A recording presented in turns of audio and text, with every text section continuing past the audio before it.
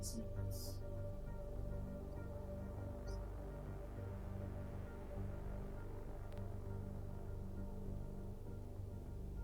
Base maintenance.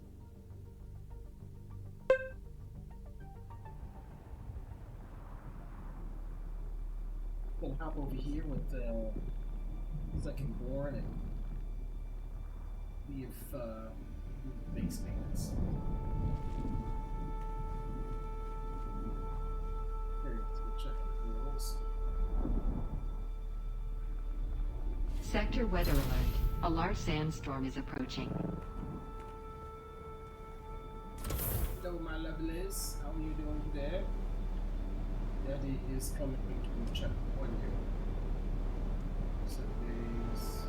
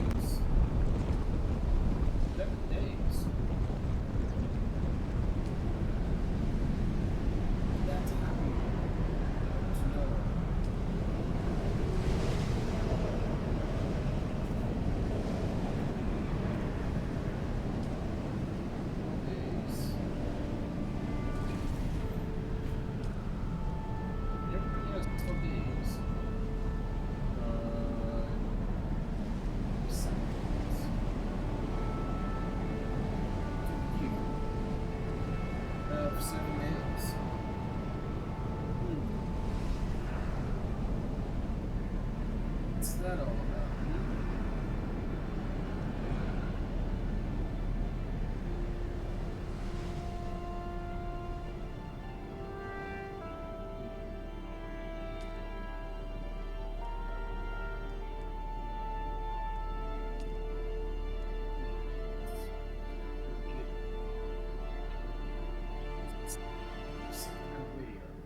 Evening out.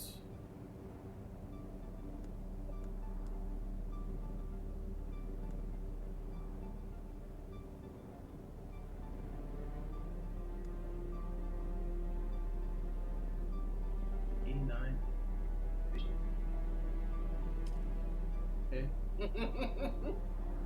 And alright. Now settings.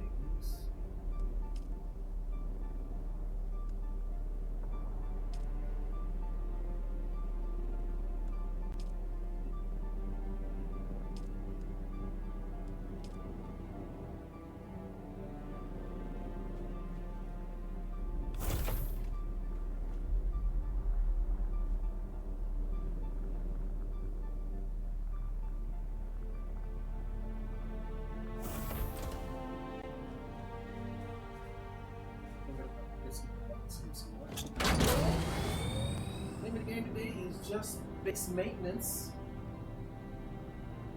Too much right now. Yeah, that knows so.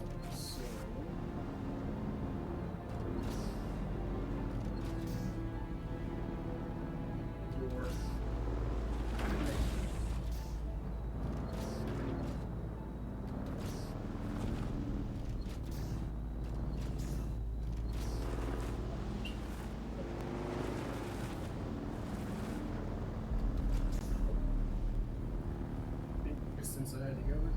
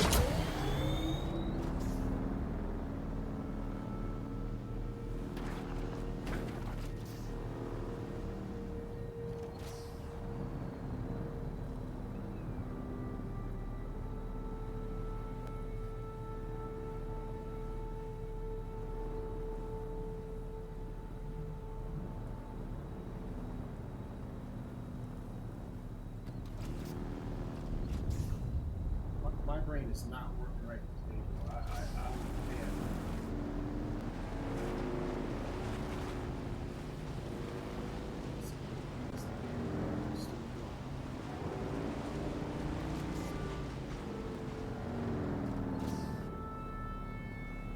It's a spot.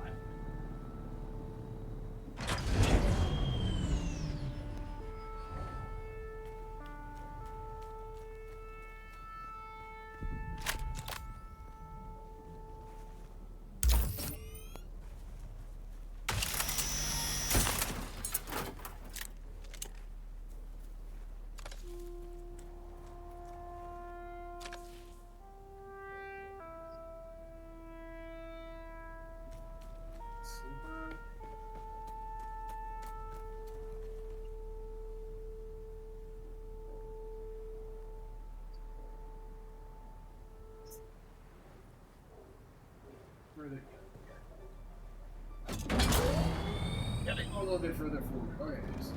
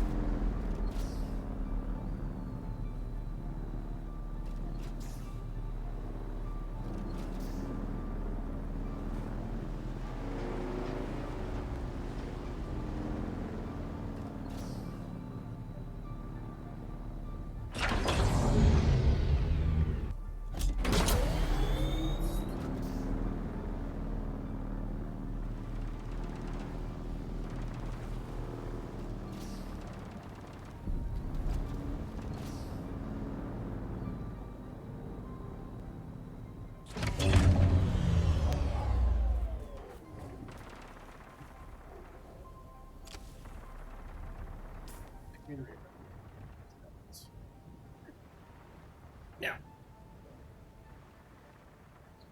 what else do we have?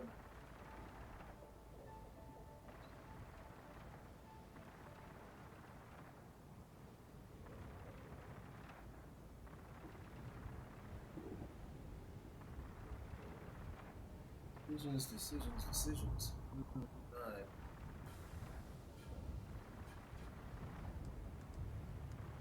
Yeah. Steve.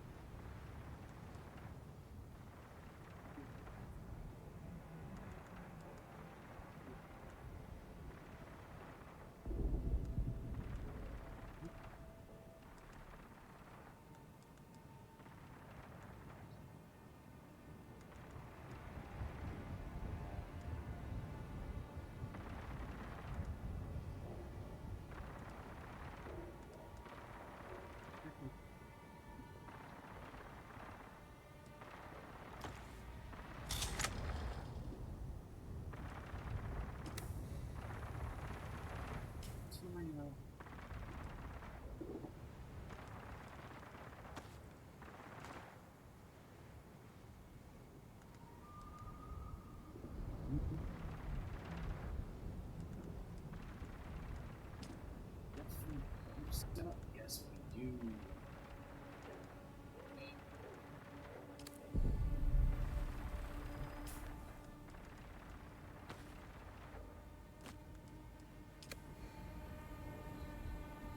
Clear.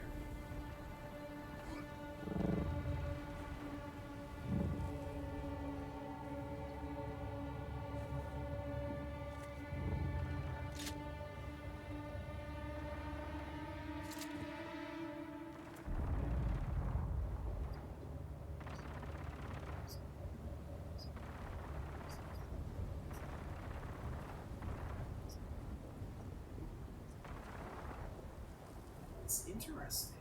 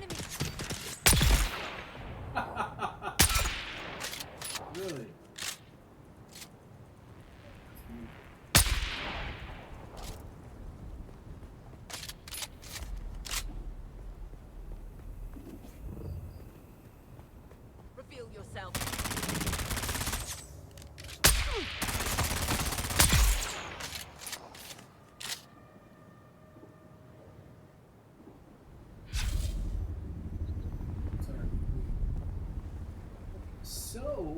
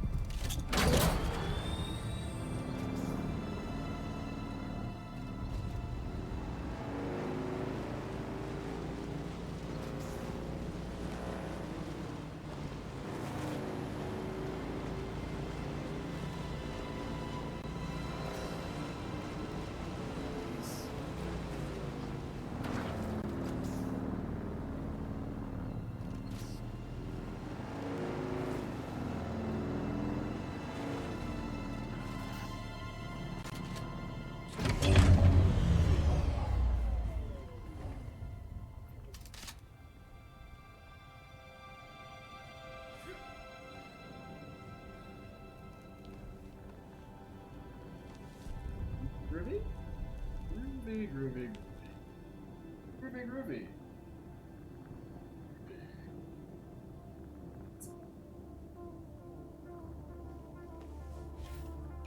Usual, always testing my configurations. Testing an entirely different mic today. This goes.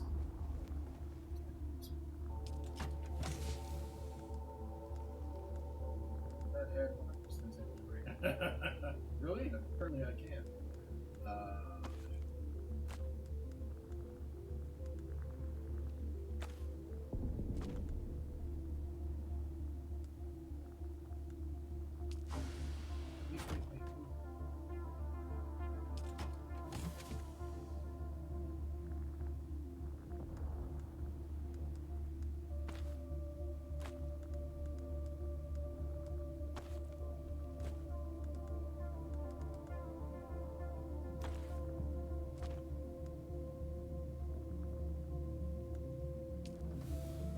Wait.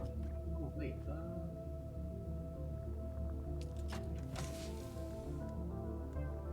What's this? There's the slice. Spots. 22. Something great.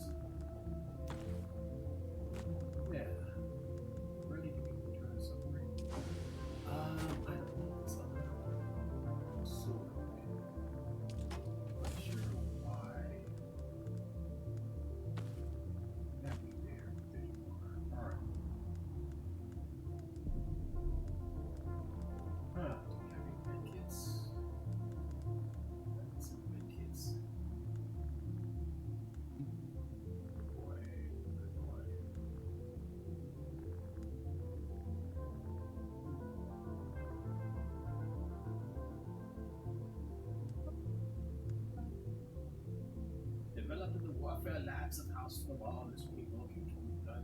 He uses new material science to keep the weight. Replace it with capacity.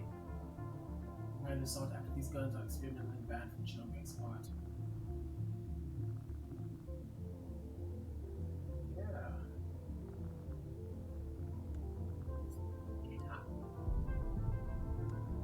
Okay. Don't sword.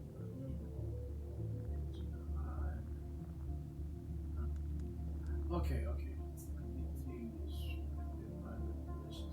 the delicious items we have obtained. Don't want to get too distracted there. Alright, now let's go ahead and spin them bad boys up. Some spicy spice.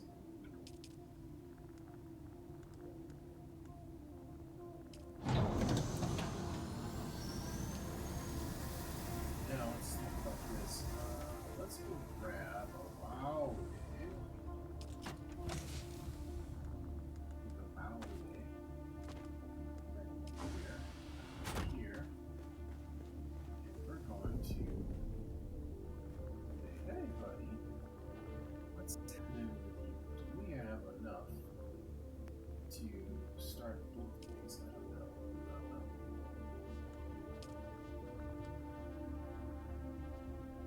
It's 200.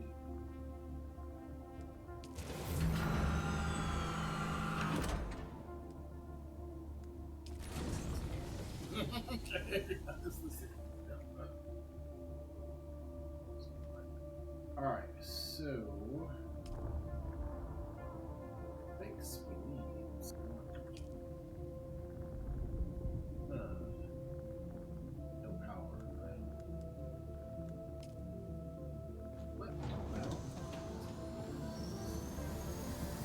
you can be a thing. You always take forever.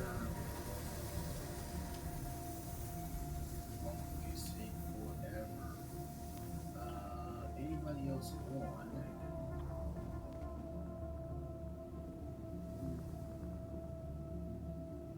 Contemplation. Contemplation. Now contemplate putting down some more energy.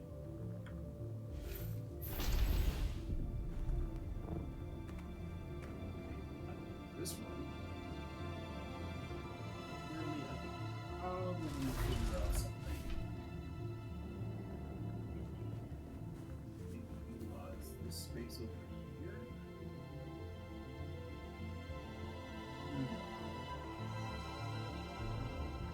Oops.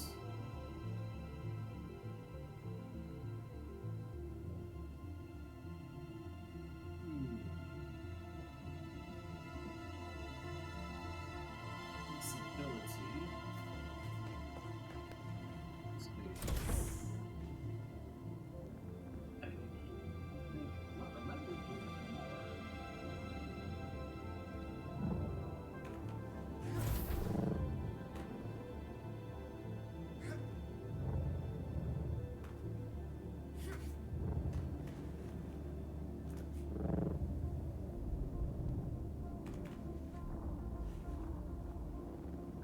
Planer is a whole different bag of cats, so I gotta get used to that one.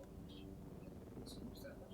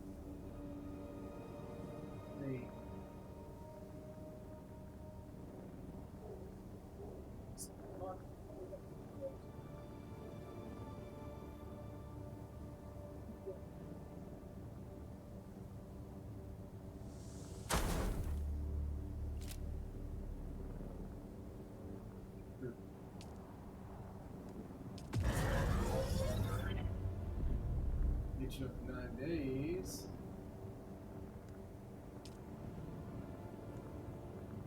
Three, look.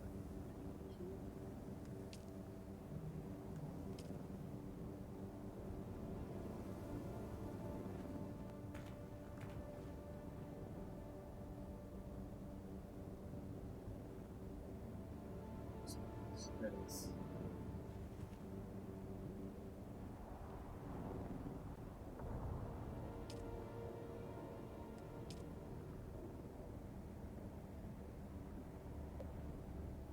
Oh.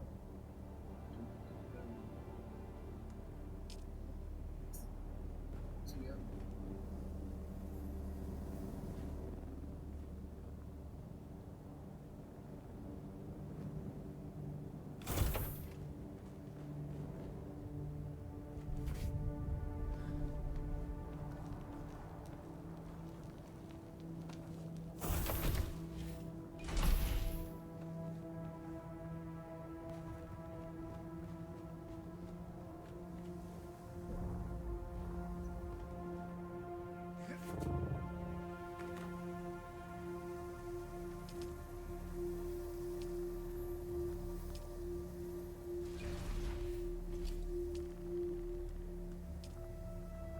Oh. Cool. Oh. There.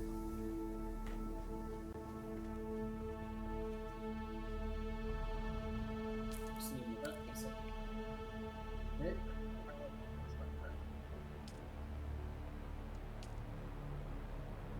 Danger. Spice! Thing was already taken.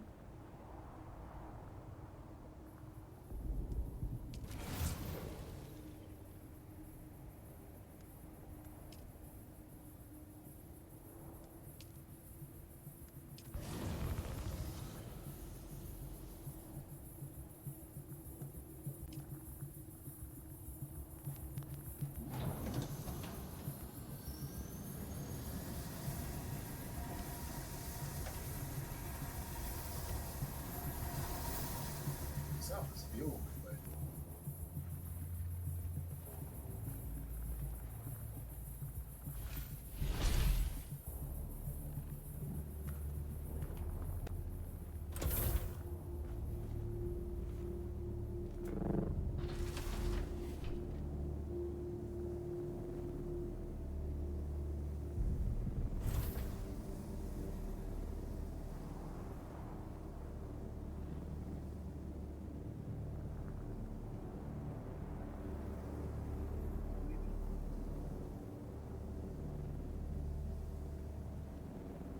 so,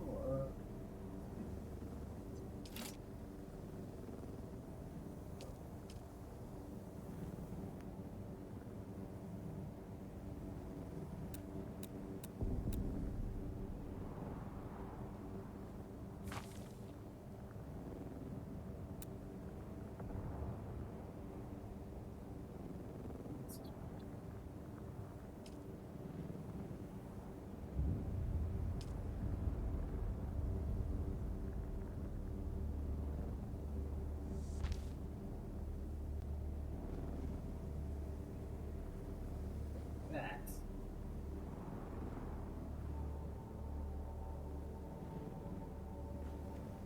Pick another one right over there.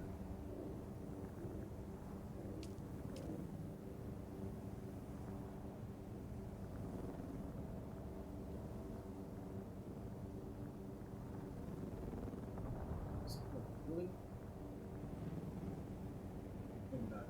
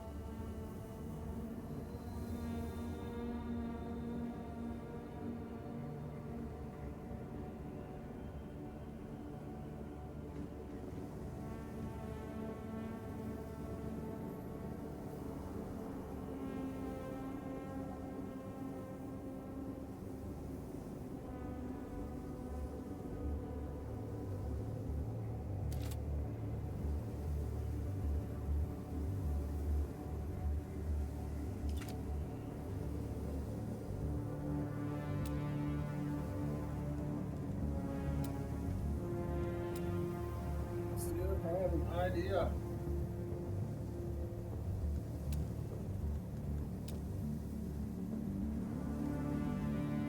This wire will friendly with the floors.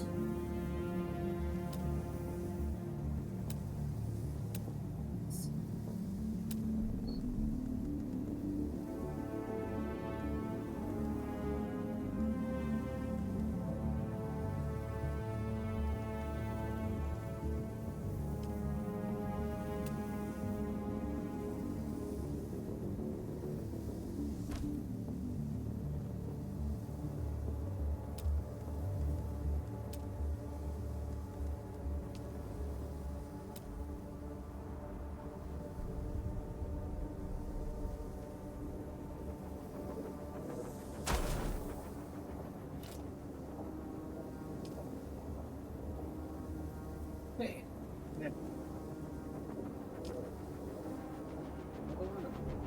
Snitch.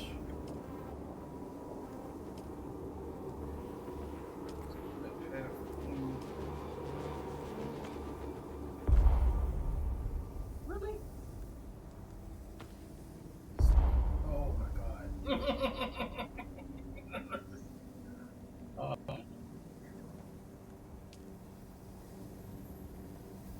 It's a trick for balancing this out. Station.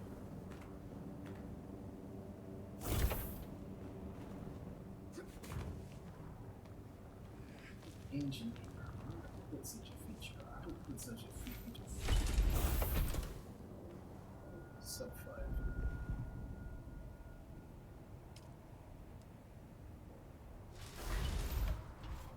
There you go.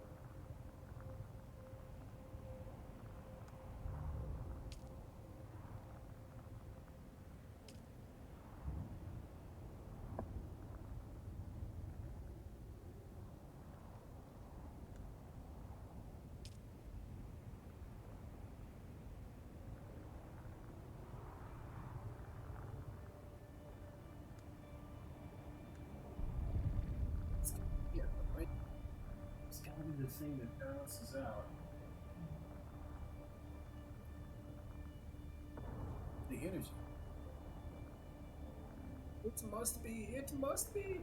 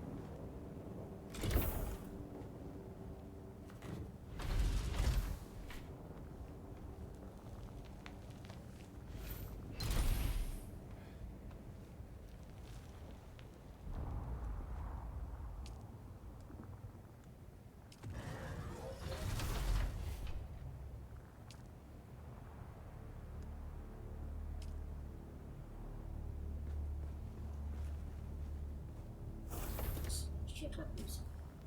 Good. Come on. Now.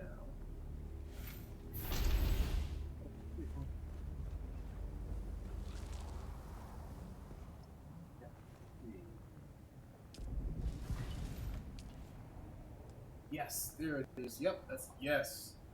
There we go. Now I figured it out. Yeah, that's cool. That balances. Okay, so turn that bad boy on.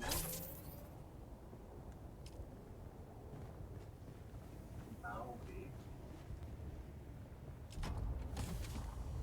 Juicy bounty for us.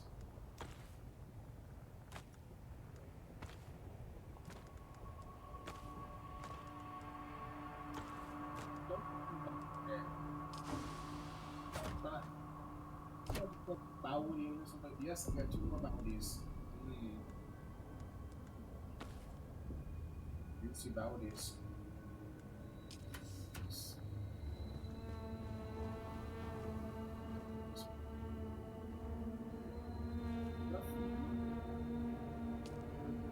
Here, positive. There we go.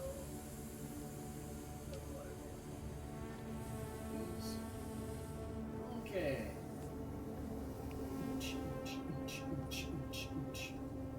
Alright. Our bits and pieces are together. Yes, they are. We are happy. We are an effective team. Yes, we are. Alright. Maintenance of this base has been sufficient. 16, 17 spice. Let's go check one down south. We got this stuff. We still gotta search open sand. Okay, good. I got you.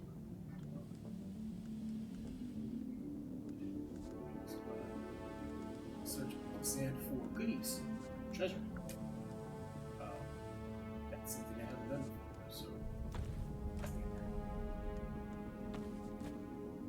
Also,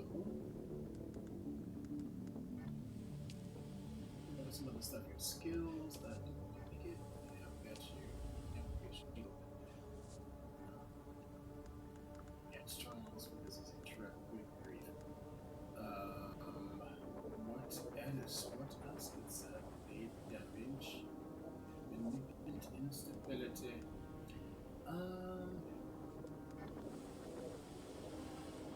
You kind of play with stop. I want to see what that does.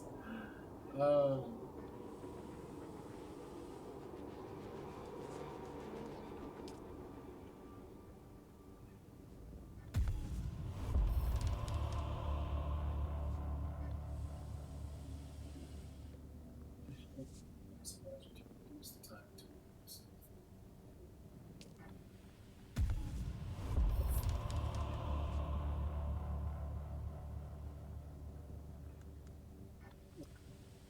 stability. Really focus on your nerves and muscles. You are able to resist being staggered. Reducing all incoming poise damage. Visibly effective.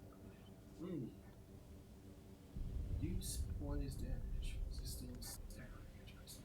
Paralyze poison. Develop your internal systems to the extent that any poison you take can quickly be catalyzed and removed from your system. Furthermore, attempts to poison you will not succeed, provided that you have enough stamina to fuel the process.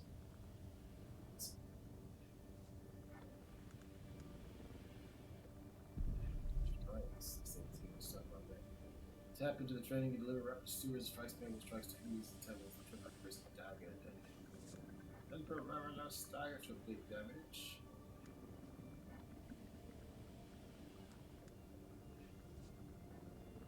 Yeah.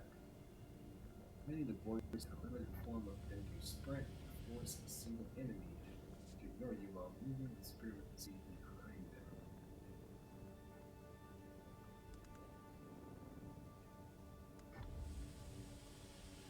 So many juicy things to play about, just.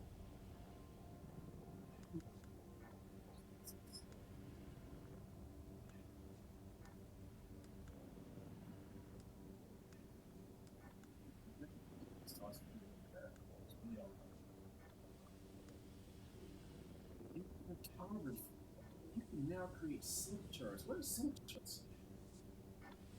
It's revealed by your surveys. Sync charts with map screen. Click sync chart. Inventory. Blank sync chart. Scanner mastery. You have become proficient with the hand scanner, including the range of detection. Yes. This will help me figure out some fine treasure. The advanced planetologist. Who's the advanced planetologist? I gotta find the advanced planetologist.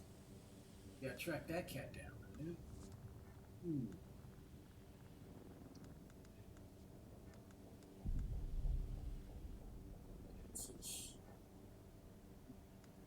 Analysis.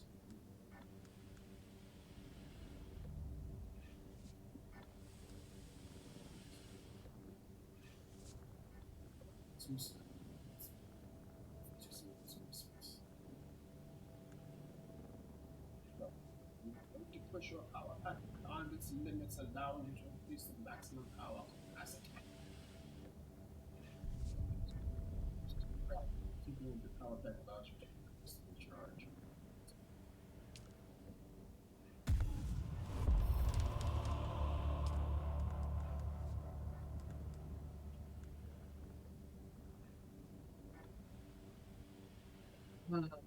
Next big thing, this device modifies some stuff that go in the dark.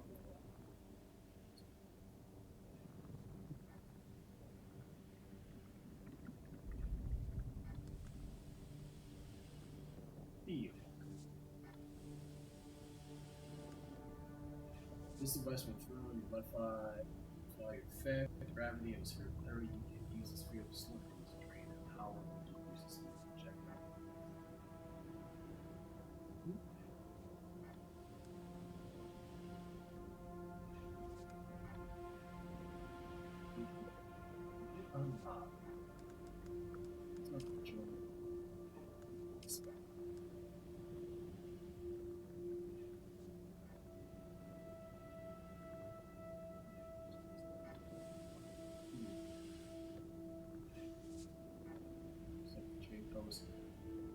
Oh, Lamplina. Oh my god, I gotta do his eyes. Intact Advanced, Trooper Advanced. Yeah, we are. We got stuff we gotta take care of here, but first, we gotta go back, take a look at our. Alright.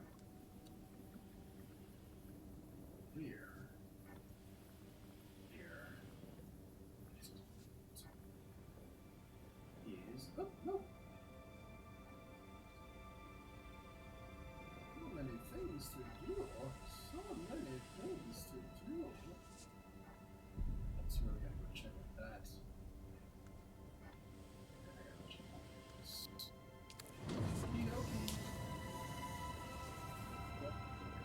Alright.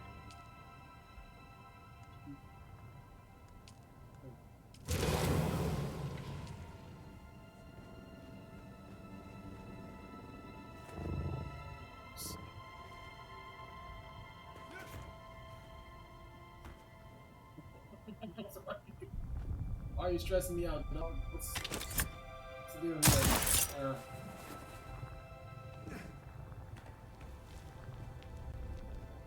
Left for speed.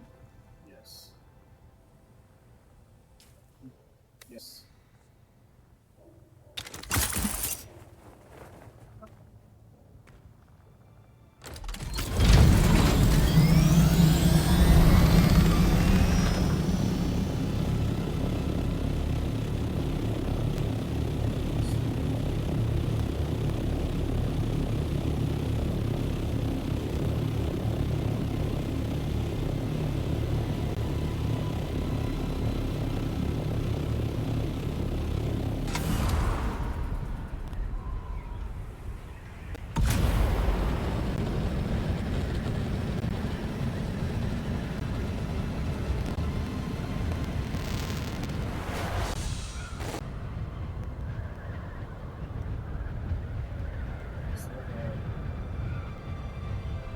Have some Rice Krispies.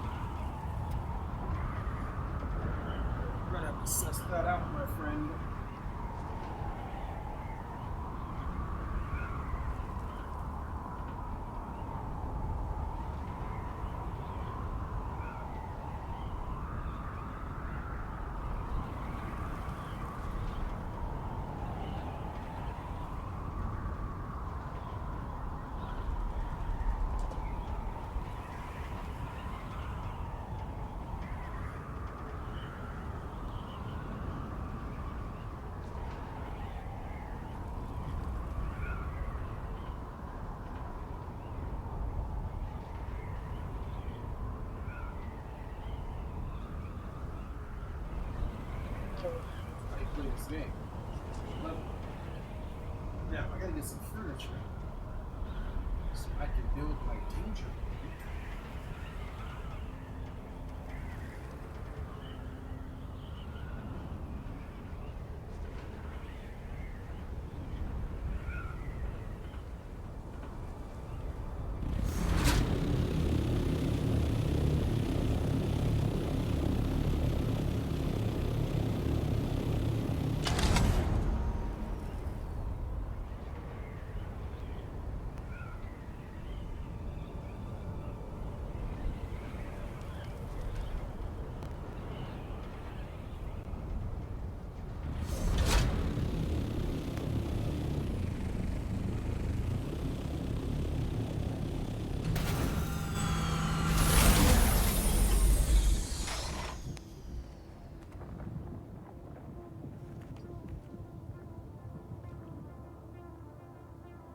The sexy furniture, so nice.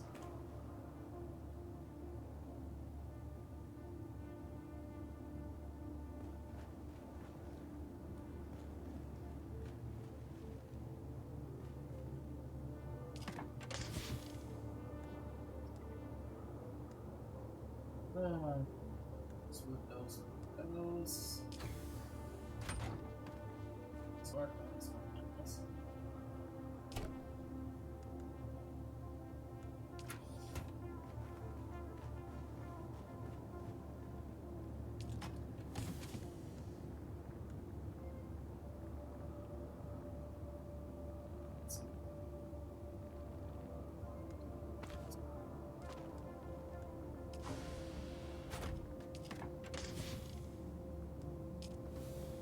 It's a good thing I'm going to the deep desert here. Just collect some spice.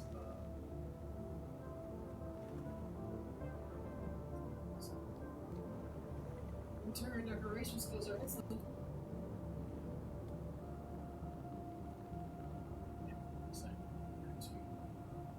Anyway, let me go down here and see what's going on.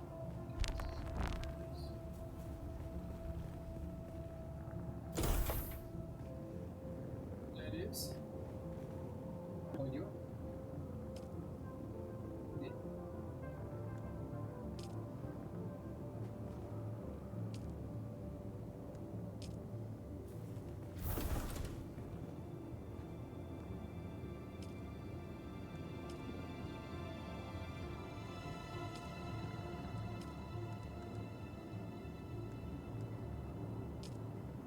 Hey, no,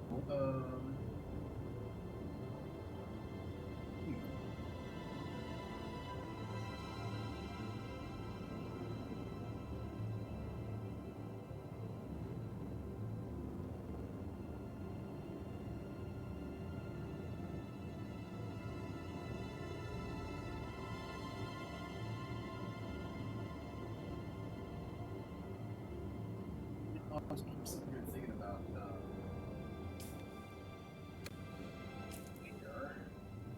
I can collect.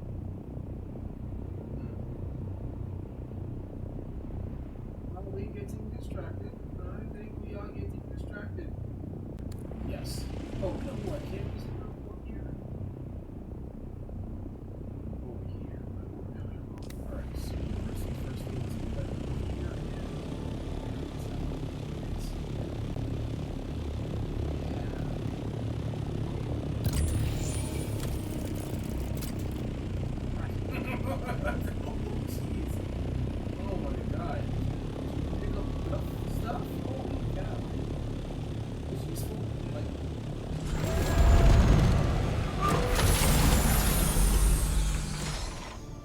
yeah, as the kids say, stuff you up. You, this is this world. You Freya, battery package.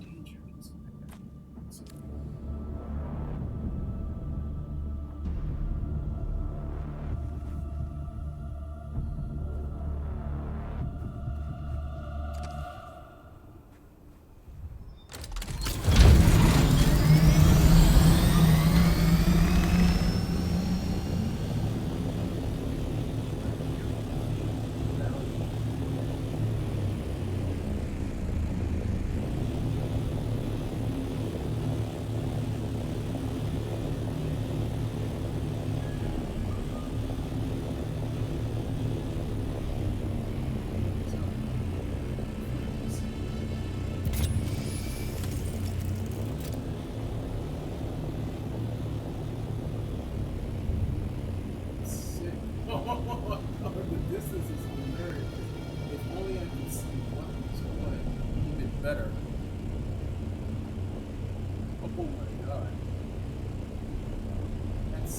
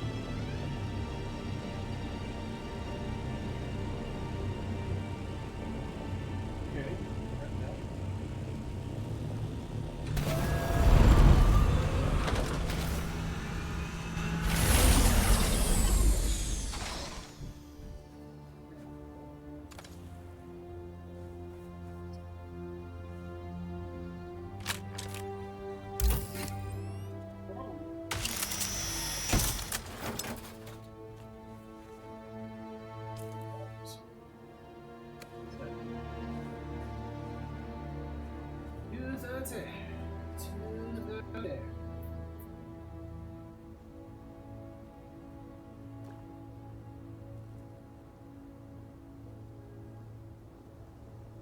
Did we get all the water?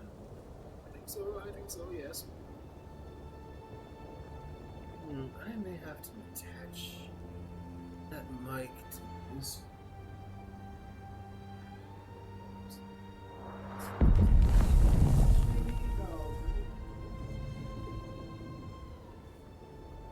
Mic stick.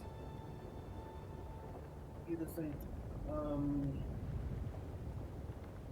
Or we can adjust noise canceling. That's really what's going on, right? Yeah, that's really what's going on.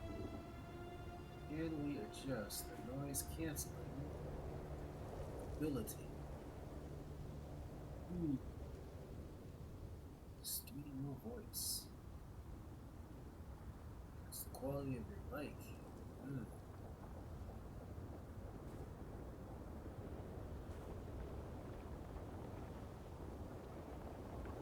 Huh. It's a cool thing. Let's see if this does it. I'm not sure. Let's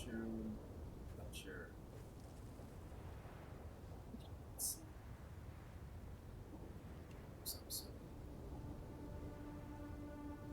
Something else to play around with. Okay, sorry, just a little distracted by my configurations. Alright, yeah. And, you know where we gotta go? We gotta go to,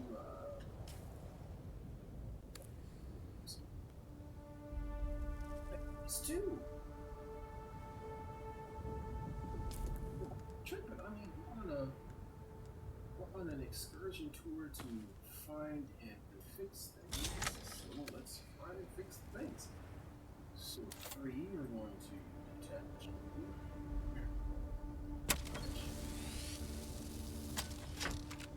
And we're going to assemble some storage, because that is what we need, sir. We need the storage. Yes. Stuff that right back over here. There we go. And inside here, we're going to you up.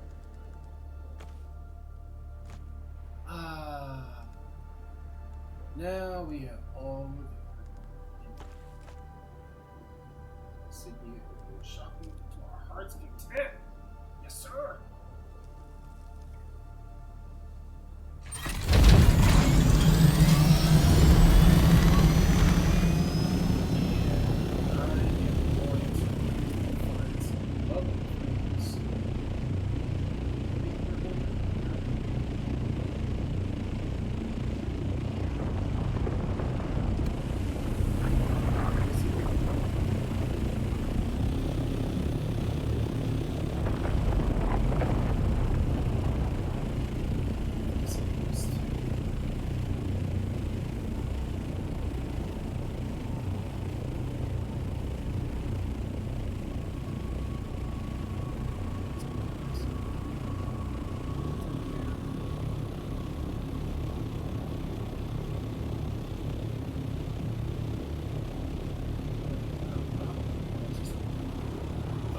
Slice just sitting out there in the field. Oh my god. Here are our friends. Neighbors.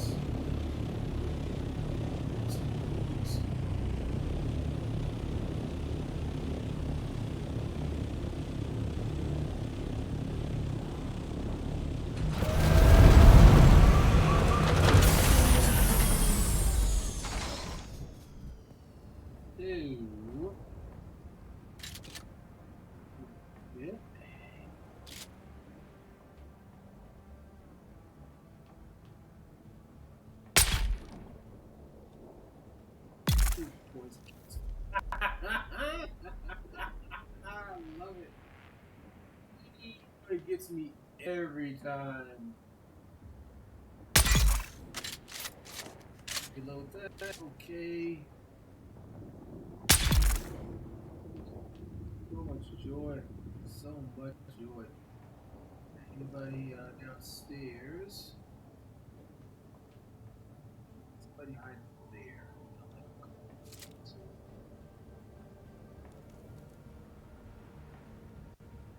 Watson Frey. Is there anyone else out there besides me? Anyone else, Frey? Let's see here.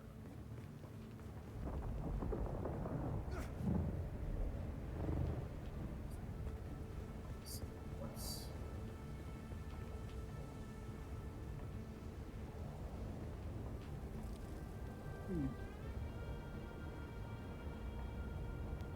It's tempting, isn't it? It's curious.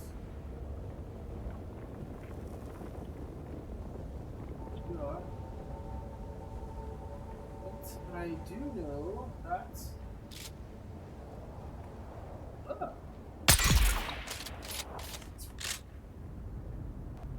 Coming out.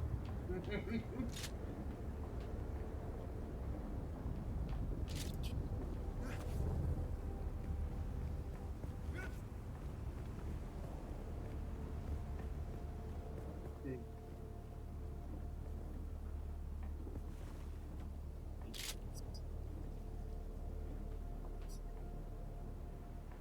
Respect that. All right. Well, it's not so.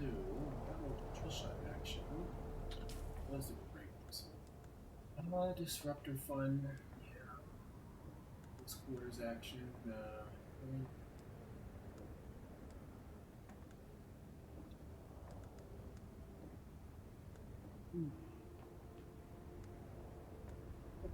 Fixing in, you know. Ooh, what's up? I mean, you're toast. Here, 10 meters. Your range is effective range 60. Effective range 10. So right on my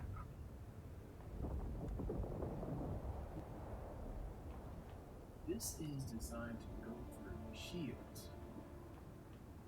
Inside the shield, right? Alright. Chit chat. One last square.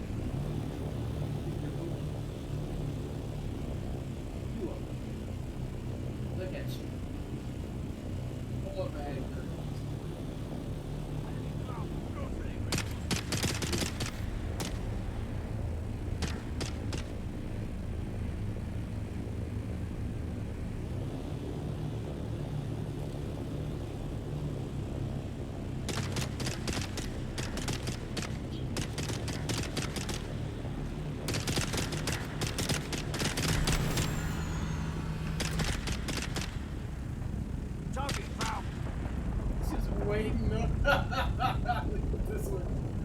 Oh, I wish it could compel him. Yeah. Oh, hop on board. Look at you. Thirsty, Mark. Just I was waiting for you to get out.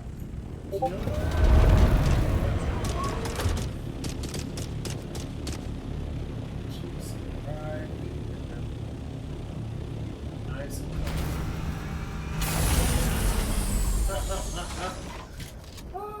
That's right, thanks for being outside. Just one.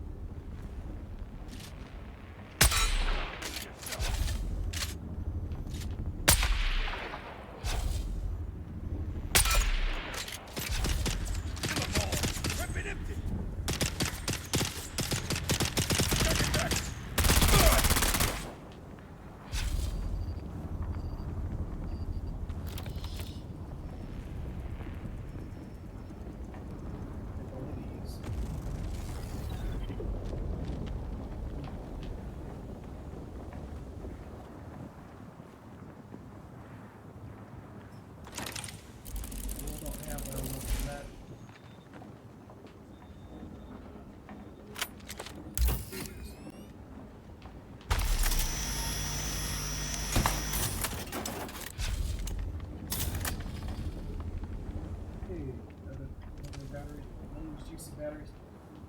No. I have an accent for it.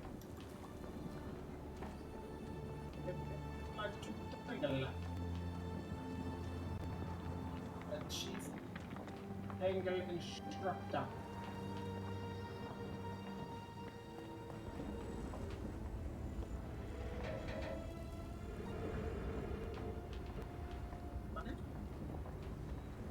It's not.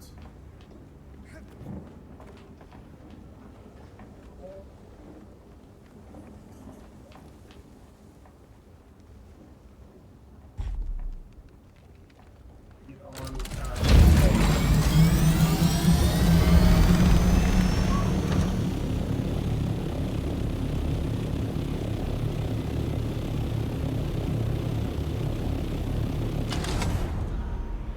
Go on without the trace off. Now continue without looping.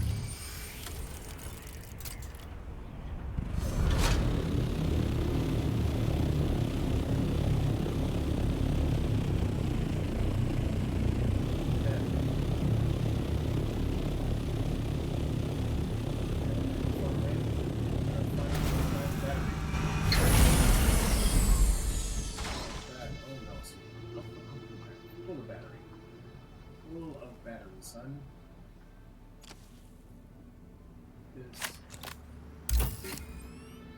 He's getting the battery.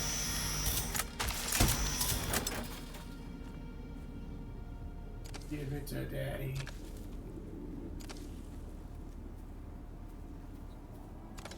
Juiciness is much appreciated. Your juiciness is much appreciated, sir. Just delicious. Nothing like that.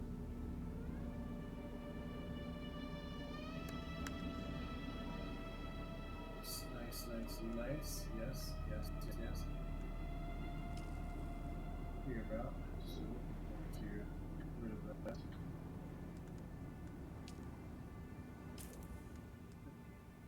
Ditch that. Yeah.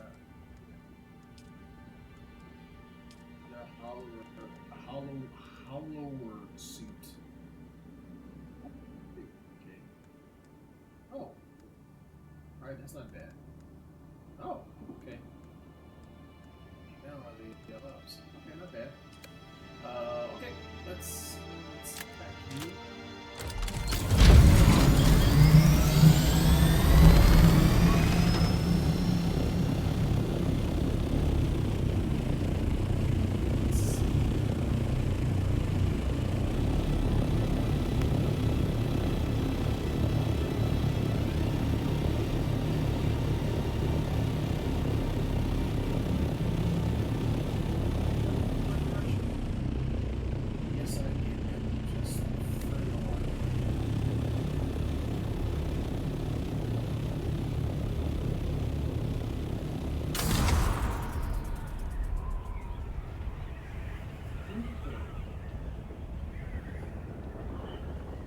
Pursuit to obtain.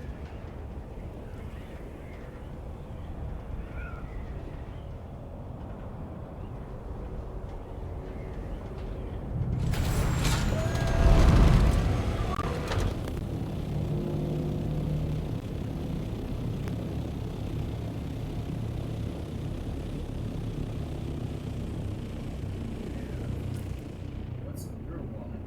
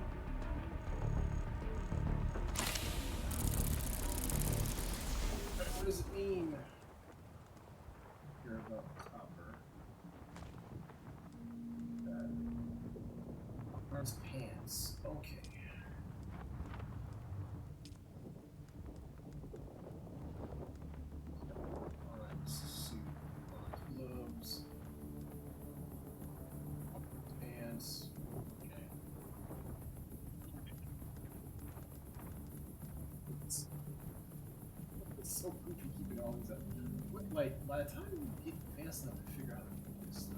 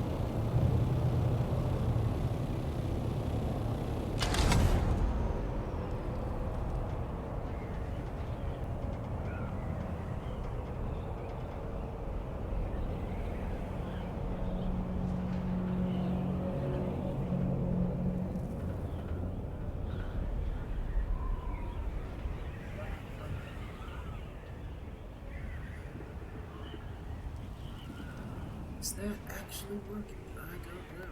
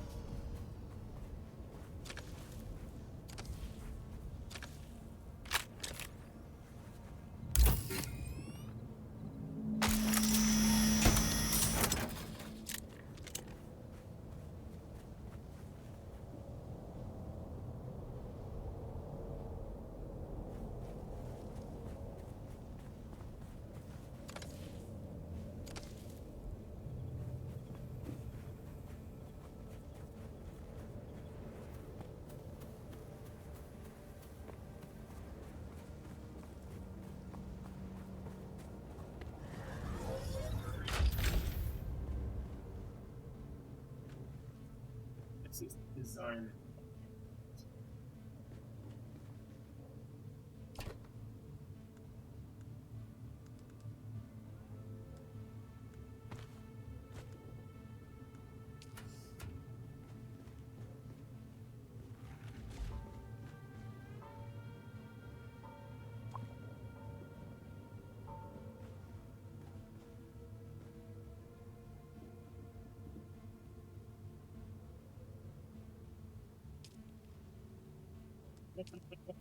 Right here.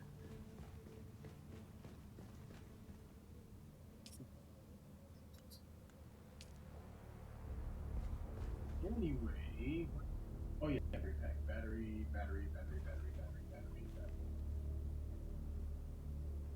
Oh, there's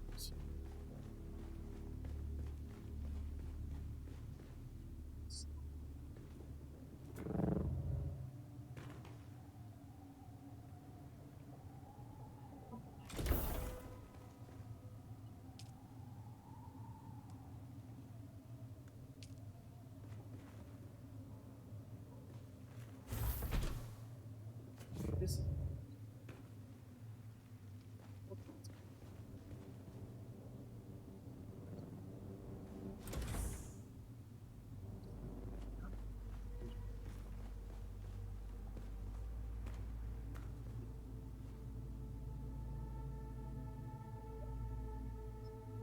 Me.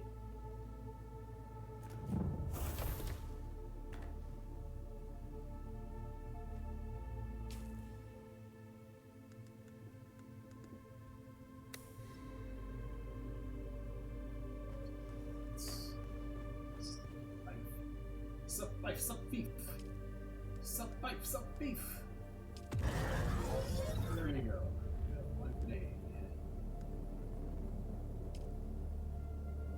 Day. Mystics. Humble faces.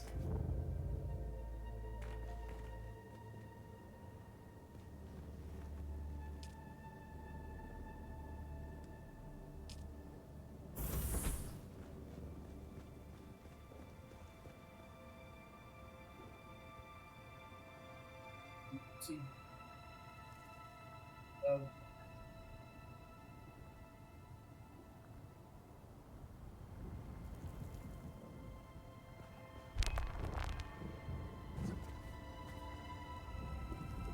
Man, I mean, open season right here.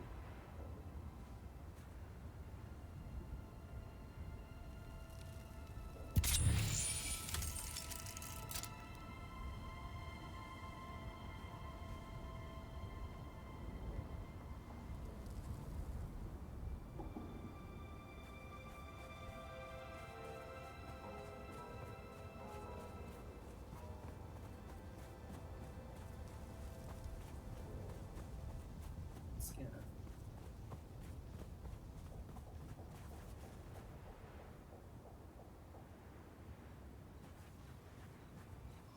That.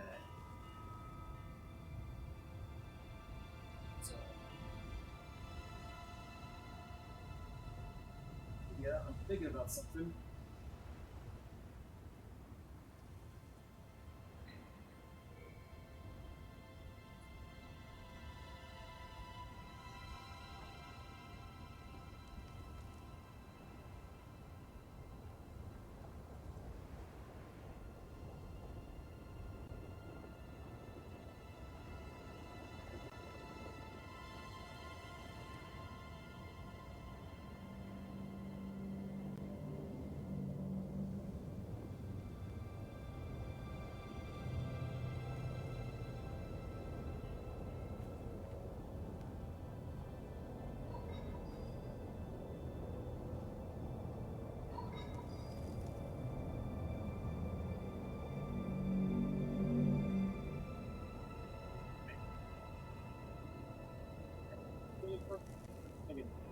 Focus, focus, focus!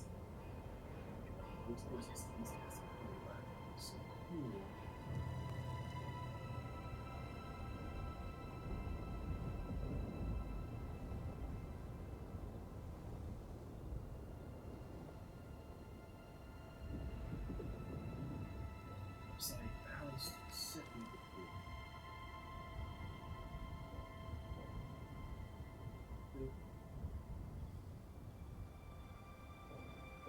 shoot, shoot, shoot, shoot, shoot.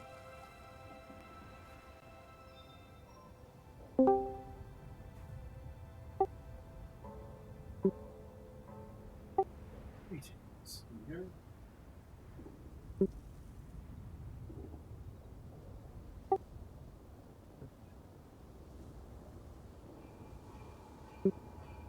Yo, what's up, dude? Greetings. And my brain keeps telling me that there was a website that Alistair had told us about regarding Dune that talked about different resources in the game and all that kind of jazz. I can't remember. I don't recall. I'm not sure if I was around for that conversation. Is it in the chat here in Discord somewhere, maybe? Let's see if I can work that one. I'm sitting in here, so I figured maybe I'll just ask straight away instead of. Skill builder?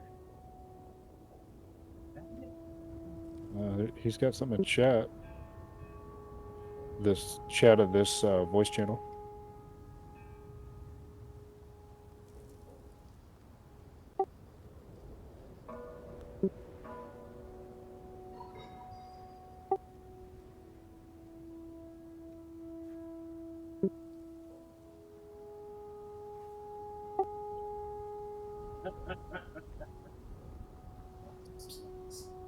Hell yeah.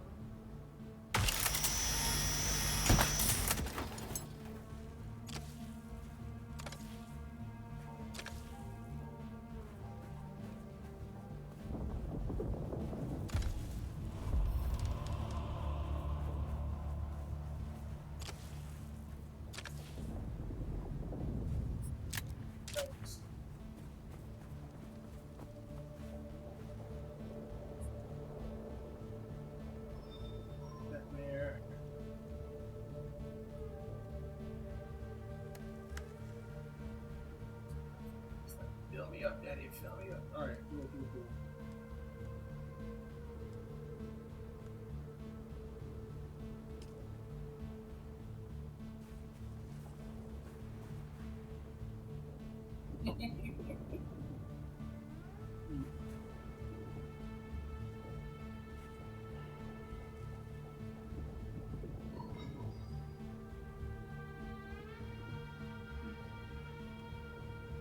Only out scanner.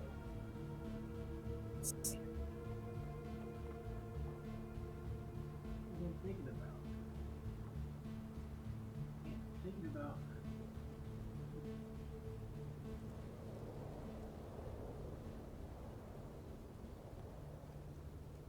Let's copy that.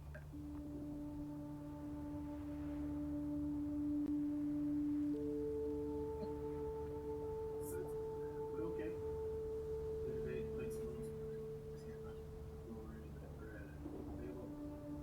Exhibits, items.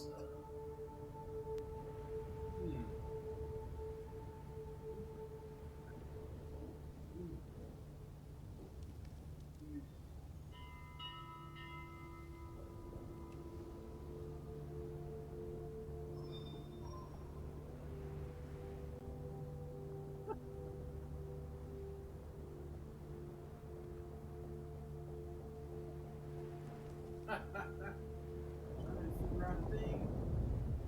Do the thing. Okay.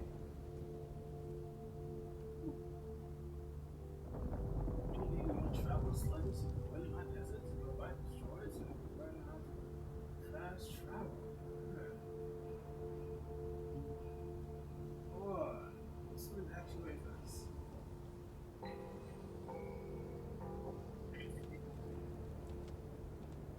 All classes, okay. Graphic bike, hydrant helmets, crafting, survival got all uniques, all uniques. Okay, okay. All the uniques, huh? Okay, great.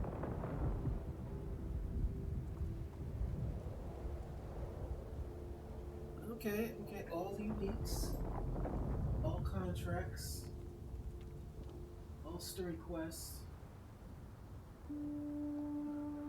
Website. Okay. Yeah, let's do that. Okay. All right. So I've got that. Figured that out now. Bring them back. Oh, I think I have to go visit Mother Nature. I think so. All right. I'll be right back.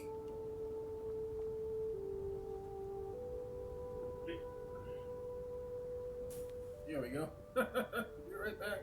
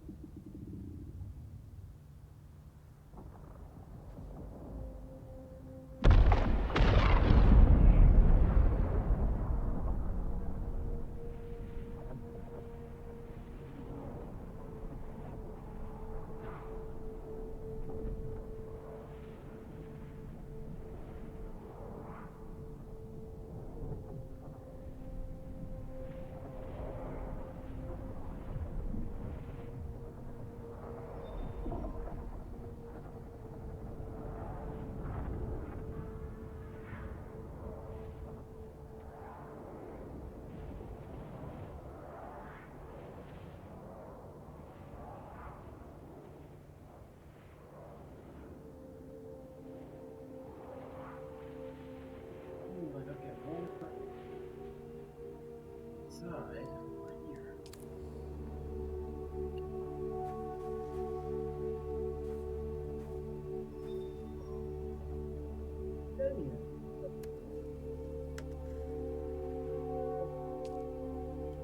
Yeah, that's it.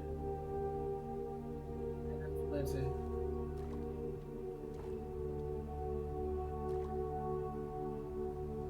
Plenty good stuff. We have plenty. This is something I'm really thinking.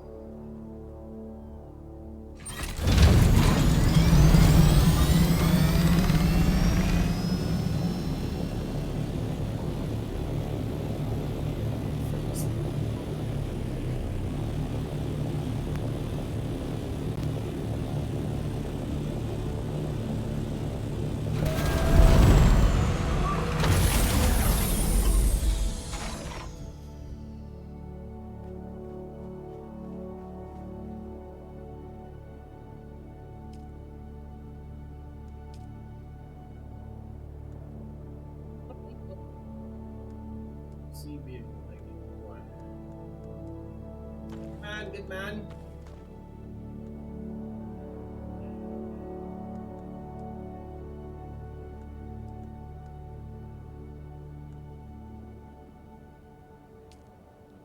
Wait, let's see. Some of this out. What am I trying to do? I'm trying to get the base up to 500 each, and I've got 2, 4, I've got 5 girls to feed. 5 girls to feed. So 1, 2, 3, 4, 5. Need 3 more of these.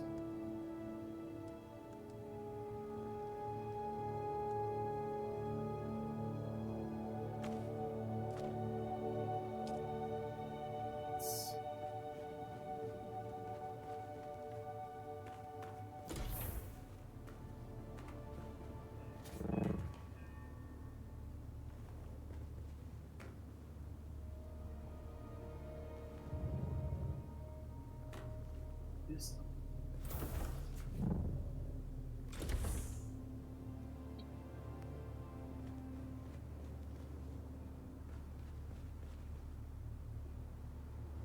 I imagine collapse this level, right?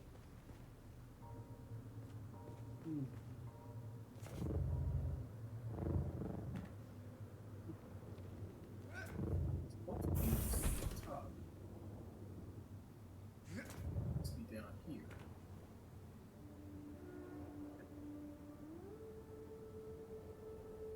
Yeah, here.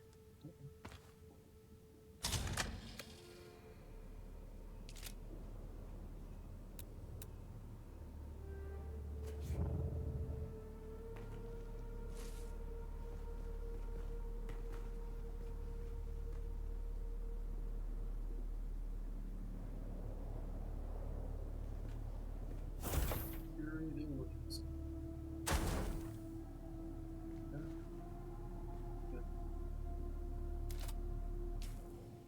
Yep.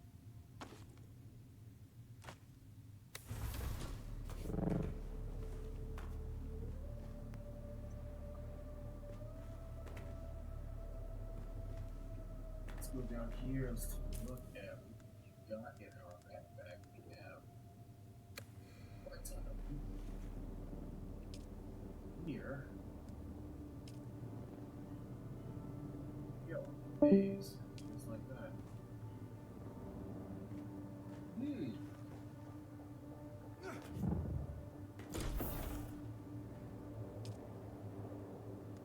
Alright, days, fantastic, juicy sauce, wonderful.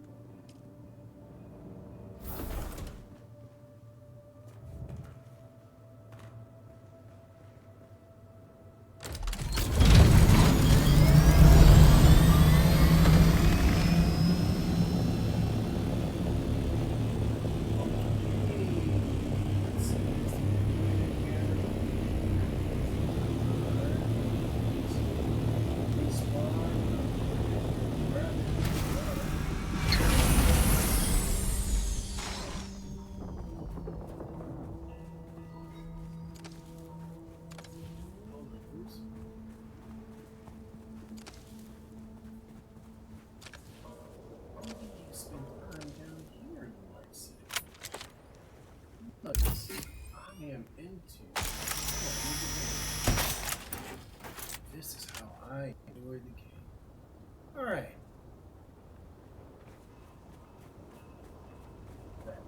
it's how many per sucker? 26? I think that 4 times.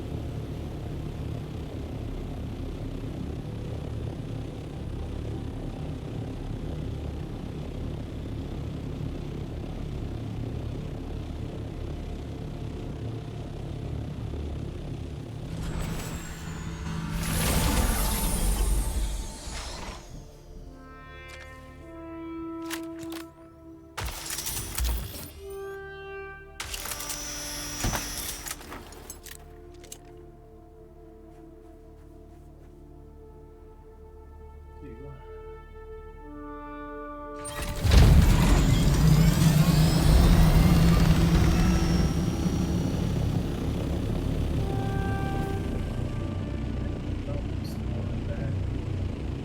Battery.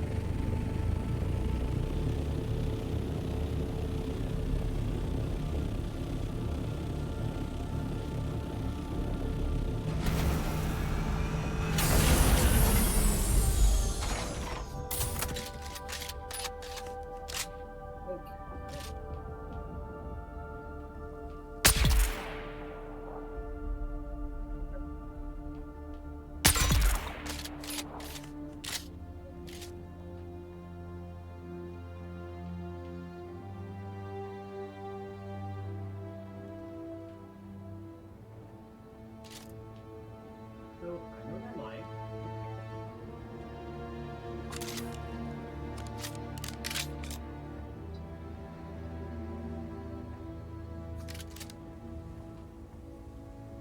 Action.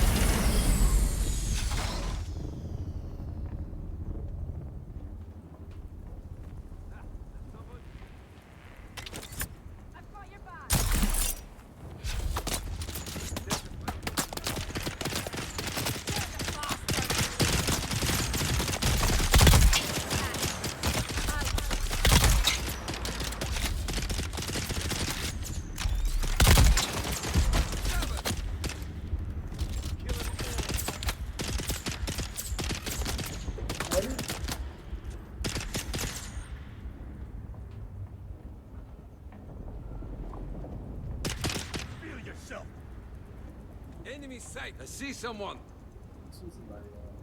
Who's that? Reveal yourself! Who are you?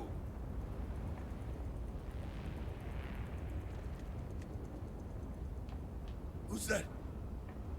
Identify yourself. I got you!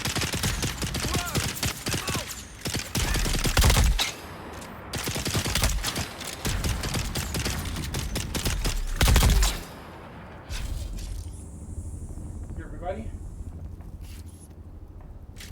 Found him.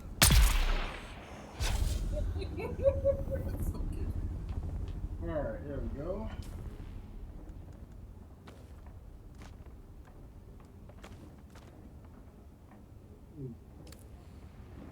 Let's get one. Oh.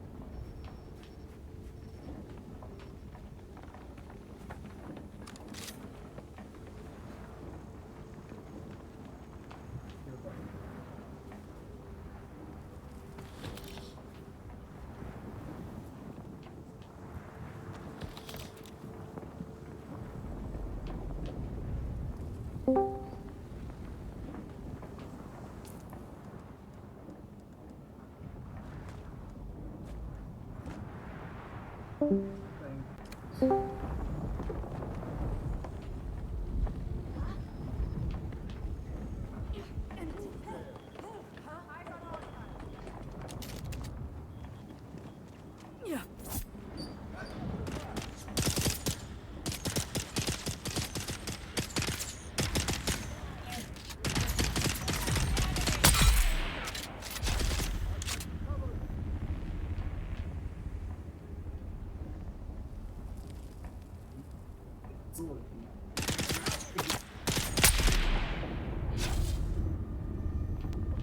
Okay. Get in the background, boy. Look at that.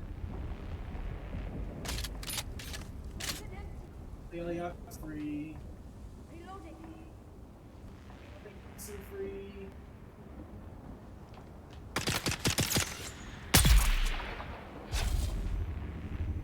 Thank you for your contribution.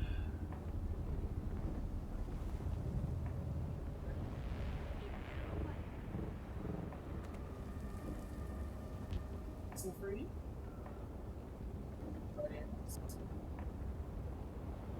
Anything else? Anybody?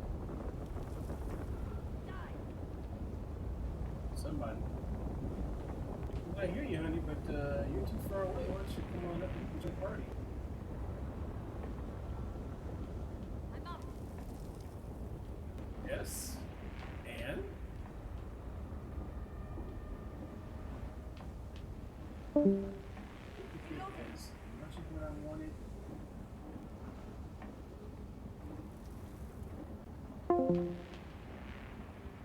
I'm up.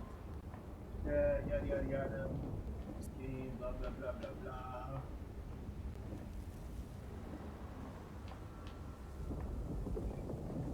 Something else. Reloading.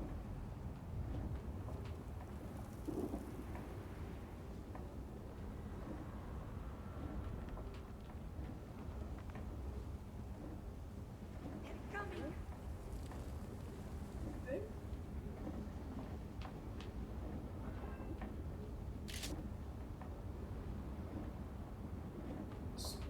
Fuck that. That's gonna be like. Attack. Talking about attacking. Well, I hear you talking about attacking, but I don't see you doing nothing. So, what's going on with that? What is mine?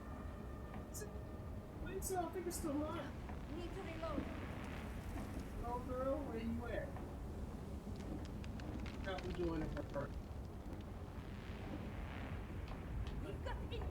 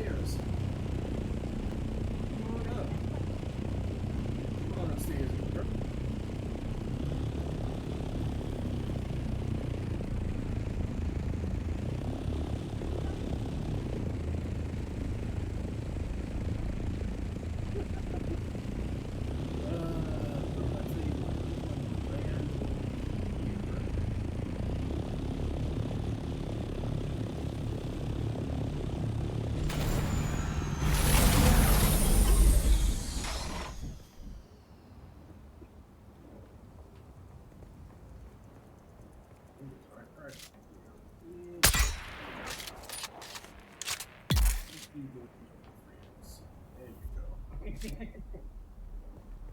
There you go. There you go.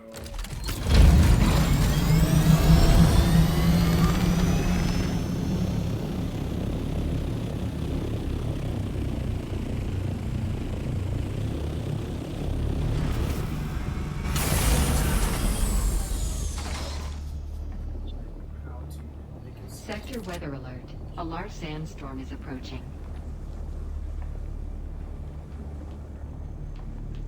Oh.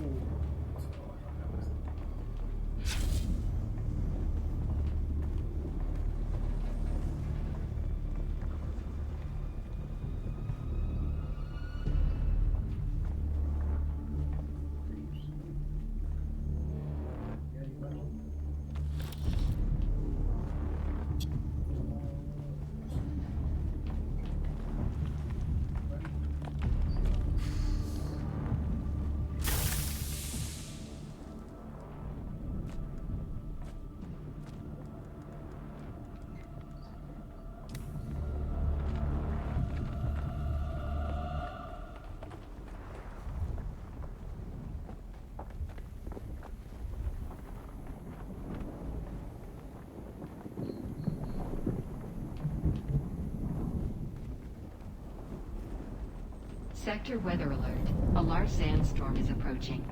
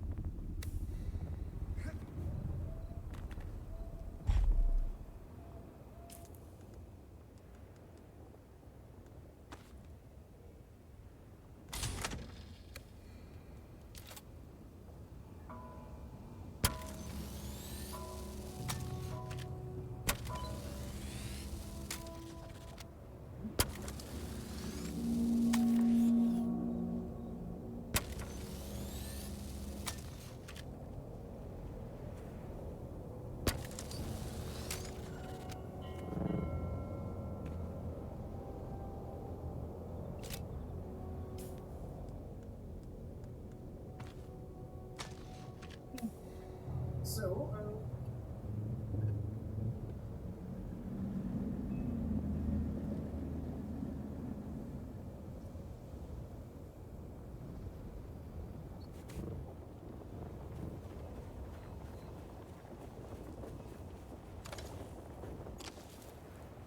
tools to fill up the battery.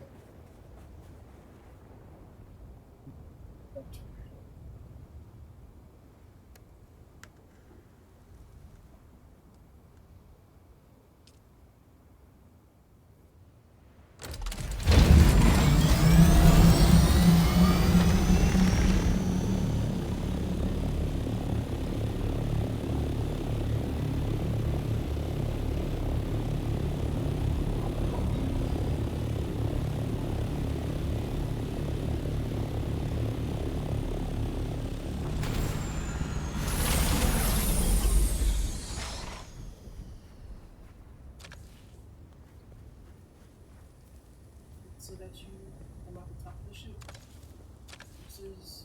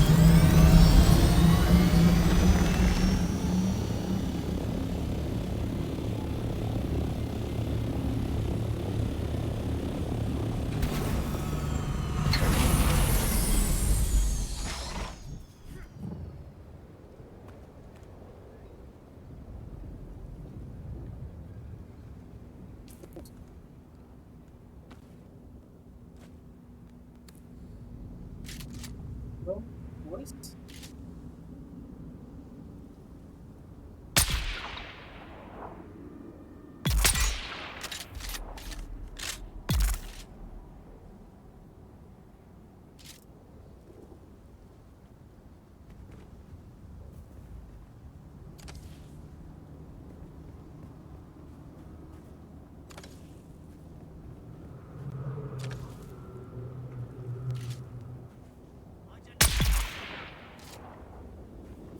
Here's my identification. Enjoy it.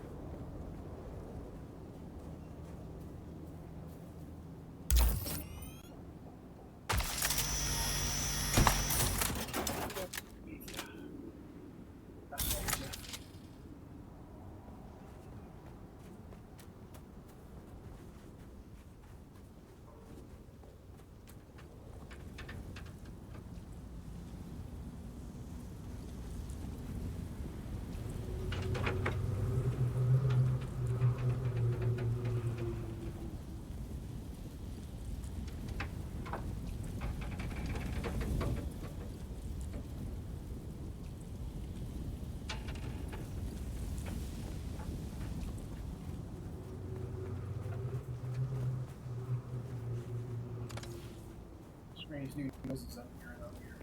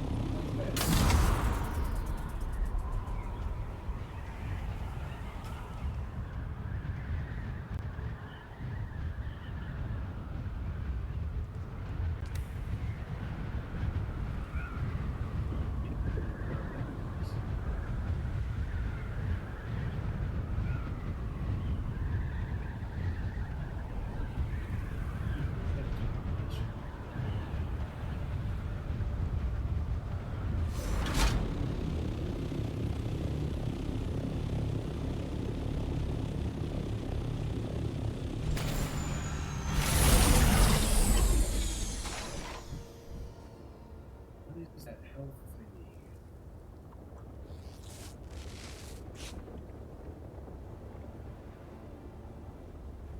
Additional health. Maybe because of my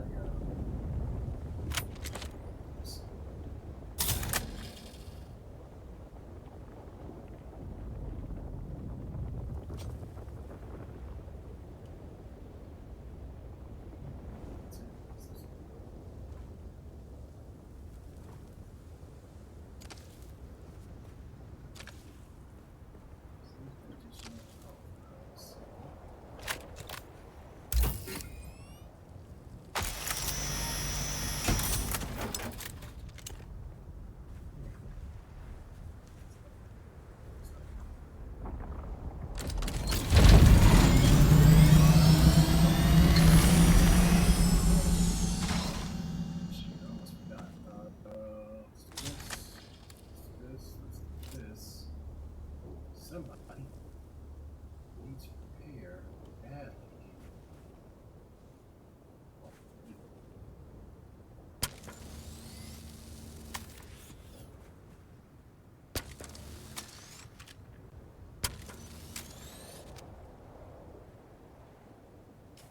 Okay. Ooh, that's about to be done.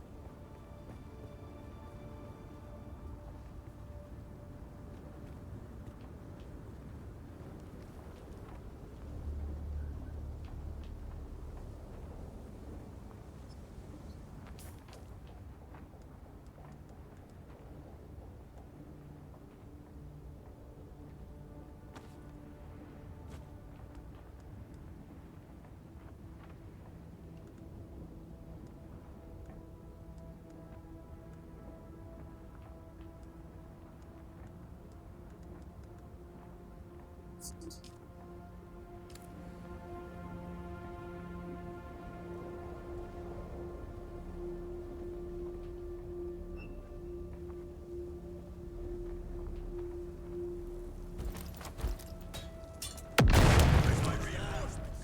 Kill them all! We've got incoming! To arms!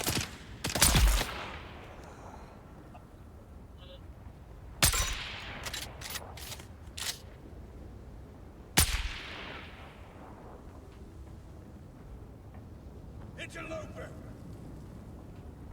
It's like, damn it, interloper. I see some! Take cover!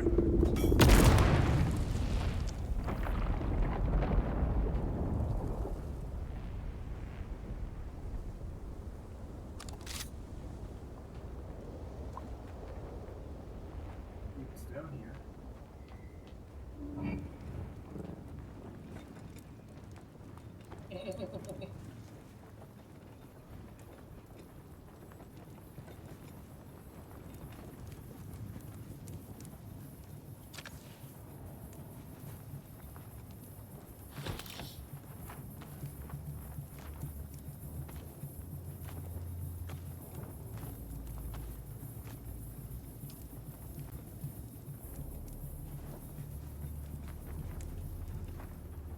Let's see.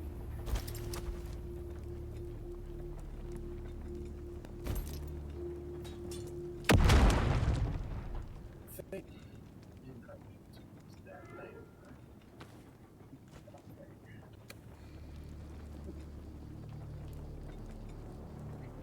Finish being a bomb.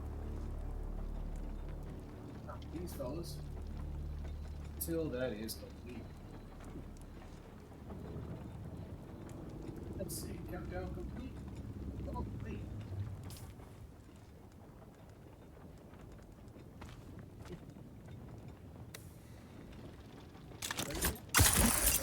Oh.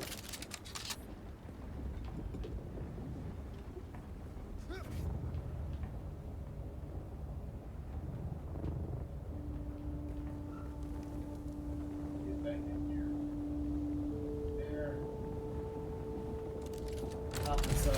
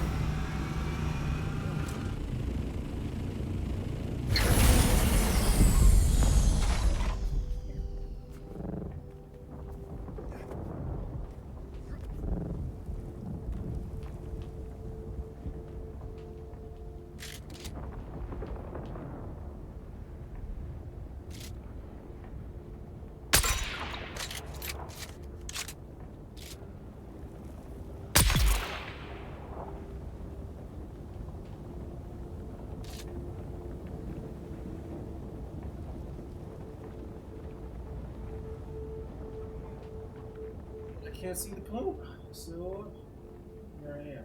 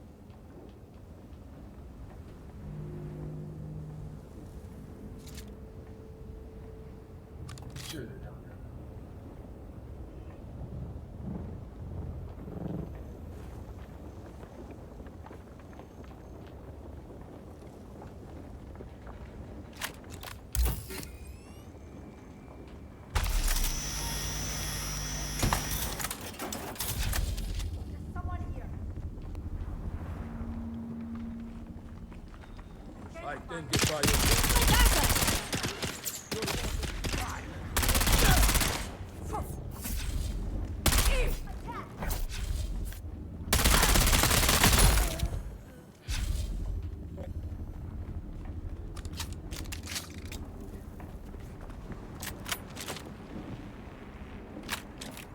Who's that? Didn't know that was a spot. Huh.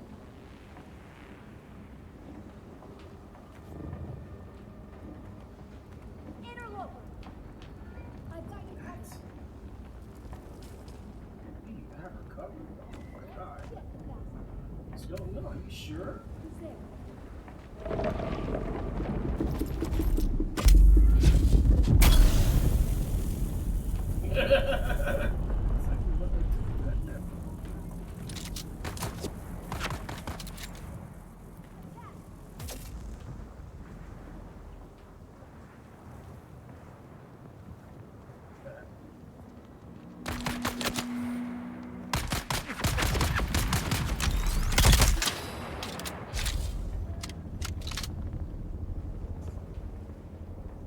Yeah.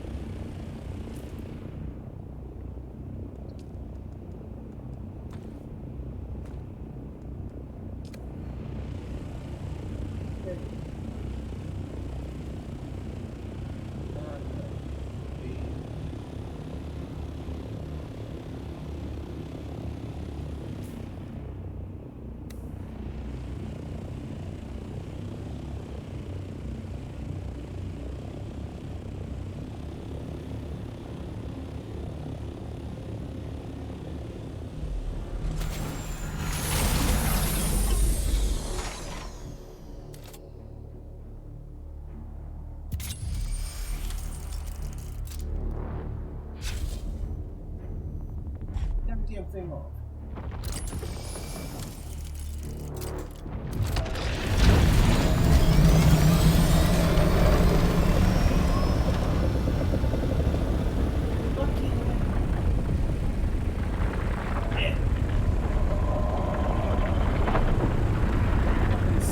Shield went off on its own.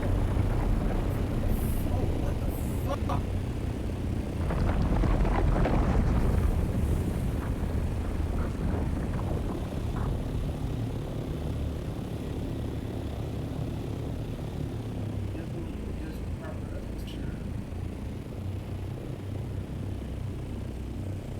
Damn shield came on, bro.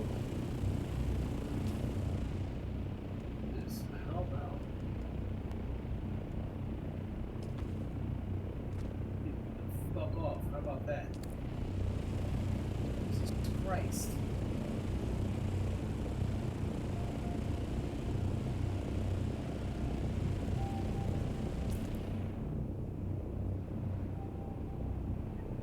pissed off.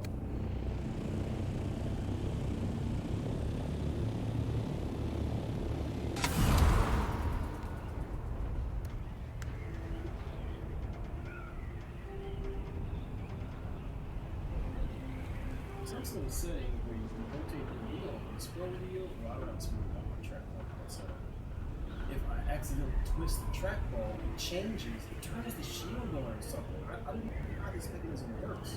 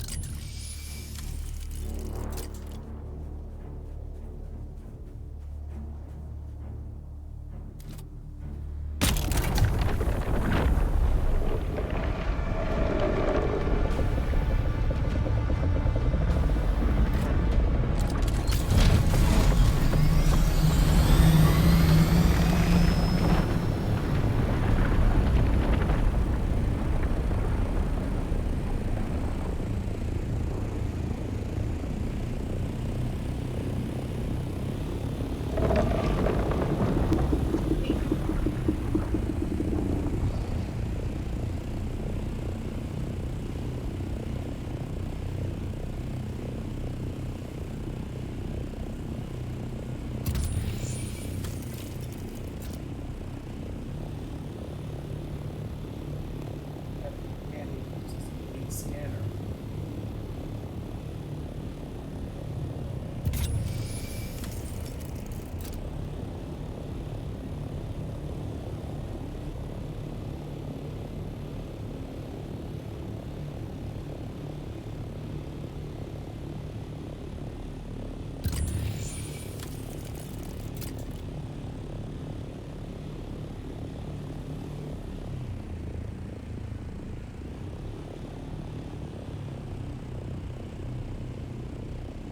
Sick of having to worry about these damn controls.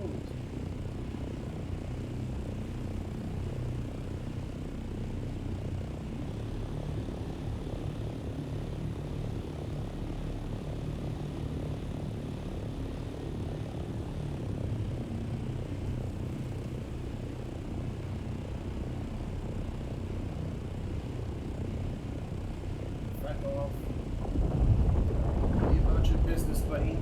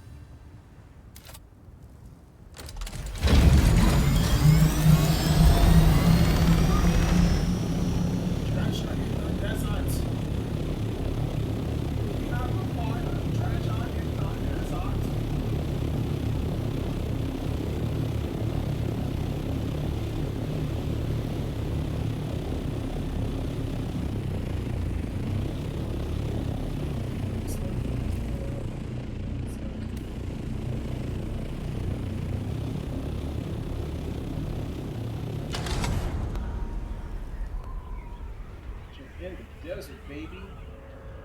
You got that treasure in the desert.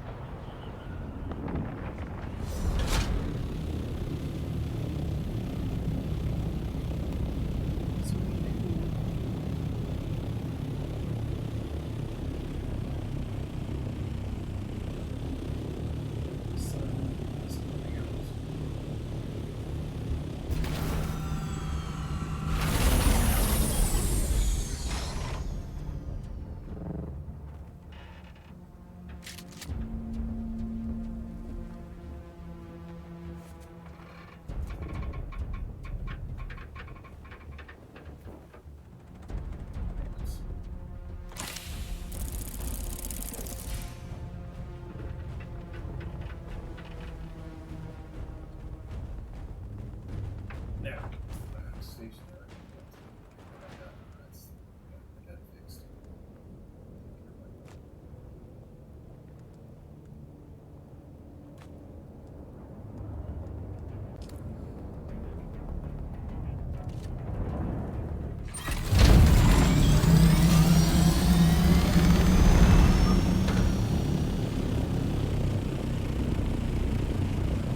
It's time now. I don't have to worry about those fools.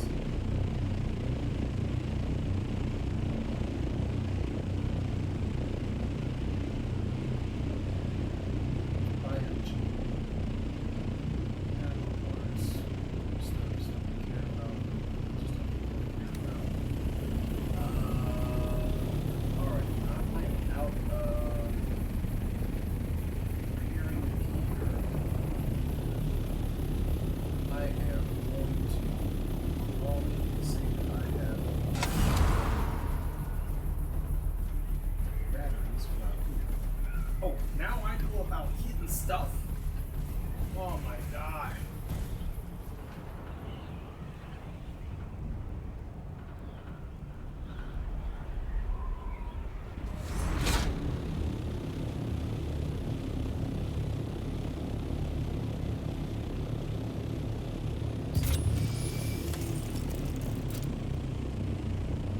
Hey.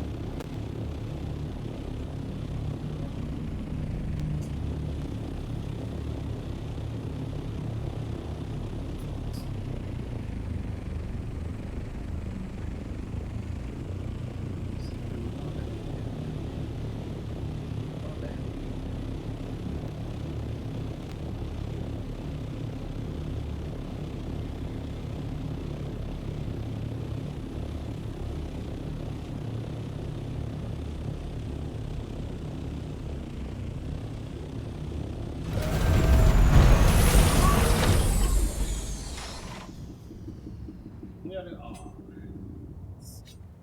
Sir? Sir. Let's see, sir. What do we have on our person, sir? Person, sir, we have 156, sir. Very good, sir. Let's put this back over. As soon as I came on, that sucker came out. He was like, let's see. I'll take a look at you real quick.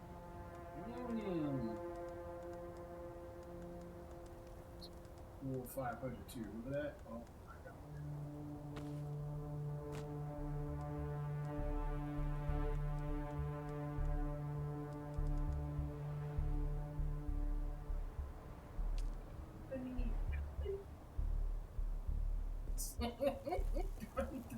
Wait, how many did you get? Hold on.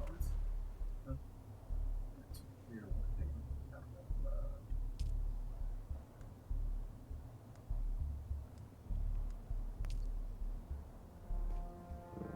It's going to be about top deal. Let's go down here again.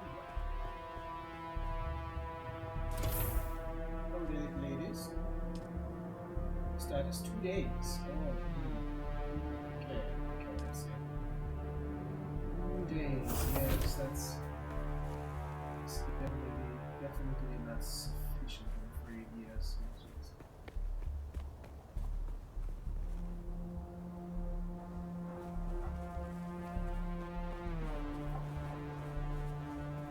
So girls over here happen to have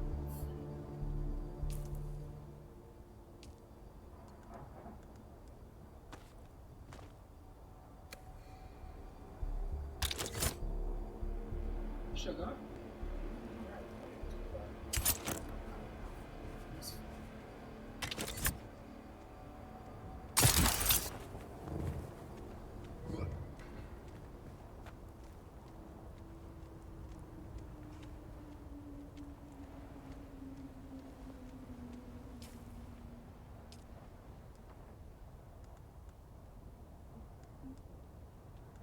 No.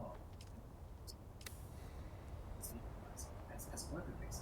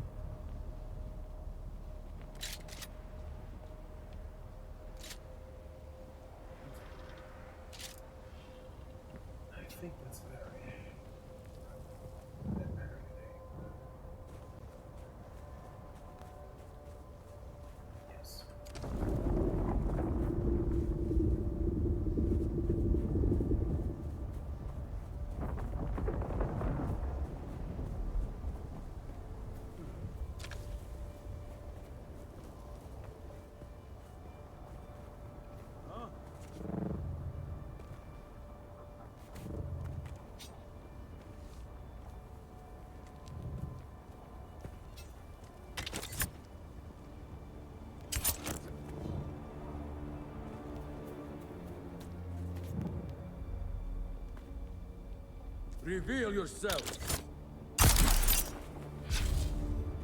Attack!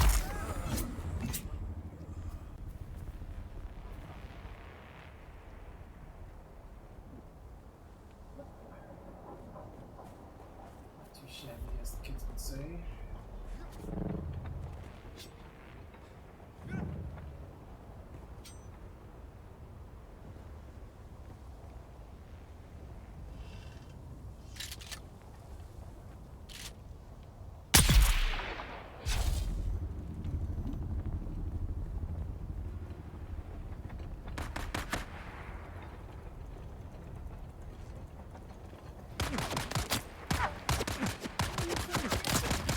Need to reload.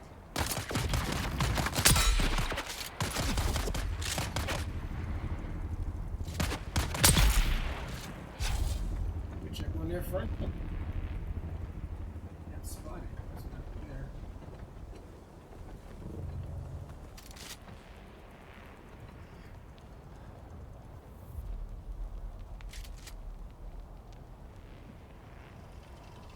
Everybody else.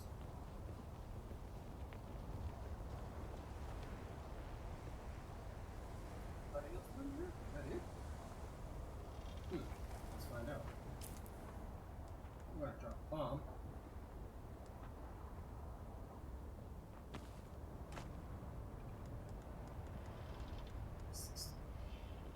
That's what we got called out last time.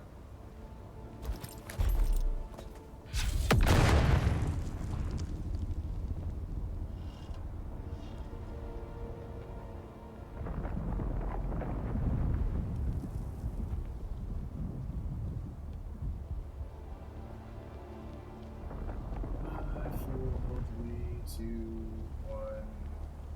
Okay. So,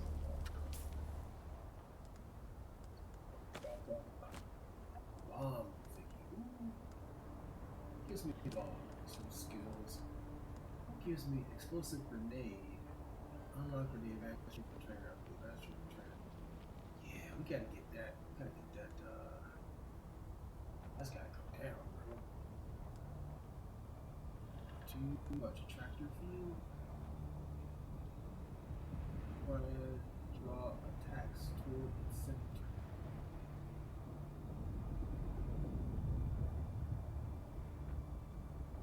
Okay. I can do this there.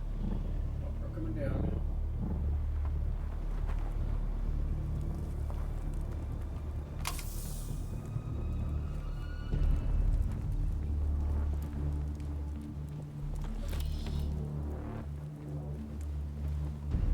Yeah.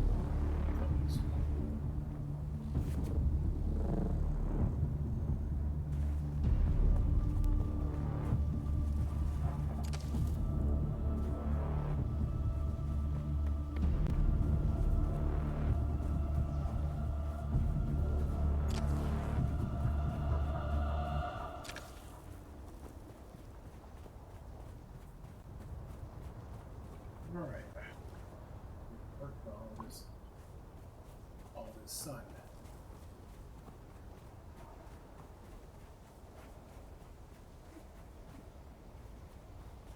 Do as much as I want to. But there you are.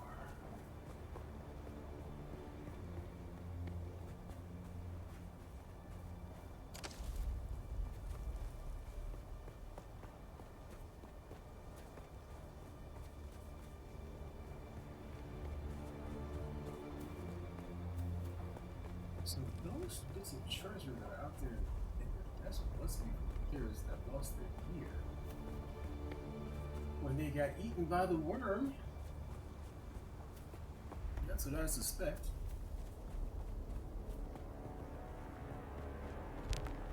Victims in Chabad. Oh, you know what? Hang on. Let's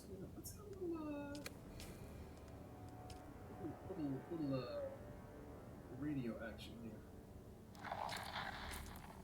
And now, the inaugural episode of a brand new series. It's The Young Guardians. Gather round, fair listeners. as we join our story on the eve of destiny for 3 young lives. 3 faithful aspirants to Duke Leto Atreides' fabled House Guard prepare for their final test at the War Gymnasium. A test that will challenge their training, their courage, and define their future as defenders of House Atreides. Our story begins on the Armatura Green at the Cala City campus of the Atreides War Gym. It is here where the finest young aspirants are honed into noble House troops. Shields up! Shields up! The honor of House Atreides rests on your shoulders! Defend yourself! You can't serve the Duke if you're dead! Among the recruits, 3 stand out. Taran, a farmer's son with unyielding determination. Lyra, a skilled sharpshooter born into poverty. And Aemon, a born Atreides cousin, striving to exceed the lofty expectations that come with his name. Won't let you down, Lyra. Trying too hard to fail now. Keep your focus, Taran. We'll get through this together. Come on now. We've got a real chance to graduate top of class. But Taran, Lyra, and Aemon are not the only ones vying for the top spot. Another group of cadets, led by the arrogant and cunning Aiden, has been their main competition and antagonists throughout their time at the War Gym. Well, if it isn't the Golden Boy and his peon patrol. Tell me, Aemon, how does it feel to coast on your family name? Shut up, Aiden. He's earned his place just like everyone else. Oh, Lyra, you're still here? I guess your folks found someone else to milk the goats. It's not worth it, Lyra. Focus on the test. We'll show them all what we're made of. As the aspirants ready themselves for graduation, only the final test stands in their way. A grueling 2-day endurance race to the summit of Mount Sayubi, known as the Peak of Valor Challenge. Ancient tradition states that the aspirant team planting their flag atop the summit first will be named top of class. Come on, keep it up! We're almost there! A little bit further! Watch out for that loose rock! As Taran's team near the summit, Lyra's footing gives way, and she slides roughly to a ledge below. Yeah. Go on without me. Plant the bloody flag. Not happening, Lyra. Atreides leave no man behind. Hang on, Lyra. We're coming! Meanwhile, Aiden and his group are hot on their heels and seize the opportunity to rush to the summit. Come on, you maggots! Dig deeper than you ever have before! We're almost there!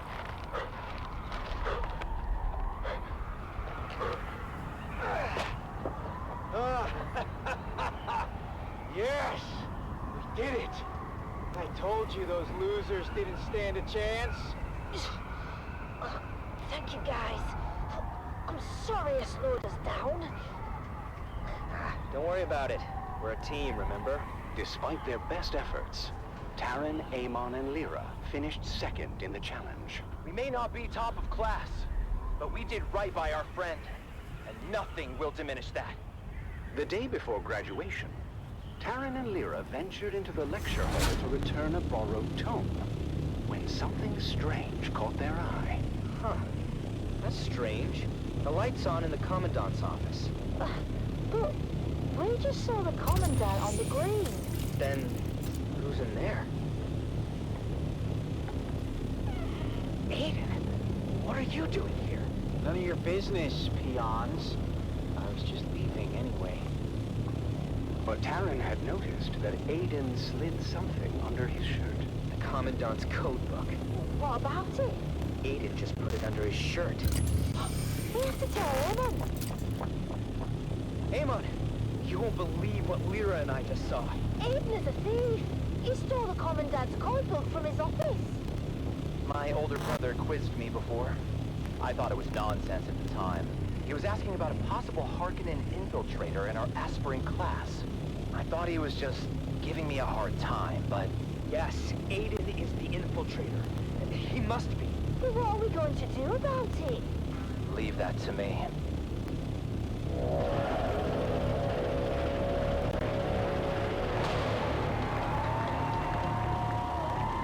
The graduation ceremony is a grand affair, as the Commandant presents deployment orders to the well-deserving class. Called to the stage, Aiden and his group walk triumphantly up the aisle, expecting to receive top-of-class honors.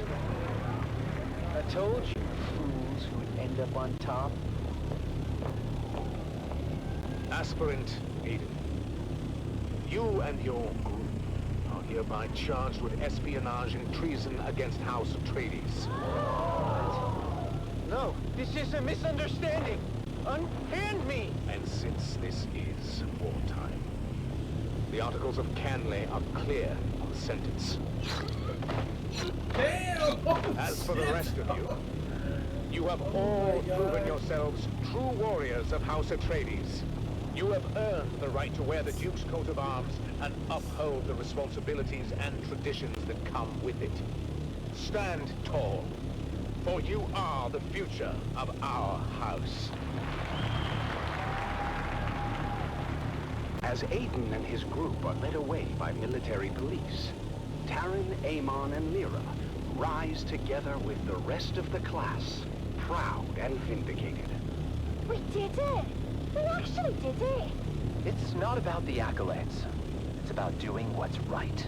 And so, with hearts full of pride and the weight of their ancestors' legacy resting upon their young shoulders, our young guardians go forth as true soldiers of House Atreides. I guess all that's left for us to do is unseal our orders and see where we're bound. Wherever we go, I just hope we're together. Shall we open them at the same time? On 3. 3, 2, 1. Arrakis. That's it then. We're going to war. Join us next time on The Young Guardians as our heroes continue their journey, facing new challenges as they uphold the legacy of House Atreides. Until then, remember, honor and loyalty are the true marks of a warrior.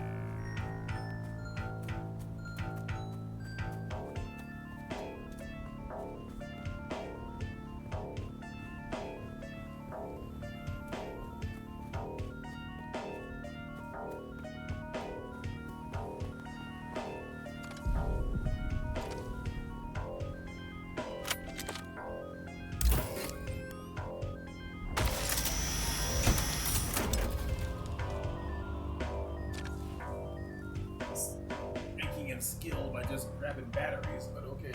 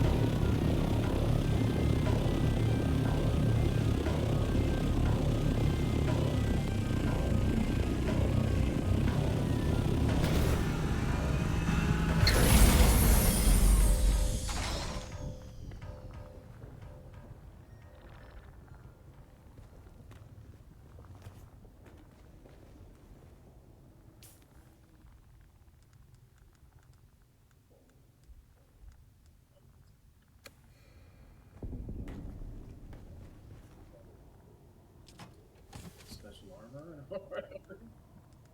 Okay, so we've got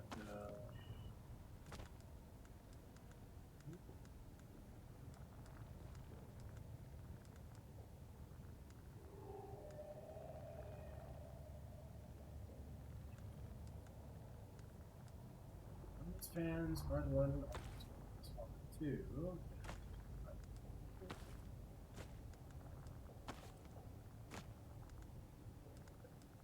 there. Use that. Yeah.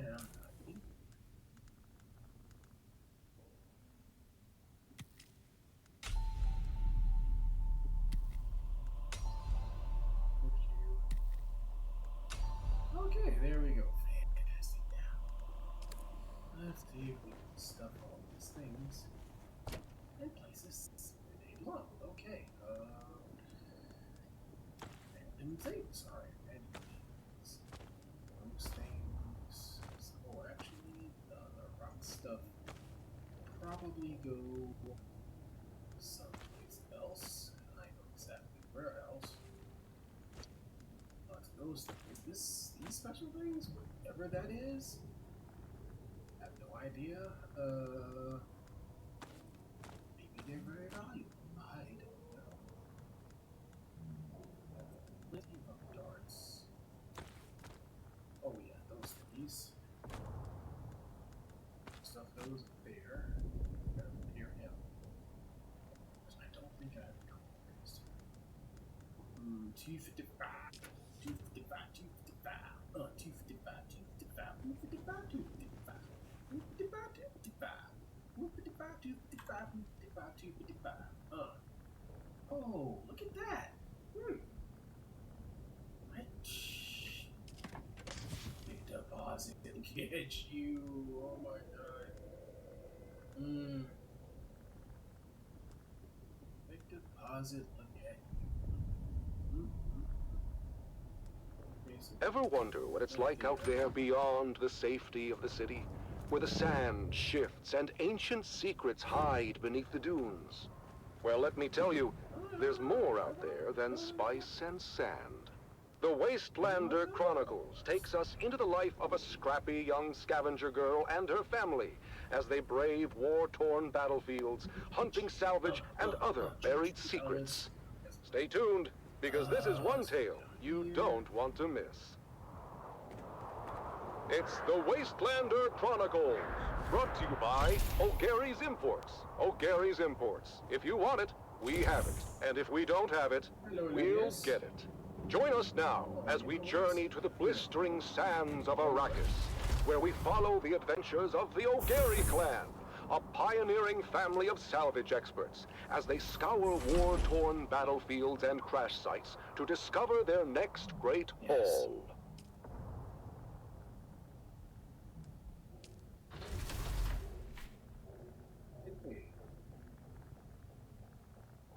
Hey there, everyone! Welcome back to the Wastelander Chronicles. I'm your Badlands Scout, Sally O'Gary, and I've got a crazy story for you. It all started when my dad announced a surprise salvage mission. Yeah, it took those. It was just after sunset. Dad has spent all day, as always, minding our storefront and listening to the space traffic controllers going about their business on the Communinet. I always tease Dad and ask how it is he can listen to those encrypted channels, and he just shushes me and tells me to clean my guns. But this was the day Dad's patience and extra-legal Communinet receiver paid off. He overheard a distress call from the Leopoldus, a light freighter carrying machine parts out of Bella Tagus. Now, you might be thinking, Sally, what's so darn exciting about machine parts? But in the salvage game, we learned that a ship listing machine parts on its cargo manifest could be carrying anything from precision lasgun barrels to cybernetic eyeballs, so it's worth the trip.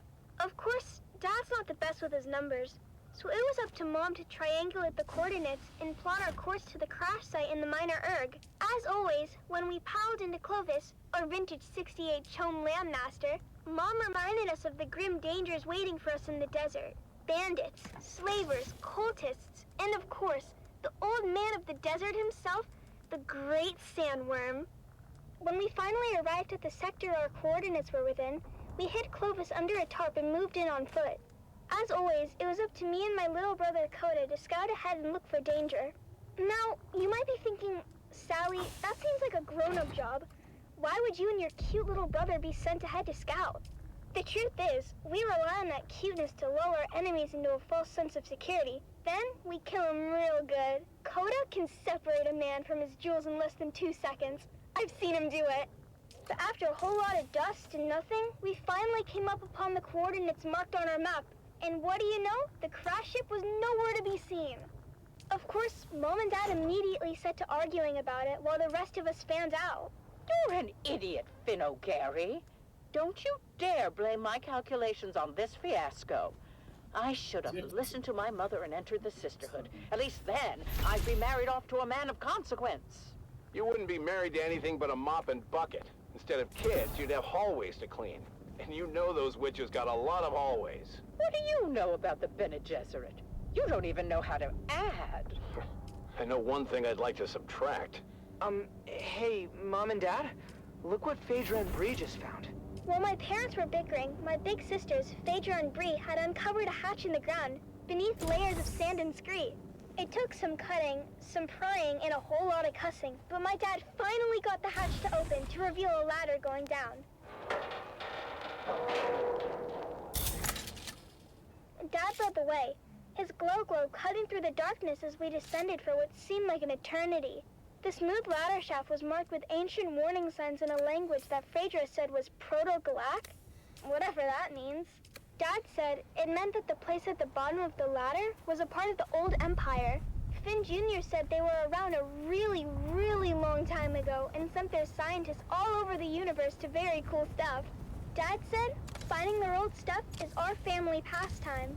The fate of the O'Gary clan has always been tied to remnants of the old empire, whether it was back on Hagel or right here on Arrakis. Look at how we're drawn to one of their facilities without even knowing it was here. When we finally got to the bottom of the ladder, we found ourselves in a small antechamber. That's when Mom noticed a series of small, almost invisible switches along the wall. With a little bit of trial and error, we activated the mechanism. A screen flickered to life, displaying a map of the facility. Dad examined the map and explained that we were in an auxiliary substation built to support nearby old Empire ecolabs with technical matters. This was very exciting for Dad because it meant that there were even more testing stations out there just waiting for us to find them. But for now, we had this substation before us. Mom figured out where we were on the map. It seemed we had entered through an emergency escape tunnel, but when we tried the door leading back to the main area, it wouldn't open no matter what we tried. Dad began to despair, but Mom kept her head and found us another route back into the complex through a twisty utility duct. But there was a catch. The utility duct was incredibly narrow, too small for any grown-ups to fit through. This was my moment to shine. With a quick pep talk from my mom and a promise to be careful, I wriggled into the tight space, inching my way forward. The walls closed in around me, but in true O'Gary spirit, I kept my cool, determined to reach the other side. About 30 meters in, I felt a tug on the safety rope tied around my waist. It had reached its limit. I couldn't go any further unless I disconnected it. Sally, you're at the end of the rope. You want to come back, hun? I can't turn around here. It's too tight. I'll have to disconnect and keep going. Are you sure, Sally? That's an awful risk. We won't be able to help if anything goes wrong. You didn't raise me to be a coward. What does Dad always say that Owen O'Gary is for? Is it obnoxious? I thought it was obstinate. No, you sillies. It's audacious. I'll be fine. Just keep a lookout for trouble. I unhooked the safety rope and kept pushing forward, fingers crossed that the passage would lead somewhere. The angle of the duct meant there's no turning back. If it was a dead end, I was surely a goner.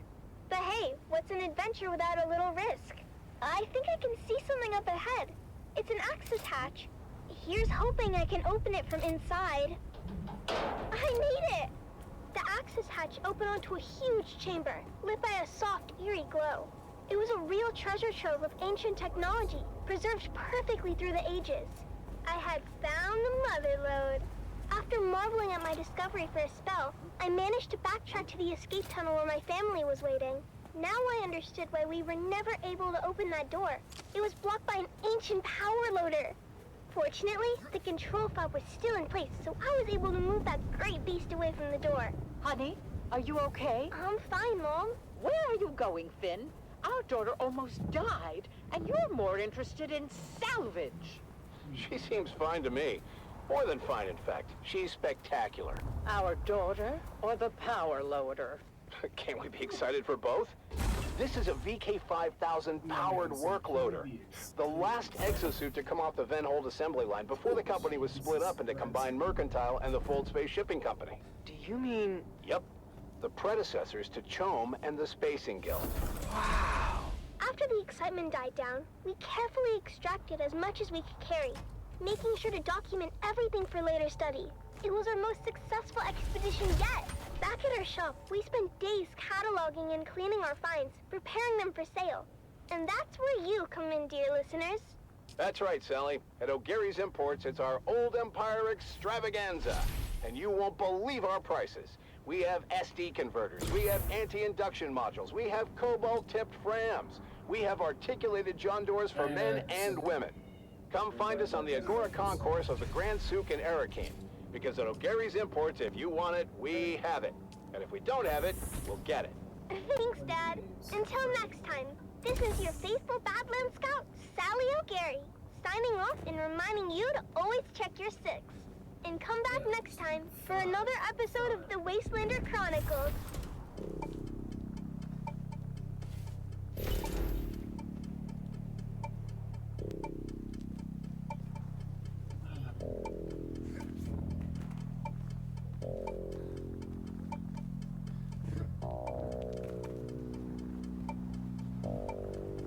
I can do this whole thing like last week.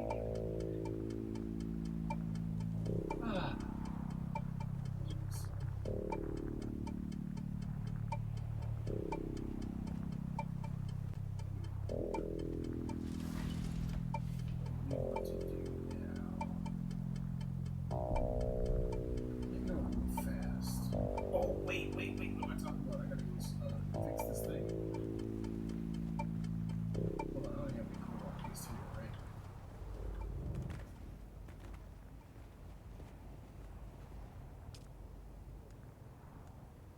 Oh! Mark 5 is not my thing? Wait, let's go fix that.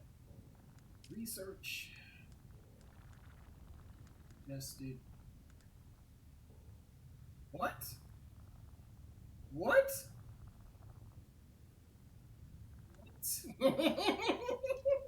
Wait, what? Dome Scout armor. Oh, what? I'm in the Plastanium. Oh my god. We're in the end game now. Yeah, I do have welding torch 5. There it is right there.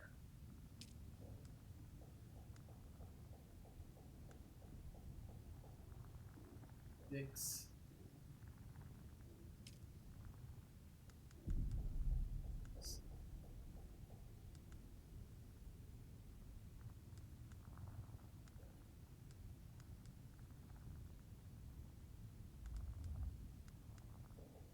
Now.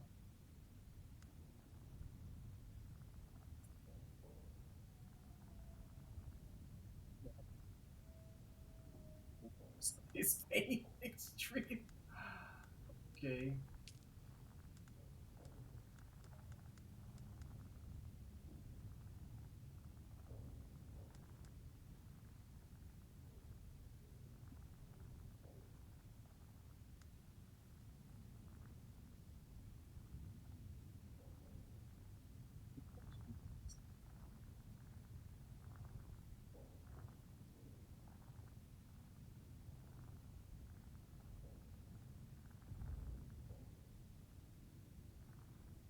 No, it tells you.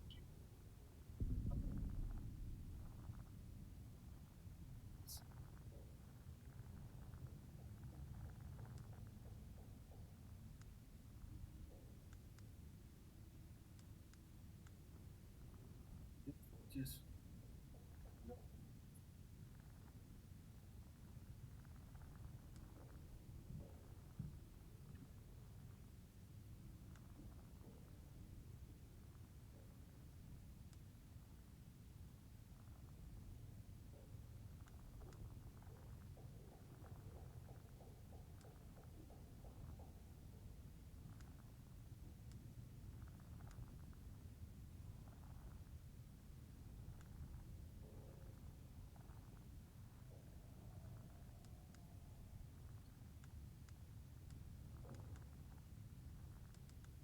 it's oh my god, it's game on. Where's the music? They have nothing else for the radio? What's happening? Tell me about Jeb. What about him? His alibi is weak. As is his assertion that he received Thorne's secret messages, but had no interest or capacity to decode them. He had the capacity, if he wanted to. We both had the same signals training. Does that mean you could decode the message too? Yes, I could. Then tell me, what did the secret messages say? Stay tuned for our next exciting episode, where secrets unravel and the truth comes to light on Death on the Titan.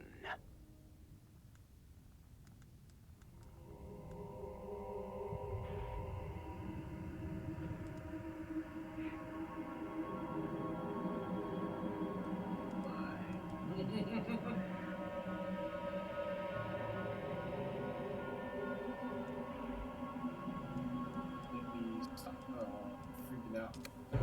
Access to that, and let me come in here. There's no power. That's what you're trying to tell me.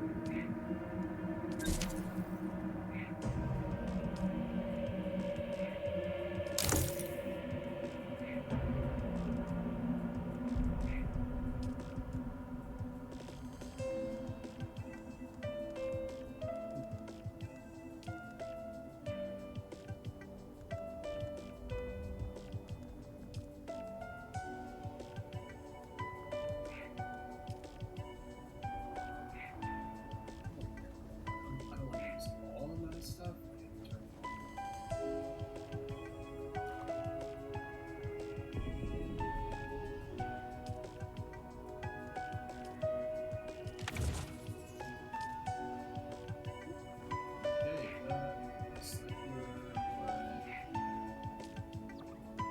Okay, let's paste.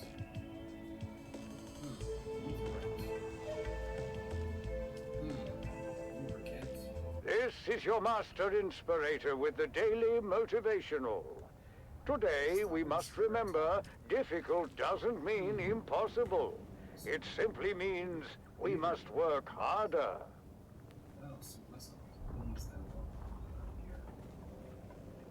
Not when I can snatch a whole fool and put him in the thing.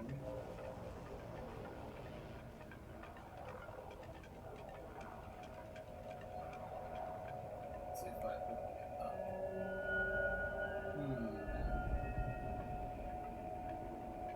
Let's see, how are we doing? Are we done?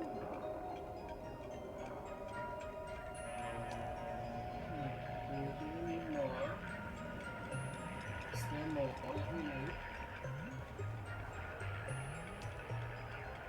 Yes. With your beautifulness, your capacity. Just nearly for nearly your juiciness. Viciousness. Yes. That's the truth. This is just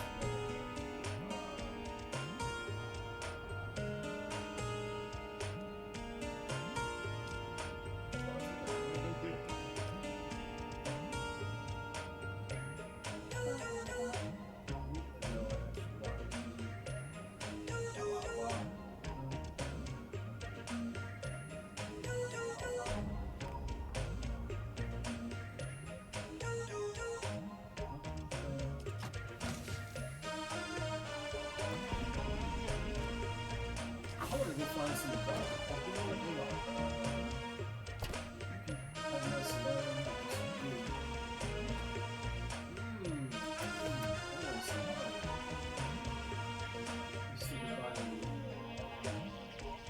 How many bounties do you have? How many bounties? Insufficient water storage space. Let's see, tell me you don't have enough space to save all the water I'm giving you. That's This is telling me. Oh my god.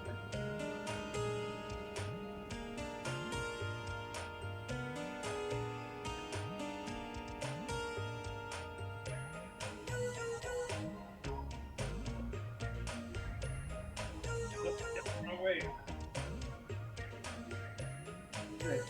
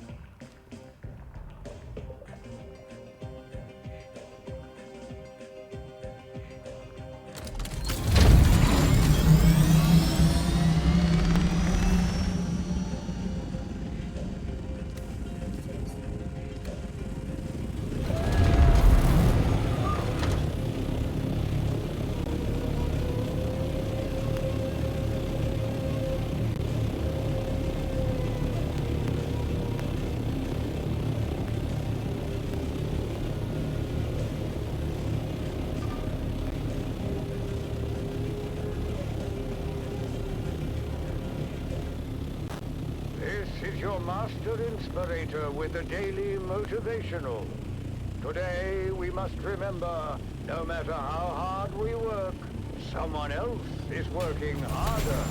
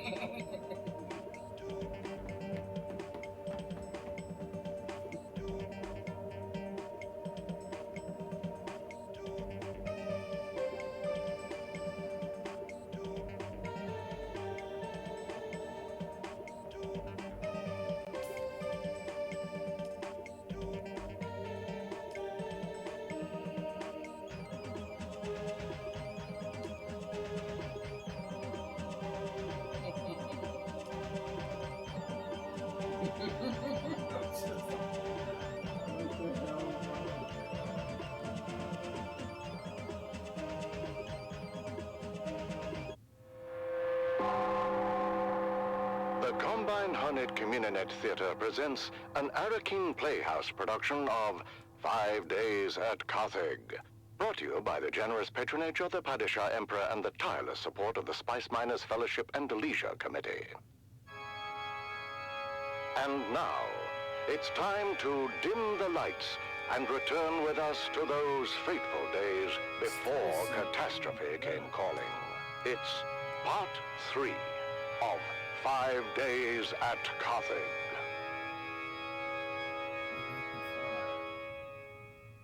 The Imperial Scenarist Guild has been provided unfettered access to the sealed records and testimonies of those who survived the Carthage incident. The following dramatization represents the official truth, as judged and signed by the Imperial Chamber Court and Aulic Council.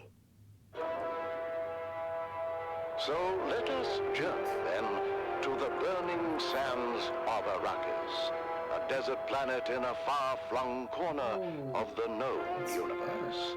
The year is 10-1-94, and the war of assassins between House Atreides and their ancient enemy House Harkonnen is well underway. We join our story alongside a capacity crowd at the Great Carthage Amphitheater. As the Battle of Windsec is reenacted for the enthusiastic crowd, anticipation continues to build for the main event. The history-making return of the legendary gladiator, Argus Veer. I am snipping.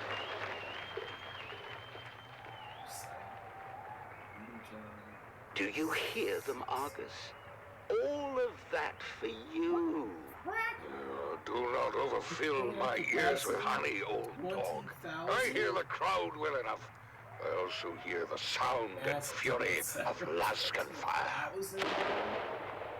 Oh my god. The Battle of Windsec, I believe. Why is the capacity? You know how the Harkonnen love their reenactments. Oh my god. Never heard of any bloody Windsec. A local engagement of some import. The exact details elude me, but I gather it didn't end well for the Harkonnens. Why celebrate it then?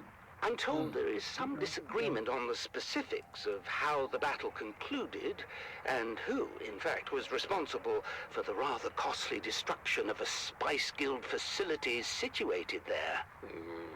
The Harkonnens, no doubt. I believe the Baron would claim otherwise. He would, wouldn't he? Where is my damned spice? The skin on my legs feel as if it's both swelling and tightening at the same time. The pressure's building. Oh, where's my damned spice? That Harkonnen bootlick should be here by now. There he is. Control yourself, Argus. And do keep in mind we are here at their sufferance. Now, enough of your prattling, Page. You're beginning to sound like my sixth wife. Damn her eyes. Oh, hello. You're not Vestari? No, Vestari had to attend a pressing matter. I am here in his stead. What could be more pressing than my bloody spice? My legs feel as if they're about to burst and shower the room with gore. I have your spice. As requested, a 7% solution of melange, elaka oil, and Karana brandy. Did you mix it yourself? Who the devil cares? Give it here! No,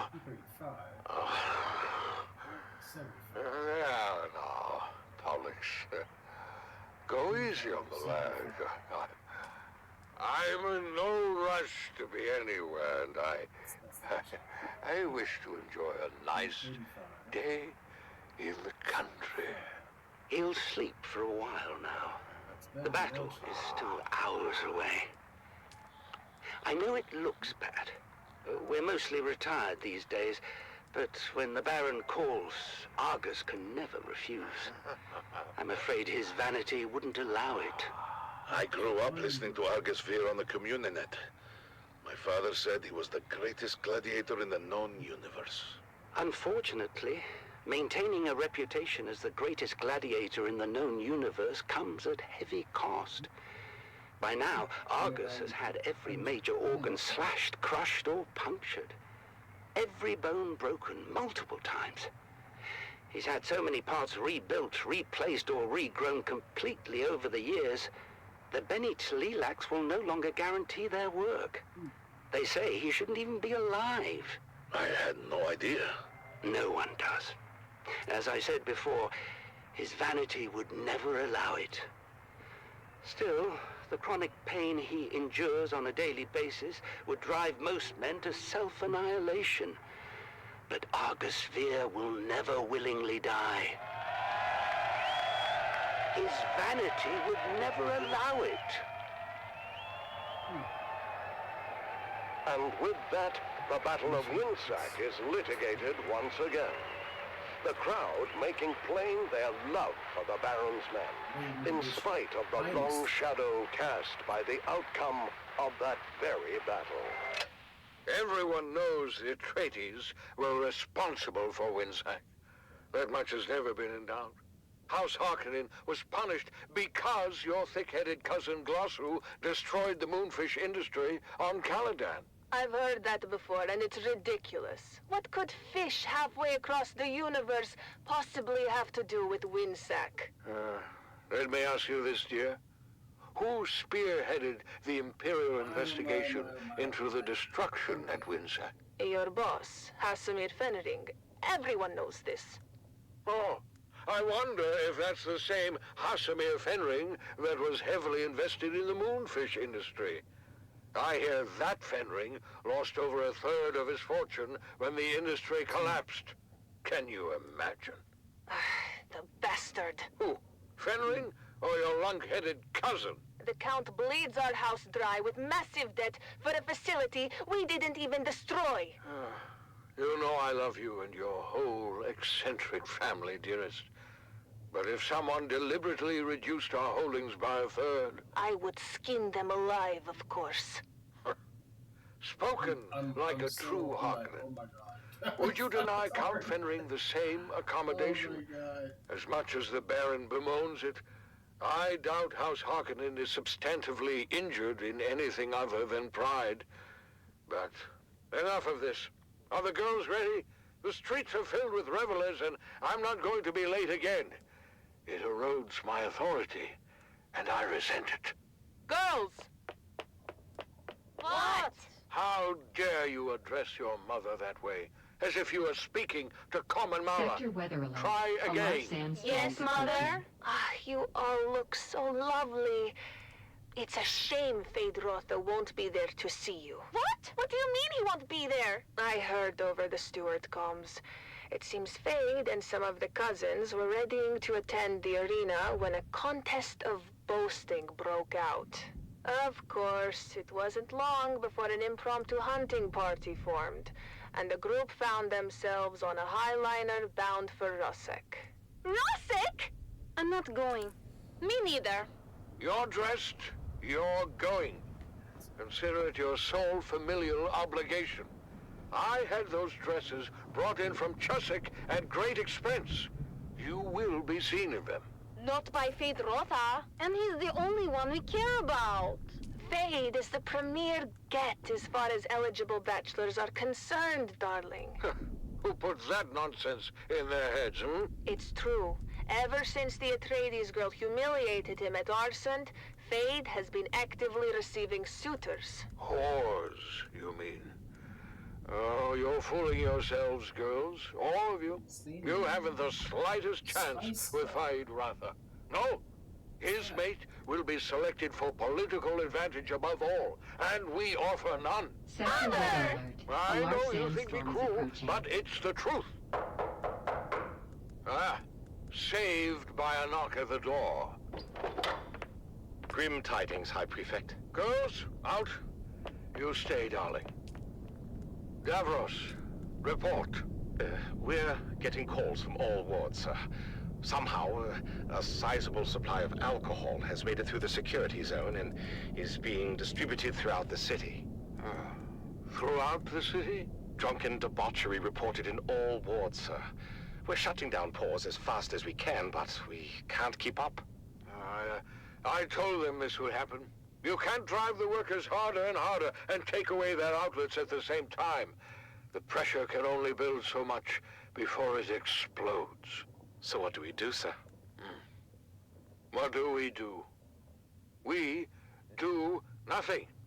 Perhaps the alcohol is a gift. Perhaps the crowds will have a riotous good time and wear themselves out before we see any proper unrest. What is your read on the crowd's temper, Davros? Happy, sir. Excited for the most part. Excited for Argus Veer, that is. If there's one clever move Lord Raban has made in recent memory, darling, it's delivering the Great Gladiator. I thought the old hedgehog was retired. He is, but Glossu had nothing to do with it. Argus Veer is here at the Baron's request. Well, it doesn't matter who brought him. What matters is that he's here. I shudder to think about how the crowd might respond were they denied their spectacle. Well, we'll all be denied, sir, if we don't get going. Your ground car awaits. Vastari! What happened to Valentin?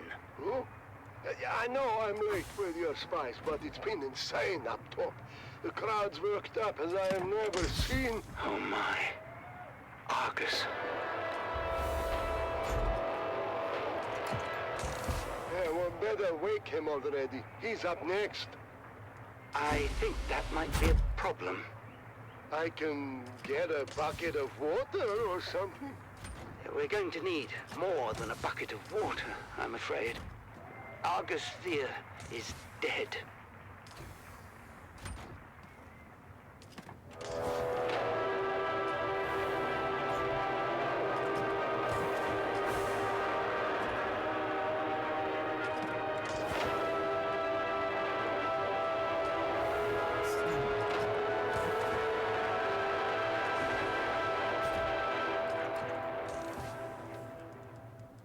You're tuned to Harvester Radio, the Dune Man source for bulletins, weather, and matters of import to the Spice Miners Guild.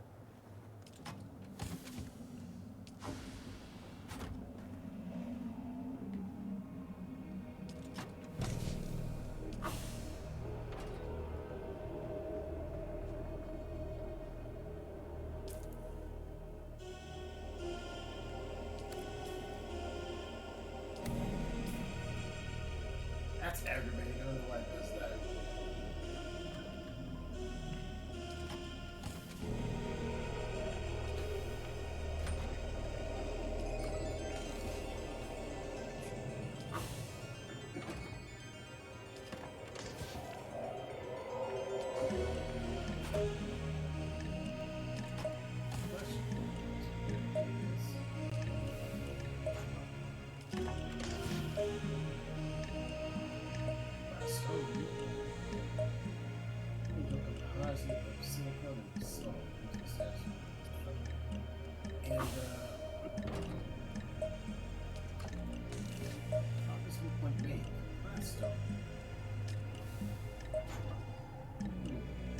So we upgrade this tool, right? Construction tool?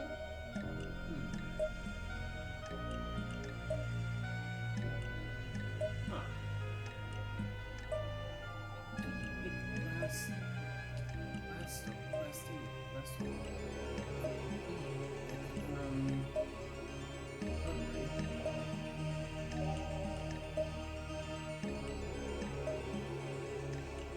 Titanium extra video. That's it.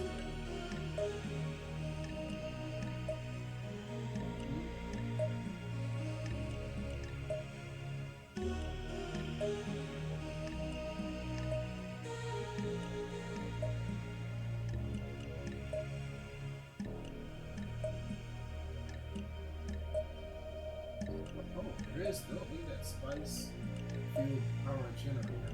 Whereas power to replace the process of spice infused fuel cells.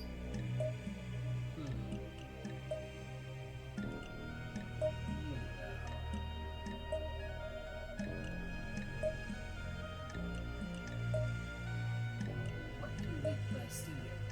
Medium sized chemical can be used to find resources with great efficiency.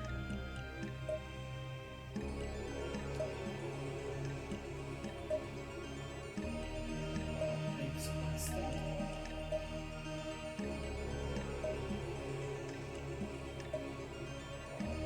Find out more high frequencies of materials. What do you make? Tell me what you make.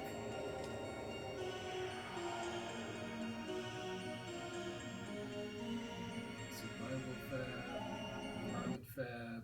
It's the Grabbin' Gang, presented by the Imperial Scenarist Guild and Linder and Gold Coffee. Wake up with Linder and Gold. We put the spice in it for you. Big Stadium ingots.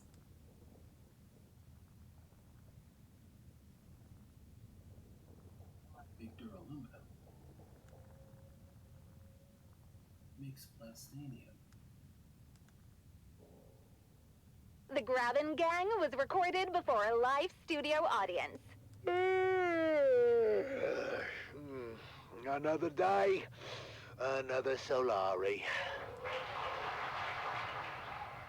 Breakfast is ready. Well, then, so am I.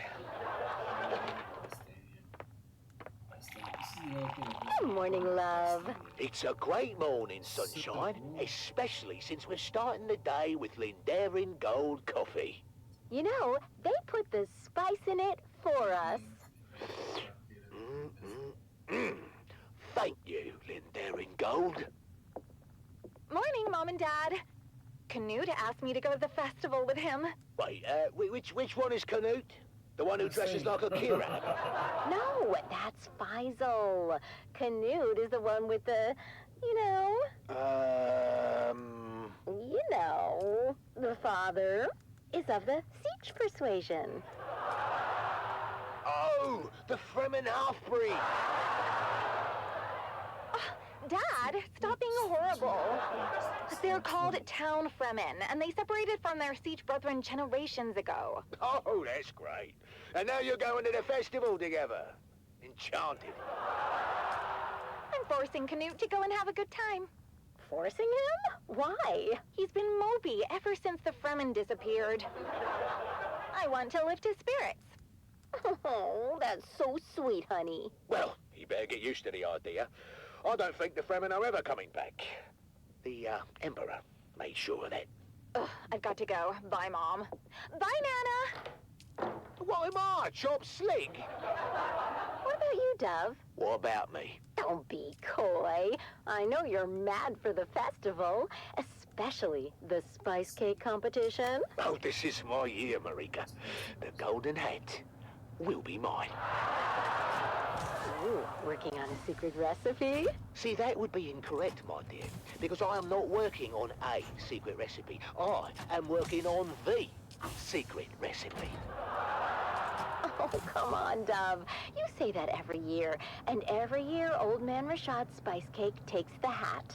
Well, not this year, lovely. I've got a super secret ingredient that's gonna blow the judge's mind. Is it more spice? Because if it isn't more spice, you're wasting your damn time. Shut up, Mum! What's your secret ingredient, Dove? Oh, you know, just a little something I picked up from Frank. He calls it Flavor Enhancer 3000. Frank? Are we talking about the Frank that built a fart filter into his still suit? Look, don't be insensitive. He has gastrointestinal issues, and it's not a joking matter. Oh, then you must be talking about the Frank that invented the thumper with a musical accompaniment. Well, I'll have you know that was genius and worked as intended. I mean, unless you stayed around listening too long. Oh, I'm sorry, Dove. I don't think Old Man Rashad has too much to worry about. Maybe you're right. Maybe I should give the flavor enhancer a pass. I told you, dummy. More spice every time. Stay out of this, Mum! Come on!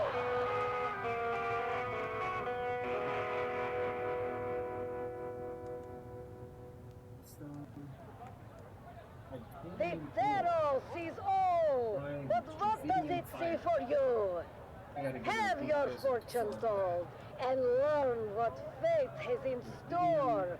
Only 25 Solaris.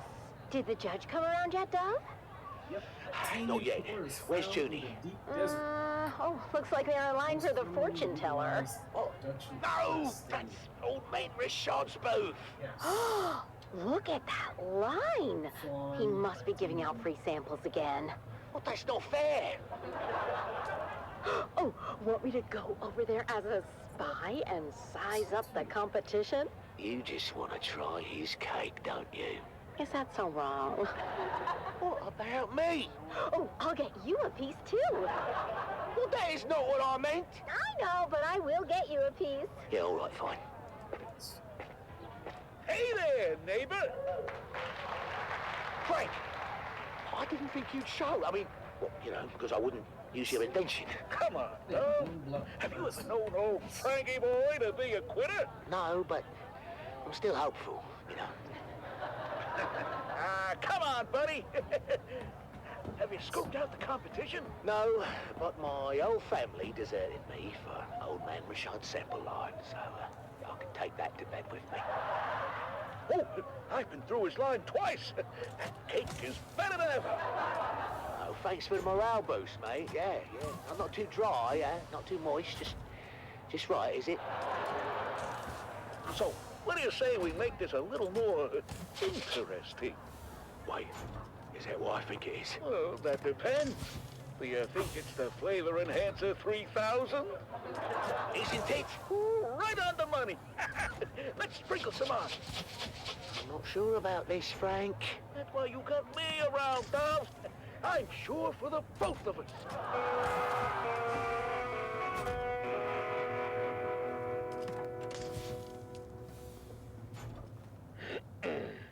So sorry, honey. For what? I haven't lost yet. It's so cute that you think that. Ladies and gentlemen, it's time to announce the Golden Hat winner for this year's Spice Cake competition. And the winner is Dove Denick of Depot 12. Did he just say Dove Denick of Depot 12? He said Dove Denick of Depot 12. Oh, we did it! We actually bloody did it! Dad, you won! Congratulations, Dove. We're just as shocked as you are. Come around, all. There's enough for everyone to have a taste. The line starts behind my wife right there. And here's some for you, and you, Governor, and a big piece for you because I like the look of your face. One for you, little boy, and your mum. Tell me, Dove, can we know your secret? I don't think it's an overstatement to say your cake achieves new dimensions in flavor. Did you put anything special in the mix this year? Well, it's a lot. Why, yes, your judgeship, he did. In fact, the winning cake was baked with real spice and the Flavor Enhancer 3000. Flavor what now? Flavor Enhancer 3000. A new dimension in flavor, discovered and refined by yours truly, Franklin Munt. I can't believe I'm saying this, Frank, but one of your harebrained inventions finally paid off. Oh my! What was that? You okay?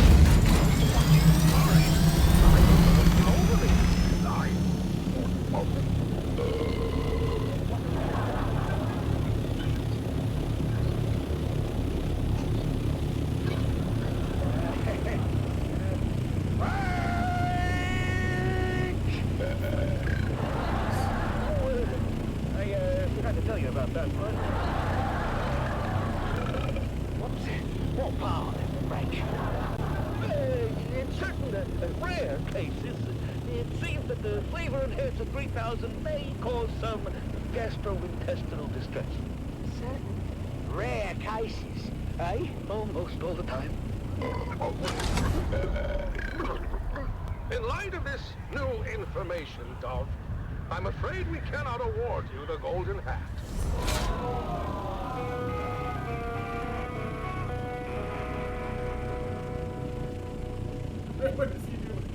Well, we didn't win, but at least we didn't do any permanent damage. Yeah, Dad. you know what? All things considered, I think we did pretty good today. Yeah, we did.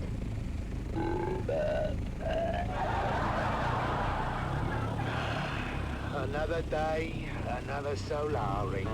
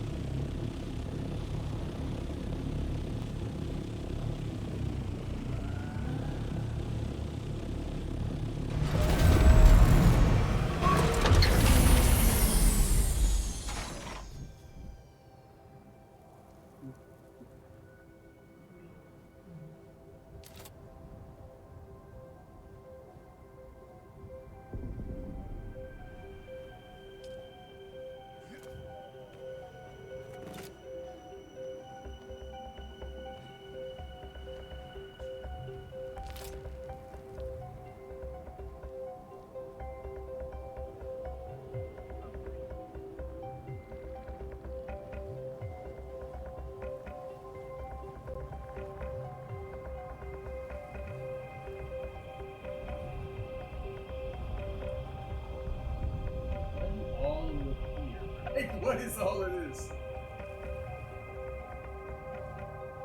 He's trying to build a goddamn city. Look at that pillars going on down there.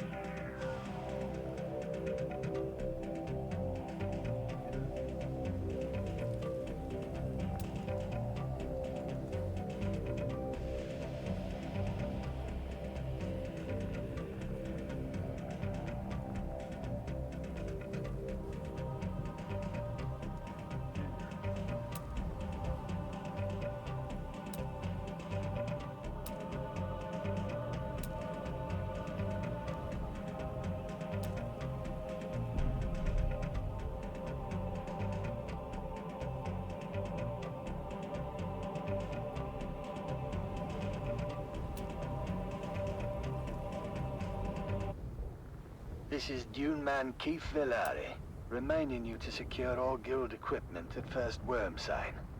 My crew waited too long and lost both crawler and carryall to the Leviathan. We thought we'd landed the big bonus, but now it will take generations for our children and grandchildren to work off our debt to the guild. Be profitable. Be safe.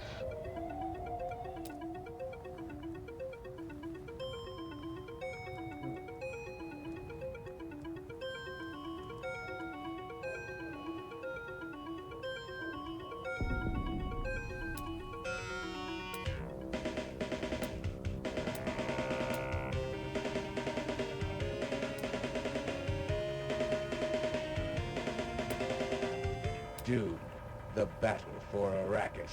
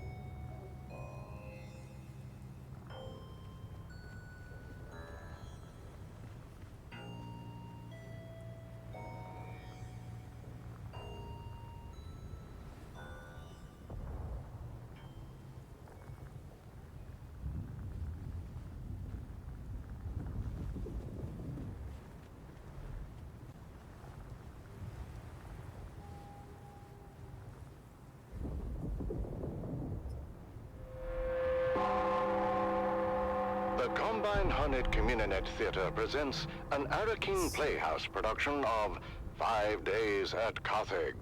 Brought to you by the generous patronage of the Padishah Emperor and the tireless support of the Spice Miners Fellowship and Leisure Committee. And now, It's time to dim the lights and return with us to those fateful days before catastrophe came calling. It's part 4 of 5 Days at Carthage.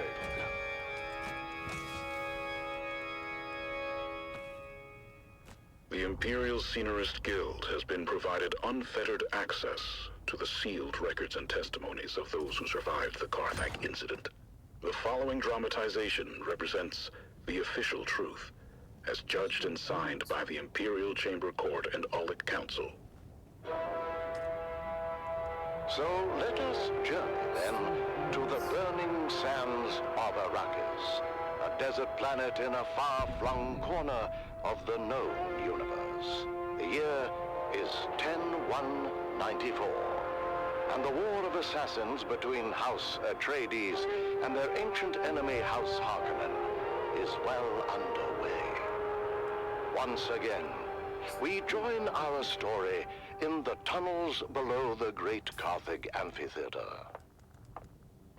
After months of being overworked and forbidden from all vice, a massive cargo load of illicit alcohol has found its way into the city and flasks of the anxious capacity crowd. What happened, Val? You've been gone forever. More importantly, My father's boyhood idol. An old man at the end of his rope, just hanging on for one last time in the spotlight. One last bow. Something bad happened. Mama, my path back here took me through the main concourse, where I came face to face with a 20-meter hologram of you, Stisk. Then you, Zoe, Jingo, Max, and finally me. No way. How can they be looking for us, Stisk? Not just the Harkonnens, the Imperials as well. There's an alert on both community-nets. don't worry about it. I've got it covered. Bullshit, you've got it covered. They know we're here. It's a miracle none of them followed me back. I said don't worry about it.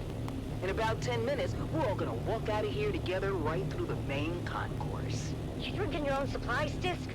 Our faces are probably spinning on every corner in the city by now. There's security everywhere. In 10 minutes, the authorities are gonna be too busy to even care about us. What are you talking about? Too busy with what? Too busy with the poor people of Carthage. So tired, so overworked, and forbidden from even a drop of the good stuff to ease their troubled minds. Until we come in and drop a cargo load of paint stripper into the pent-up town. They overindulge. But can you blame them?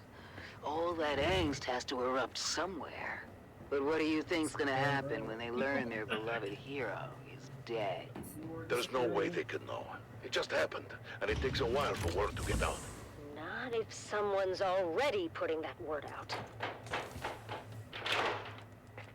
We told everyone, boss. People were pissed. And you'd be surprised how fast word spread. They really love this Argus Fear guy. Who is he? I already told you.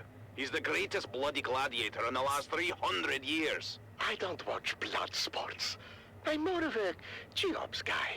I predict a full-blown riot. 10 minutes tops. That's how we're gonna walk out of here. The crowd's all liquored up and pissed off. When they hear Argus Veer is dead, there's gonna be blood in the streets.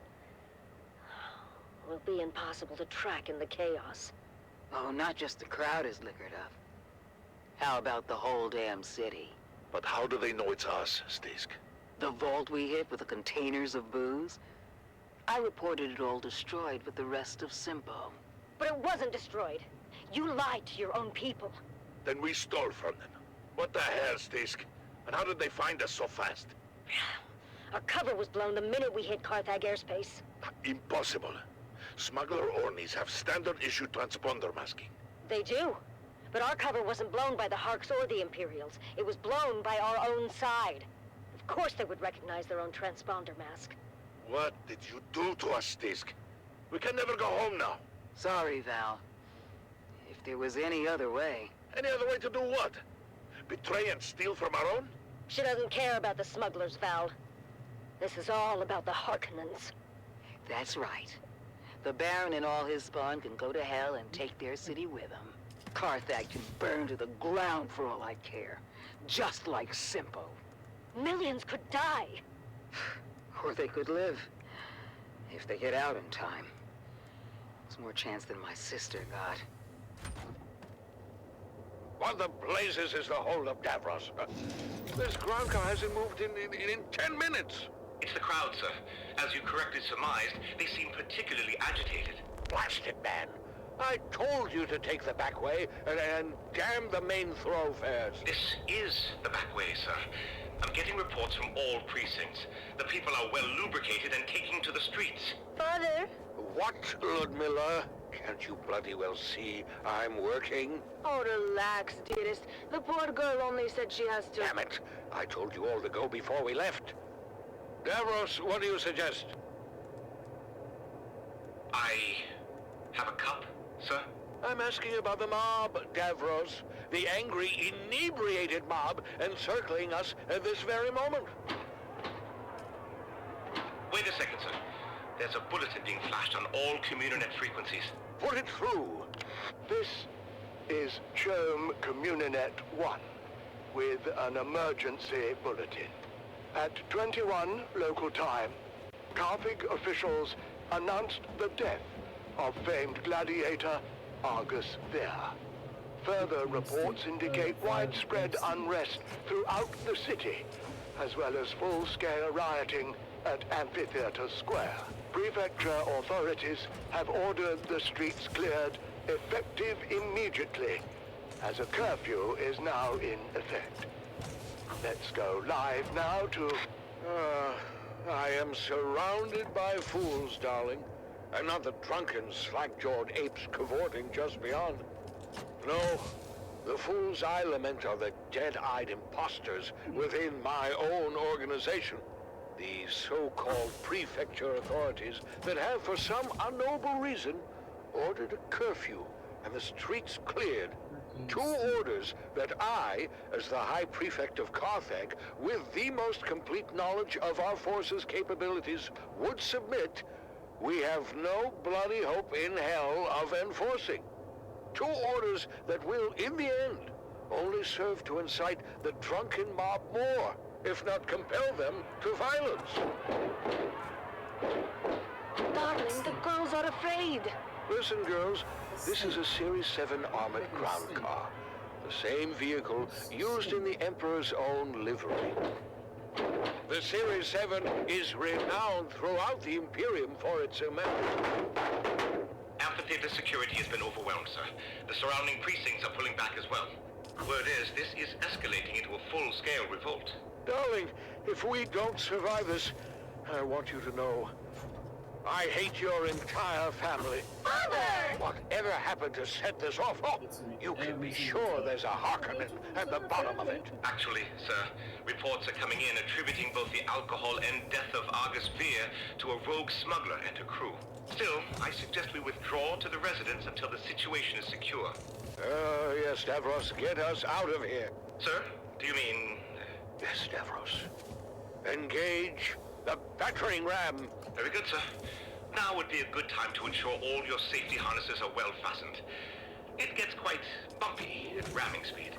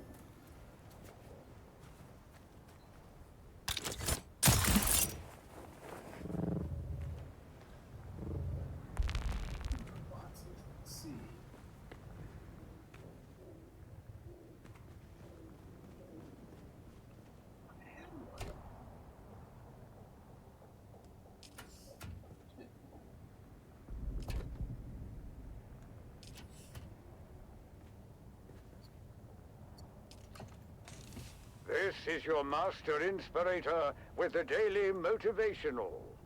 Today, we must remember when you live with purpose, hard work isn't an option. It's a necessity.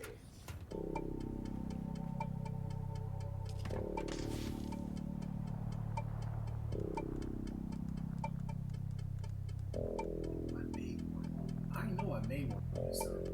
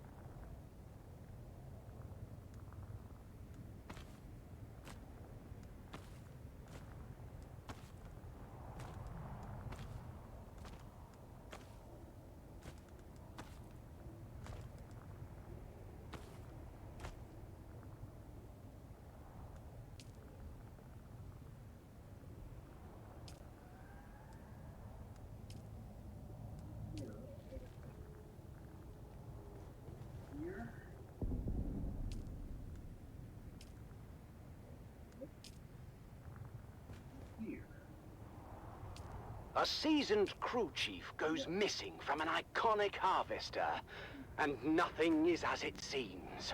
In this tale of intrigue, betrayal, and deadly ambition, the sands of Arrakis hide many secrets. Join us now as we begin to unravel the dark and mysterious truth behind the disappearance of crew chief Jarek Thorne. It's Death on the Titan, Episode 1, Eye of the Storm. It was my first time on the Sand Titan, but I knew it well. Everyone did. It was the last of the old Venport Demeter 4 super harvesters. A 6-deck factory harvester with a rebuilt Dyrmidium centrifuge. A rust-hued colossus that had become more than its well-worn constituent parts. The Sand Titan had become a symbol of the Spice Miners Guild itself. Its silhouette was a well-known and comforting sight upon the dunes. But I wasn't there for the tour. I'd followed a long and circuitous route from Transport Thopter to Transport Thopter as I worked my way into the deep desert where the Sand Titan roamed. As a senior ombudsman for the Spice Miners Guild, it was my job to solve problems and make sure that the spice kept flowing. The spice wasn't flowing, though. The Sand Titan had been pinned down between two storm fronts and had gone dark for almost a week. That, in itself, wasn't unusual. The deep desert was known to be a chaotic and violent wasteland with rapidly shifting weather patterns, amongst other palpable dangers. No, the unusual part was the content of a secure transmission from the Titan's command deck. It turns out there'd been a suspicious death on the Great Harvester, and the crew was paralyzed with anger and fear. Unfortunately, anger and fear are bad for production. So I was ordered out of my comfortable existence in Arrakeen to find the Sand Titan and make things right. As the last leg of my fragmented journey neared its completion, I examined Chief Thorne's guild record once more. Chief Thorne was a man of discipline and was well regarded by his crew. By all accounts, Thorne wasn't one to shirk his responsibilities or fail in his duties. No, in fact, Thorne had never even been late for a single shift until that fateful night. My first interviews were with the tool pushers assigned to Thorne's shift. He just didn't show up. I knew right away something was wrong, so I went down to check his cabin, but he wasn't there. We were between two Coriolis fronts at the time, so we were running dark. That means we were operating mechanical only. All electronic systems have to be shut down, you know, to protect against the heavy electromagnetic interference generated by the storms. Anyhow, like I said, we were running dark, which means all holocams were offline. We had no quick way of finding them. Yeah, Titan's a massive beast. So, what did you do? We did it the slow way. Searched everywhere from the top down. That's the command deck, the mess, the crew deck, the crew lounges, the intake deck, the processing deck, the storage racks, shaft disposal. We even suited up and checked the flight deck. No easy feat on the edge of two hard-charging Coriolis fronts. And what did you find? Nothing. No one had seen Thorn anywhere. It was like he vanished in the thin air. Hours passed as the crew's anxiety grew with each tick of the clock. Then, in the early morning light, shift supervisor Lena Orlov made a gruesome discovery. I found him. What was left of him, anyway. His body had been pulverized in the separator. I only knew it was him from the clotted tufts of blonde hair mixed into the stew of blood and bone. Crew Chief Thorn was dead. That was for certain. And the circumstances of his death were anything but clear. But what might have been written off as an accident at first soon began to look more and more suspicious. This isn't supposed to be possible. The mechanical separator had a failsafe built in, a dead man's switch to prevent this very thing from happening. Someone had to deliberately override that and multiple other safety features to cause this. At that point, Captain Andahar Noah, the Sand Titan's capable leader, sent his call for help before launching his own investigation. And among the crew, one name quickly rose to the surface. Deckhand Rico Marr. After an anonymous report, Rico had been investigated for skimming unprocessed spice, an offense that led to a heated confrontation with Crew Chief Thorn. Tell me, Tessa, how did you come to be in the crew lounge when Thorn and Rico came to blows? It was Captain Noah's Oath Day. I was passing through the lounge on my way to pick up the cake. And what did you see when you got there? Thorn and Rico going at it. Well, there was a lot of yelling at first, but it got physical quick. I mean, Rico was a big guy, but Thorn knew how to fight and laid a beating on Rico. We separated them before it got too bad, but you can see for yourself. The holocam caught the last part. You think you can humiliate me like this? I'll be shitting teeth for a month. Count yourself lucky, thief. In the old days, they would have fed you through the mechanical separator. I have no bloody idea how that got there. I've never seen that before. The incident had been diffused, for the time being. But the tension between Thorn and Rico was palpable. Was it enough to drive Rico Marr to murder? That's what I was working to find out. I was shift supervisor in Chief Thorn's next rotation. And how would you characterize Thorn's state of mind? Thorn was worried. He didn't report the fight with Rico straight away, which is weird for such a straight arrow. What happened next? We don't know all the details, but holocam coverage tracked Rico to Thorn's cabin later the same night. There was some kind of second altercation. Did Rico have an alibi for the time of Thorn's disappearance? No, he didn't. He claimed he was in his quarters the whole time, but the storm front had closed in and we were running dark. There was no way to confirm his location with the holocams. So, with suspicions mounting against the deckhand, Captain Noah ordered Rico Marr to the brig. And what we found next raised even more questions. What am I looking at? That's a mnemonic film wire containing a coded message to Thorn. I knew exactly what it was. but I wanted to learn what the shift supervisor knew. Far as we could tell, the code was based on old cipher used by Atreides signal intelligence. The plot was thickening. Why was Thorn receiving secret messages from the Atreides? And why was that message in Rico's possession?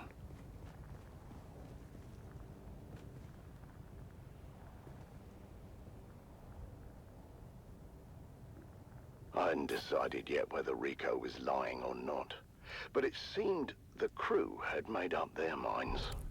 That's in there. Just give us 5 minutes with our good friend Rico. We promise to be nice. You there? To the front now. Communications specialist Jeb Dolan was tasked with deciphering the secret message, and I tried to impress upon him the importance of doing a quick but thorough job. What started as a murder was rapidly becoming something else, and I had to get to the bottom of it quickly. The Spice Miners Guild had a mandate to remain neutral in the ongoing war of assassins, and had successfully done so. Thus far, or had we?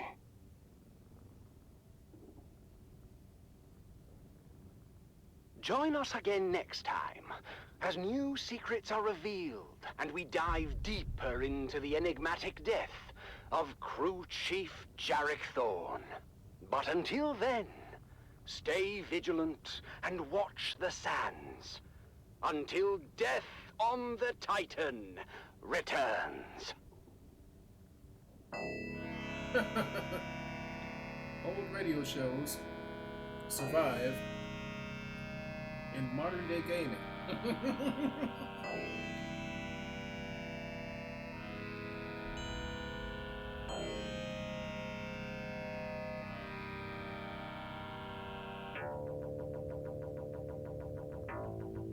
Sector weather alert. A large sandstorm is approaching.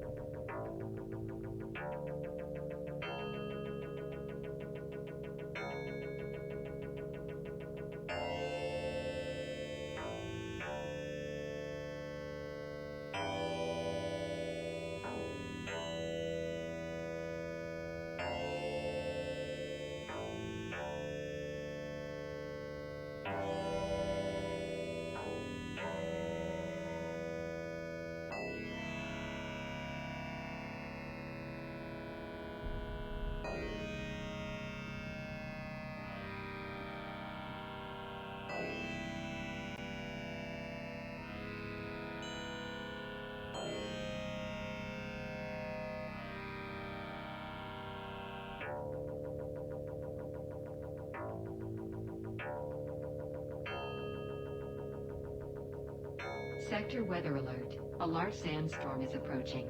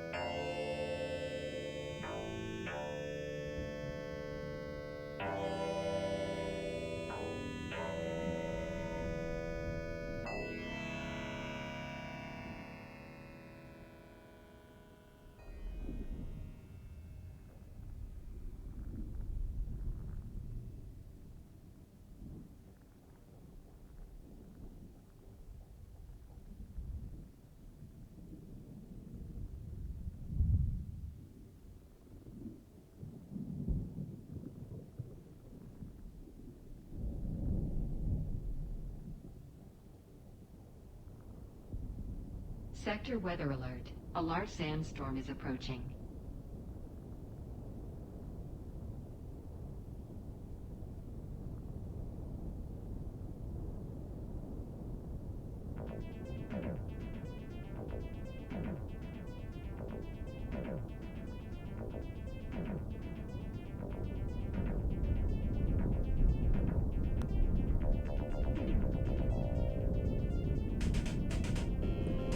Up in my fist.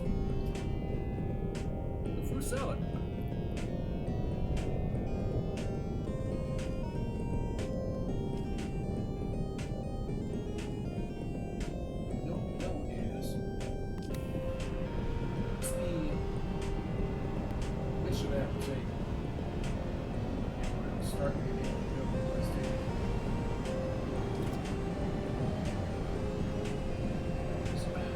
I assume nothing.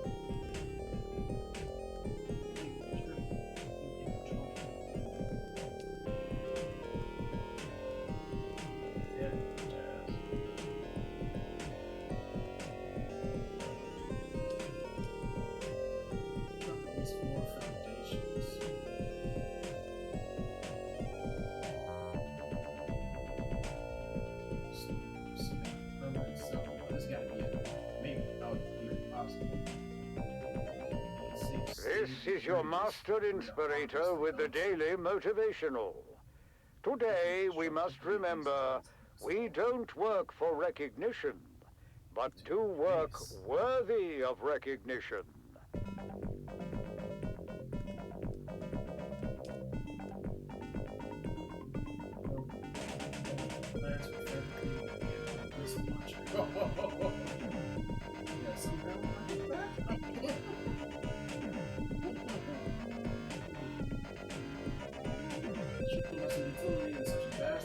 Space.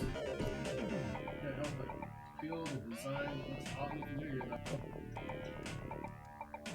Search the Regis missile launcher. Fabricate some missiles. More fuse with it.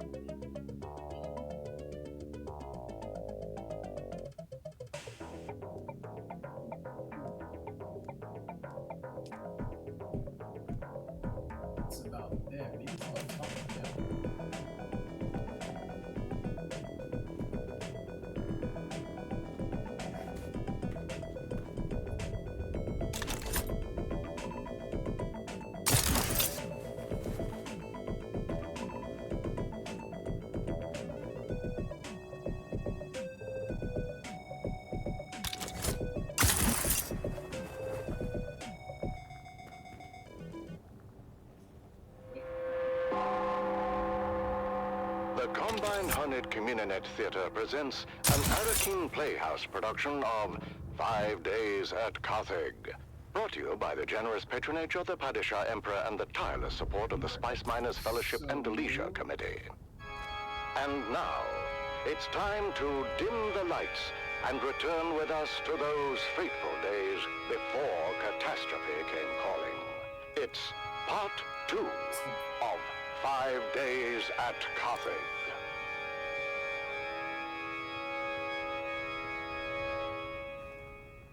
The Imperial Scenarist Guild has been provided unfettered access to the sealed records and testimonies of those who survived the Carthage incident.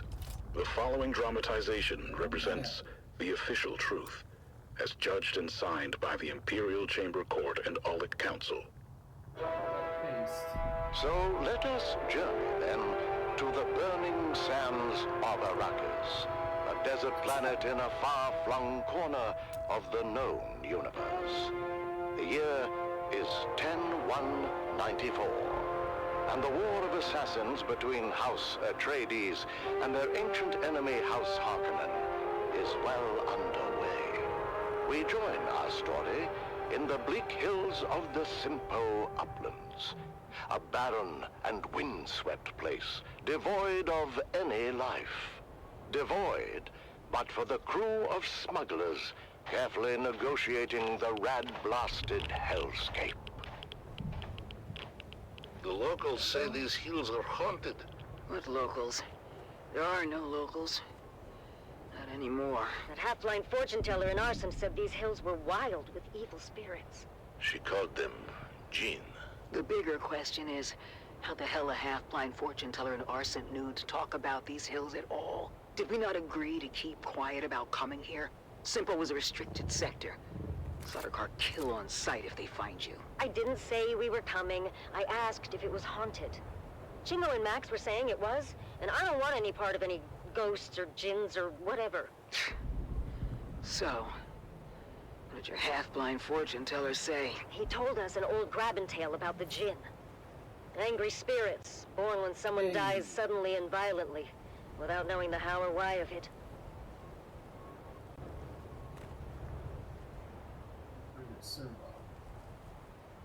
Sorry, Stisk. Val said you had people in Simpo. Contact. Get ready. Around the next bend on my mark. Go!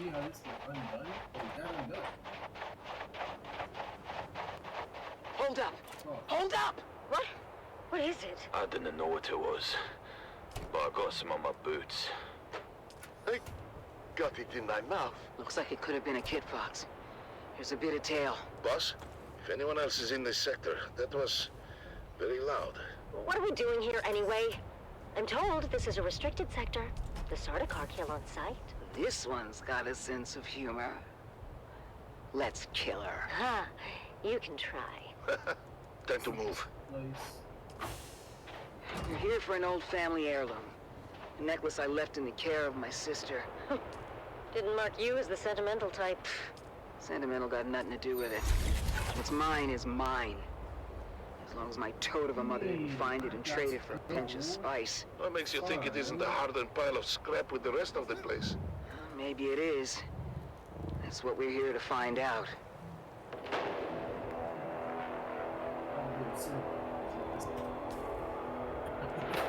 How the hell did that happen? I don't know. What is this stuff? Regular old sand. Heated to 5,500 degrees. Who did this? Surprised you don't know. Your Honorable Duke was in the thick of it. It was before she arrived on Arrakis. And not a story either side wishes to tell. What story, Val? Simpo was a hardened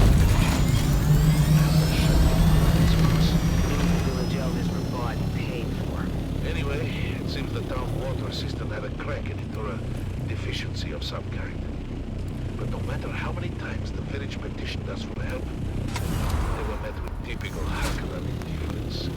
Granted, we had a war of assassins to wage, and there were other priorities. But that didn't sit so well with the younger folk in the town.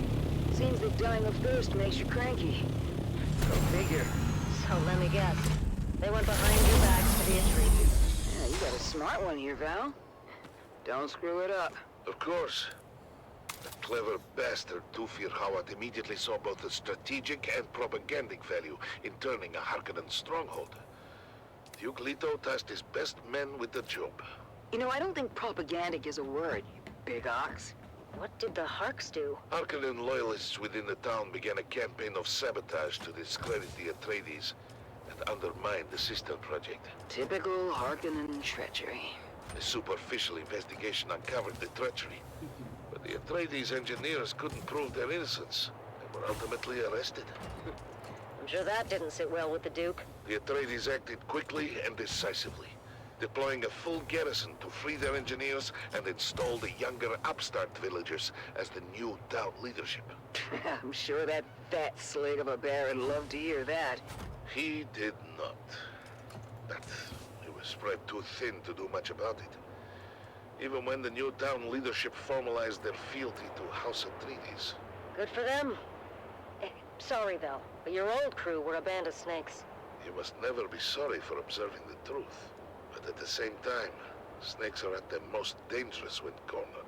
What happened? The Baron grew tired of losing ground to the Atreides, and dispatched the biggest snake of all to fix his nephew's problems. Peter de Vries, the Lord High Snake himself. Upon returning to Arrakis, Peter de Vries' first order of business was to organize the destruction of Sipo, as a warning and message to those who contemplated disloyalty. A massive host of Harkonnen house troops arrived in the dead of night to encompass the town. Outnumbered and surrounded, it was all the Atreides could do to fall back and await reinforcements. The Harkonnen are on the collaborated with the Atreides. My sister Sigrid among them. I did not know that. Of course you didn't, kid, but I don't hold that against you. I hold it against every other living and breathing Harkonnen and anyone who serves them. That still doesn't explain the melted sand. When the sun rose the next morning, the Atreides emerged from their bunker to find the Harkonnens were gone. Their relief was short-lived, though, when fire began to rain from the sky. The Baron kept a stockpile of ancient siege artillery from the old Empire. And did this? The Atreides force and most of the town were incinerated in their beds.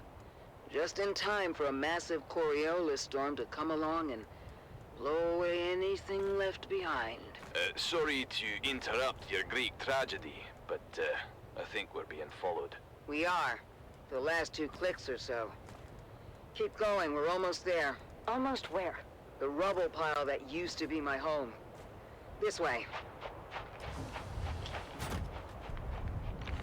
Here it is. Not much to look at topside. Topside? Cover me. A trapdoor. Guess I was born a smuggler. Pull it shut behind you. Damn. It's all scorched and melted. I was worried about that. The heat from the bombardment must have cooked this place like an oven. So we came all this way for nothing? Not for nothing.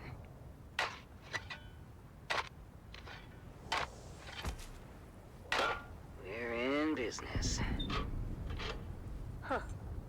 What kind of necklace is that? Shit. I thought we'd have more time. What's the plan here, boss? Have to remember how. Same as always. Kill them before they kill us. What's waiting for us up there, Stisk? Probably half the scabs in the Haga Basin. Oof, that's a lot of scabbies. How are we on ammo? We don't have far to go. We don't? Trust me. We'll be back in Carthag before sundown. First round's on me. On 3, you're gonna put a full burst through the hatch. And then?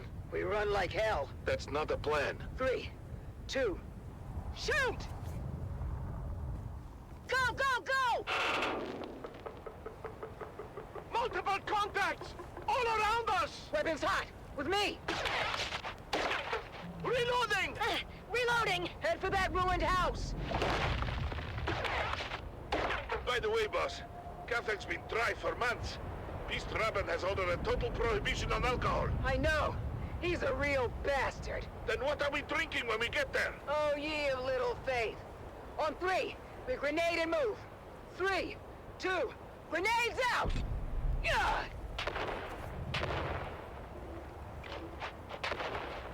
Almost there. Where? Box Canyon. Just down this grade. A box canyon? That doesn't sound good. Go, go, go! Keep going. All the way to the back. The end of what? The dead end? Here. Where? Oh, shit. The canyon wall is fading. It's a Solito hologram. That's a big door. Locked. Lucky we have the key. Haha. Your sentimental family heirloom. It is now. Inside, quick. Closing door. What now? There's got to be hundreds of them out there. Trying to get in here. We ride home in style. Val, get the lights. Nice. It's a Mark IV medium chum gunship. Can you fly it? Does a worm shit in the sand? Mount up. You know this is overkill for a bunch of scabs. The gunship isn't for the scavs. Check the hold. Shy Halud. That's a lot of booze. Stisk, you crafty devil. Told you, Val. First round's on me. Buckle in. Next stop, Carthage.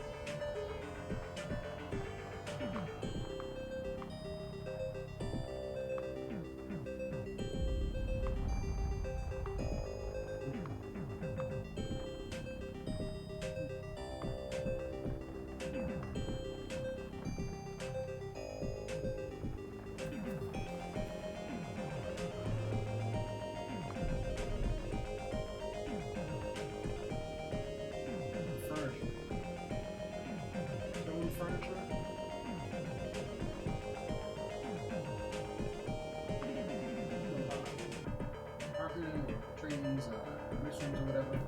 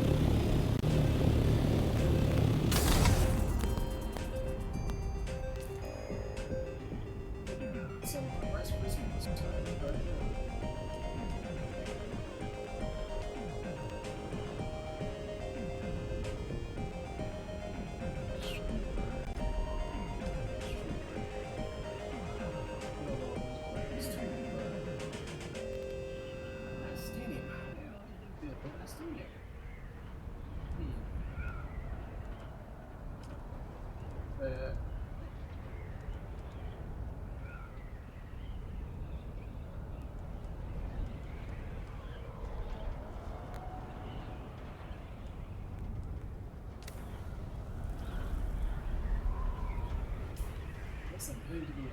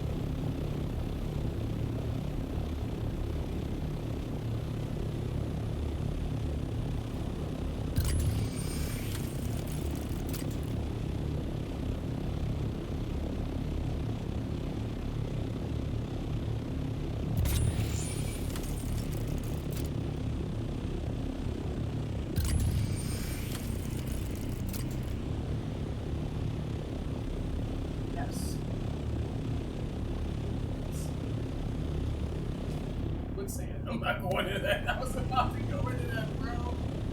Oh my god. Yeah, that's lost. That's lost. This is Dune Man Keith Villari, reminding you to ground yourself and your equipment when a sandstorm is reported. My crew kept working through the first and second warnings until static electricity shorted out our transmitter. As a result, we missed the warning, telling us the storm was bedded down on our position. Aye, many widows were made that day. Be profitable. Be safe.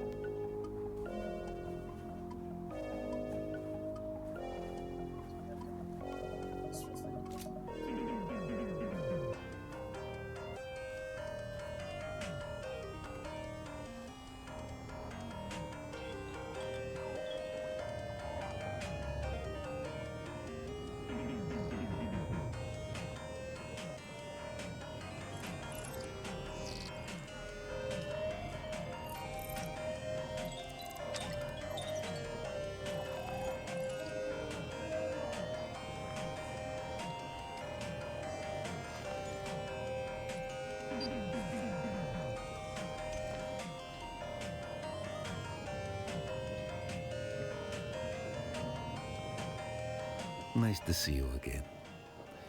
Never a dull moment when you're about, eh?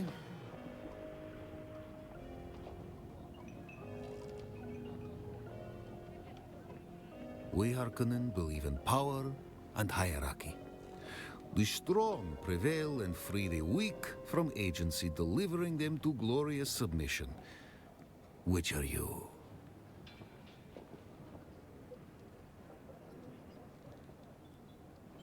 Sound like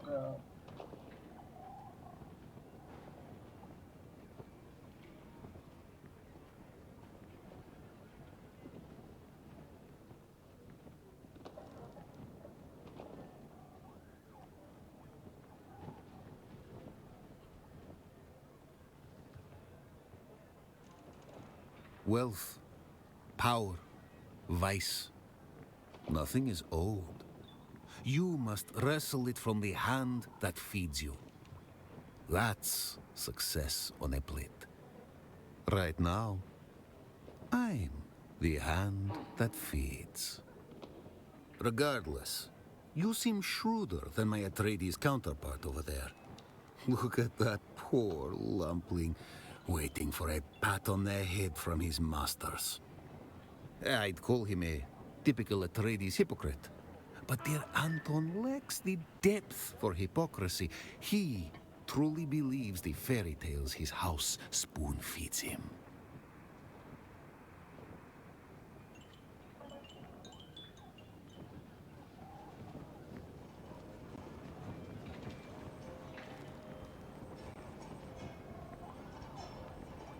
I'm pleased to see you again.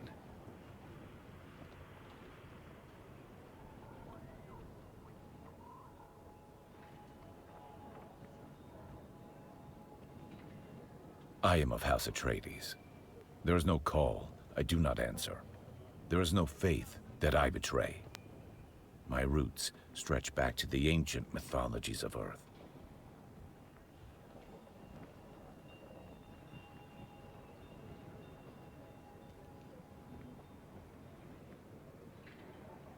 And I cleave to it all the tighter since coming to Arrakis. Look over at my counterpart, Maxim. That vulgar, avaricious addict. Squatting like a scheming toad. I aspire to be everything that he is not. Any other questions?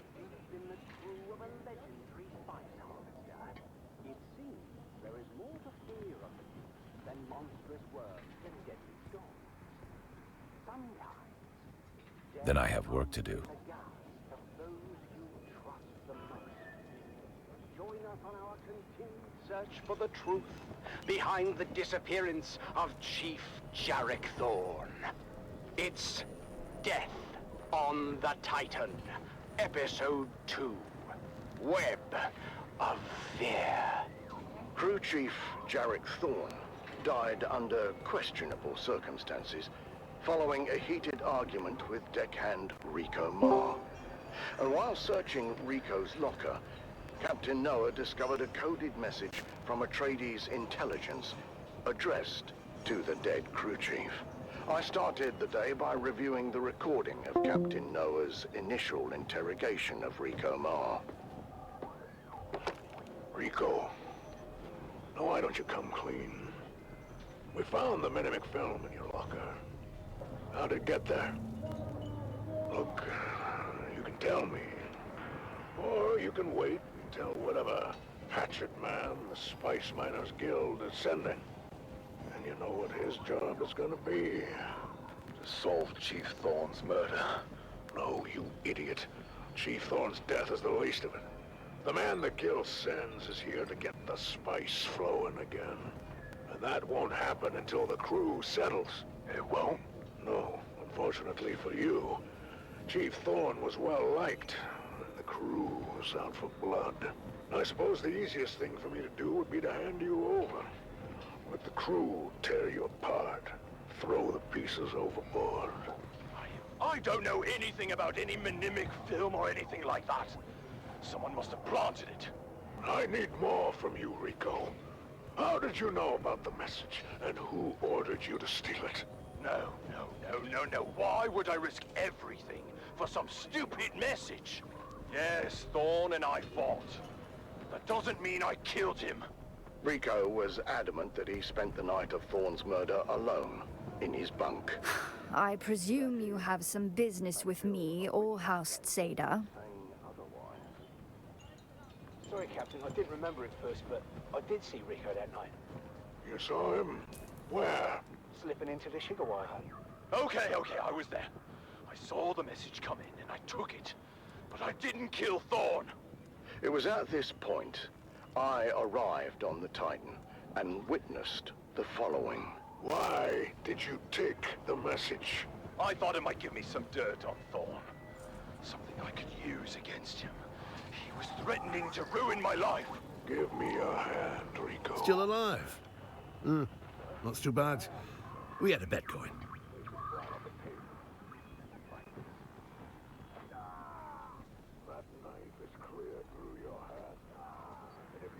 The Vermilius Cap? I ain't no mentat, but this desert and I are on intimate terms.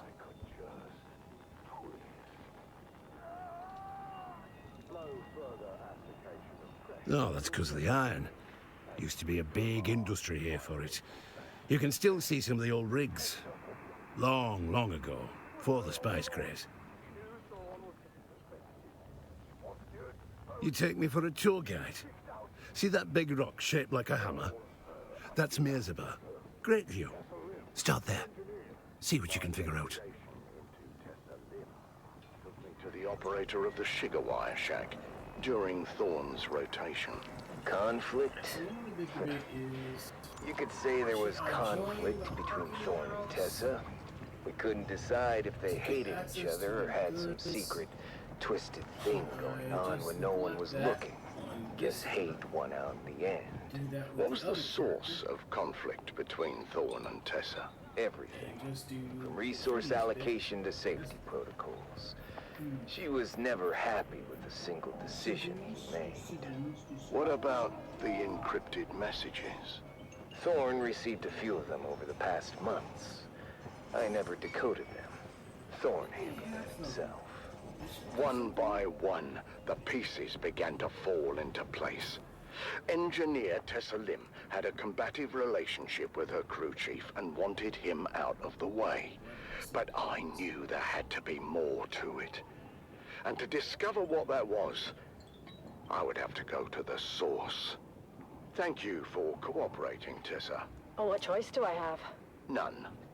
Tell me about Thorn. Thorn was a special kind of incompetent.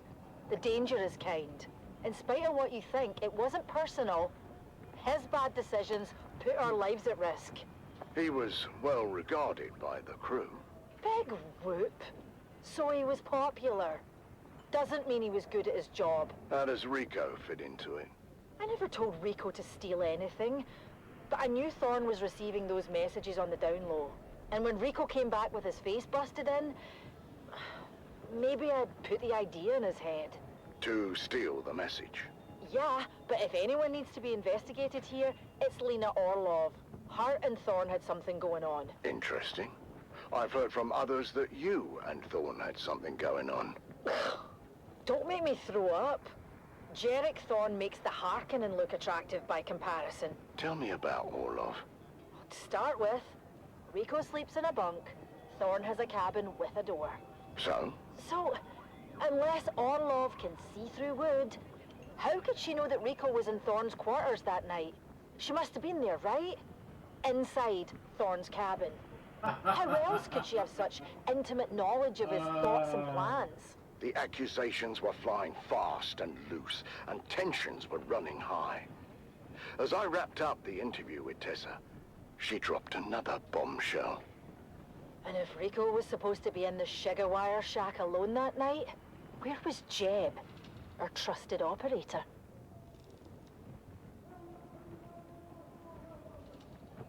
The mystery deepens on the Sand Titan as the web of deception grows. What is the truth about the relationship between Thorn and his shift supervisor? And what was Shigawire operator Jeb really up to at the time of the murder? The truth is out there, dear listener, buried in the sands of fate. Join us again next time as we uncover more secrets and lies on Death on the Titan.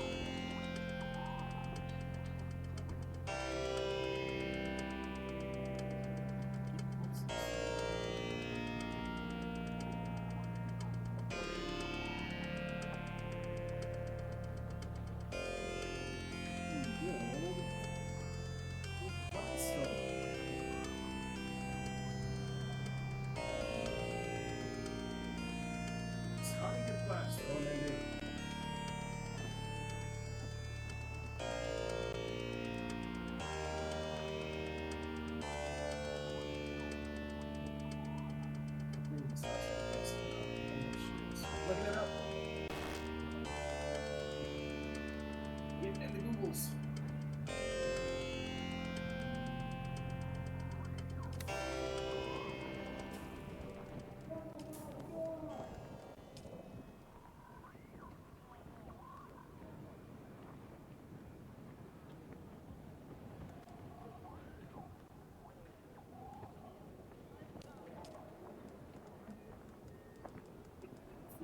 What's that feedback all about? It's like picking up. Maybe that's it's picking up the mic. I think it's causing some kind of feedback. There's this theory.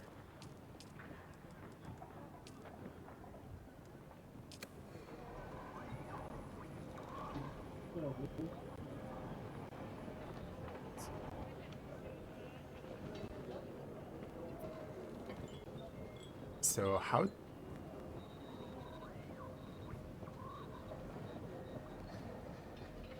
how to get it? We actually have to make it, but we're gonna need 2 items. The first item we need, it's actually gonna be this stone. I want to show you this stone can be found in the left side right here, exactly in this biome. You can see the stone right there in this biome. And the second item, it's gonna be silicon block. You can craft it at the chemical refiner. Right now, to be able to craft it, you need to have the medium refiner, not the normal one actually. You should actually find it inside it. We're gonna need 200 stone and 1 silicon block and 50 water. And we can actually make it right here. That's how you make plastic. But how do you build? I'm gonna help you get an insane amount of resources in Dune Awakening. Shut up. So how to get it? We actually have to make it, but we're gonna need 2 items.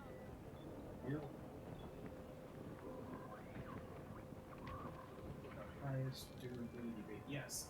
How do I deal with it? And specifically faction bases. You can make bases that have the appearance of Harkonnen or Atreides. This stone only, not prior stones. Aha! Meaning it's for A, vanity, and B, temporary PvP bases in the deep desert. It doesn't have to be in the deep desert. You can build those bases. Okay, so it is. You have to choose a side, and then you can build with their design specs. Okay. Okay.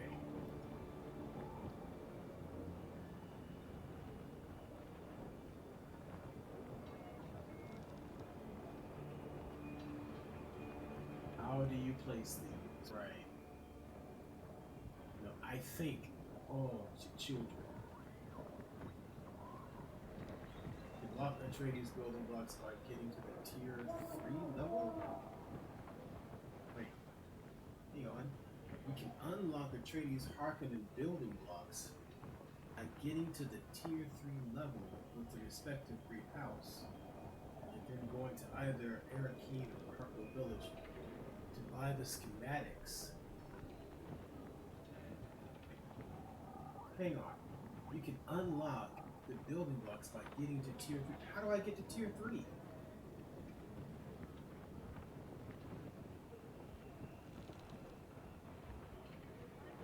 They updated it only be tier 2 faction now. Just started at tier 2.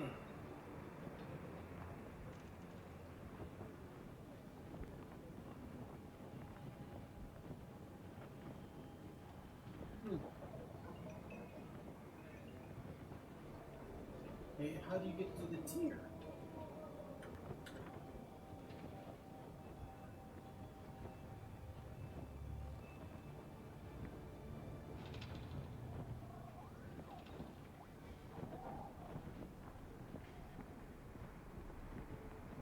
Spelling, how do you spell that?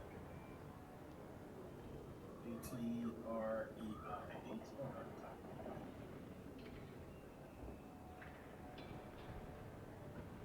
Doing some research here. Atreides. It's tier TI. How to increase tier. Okay.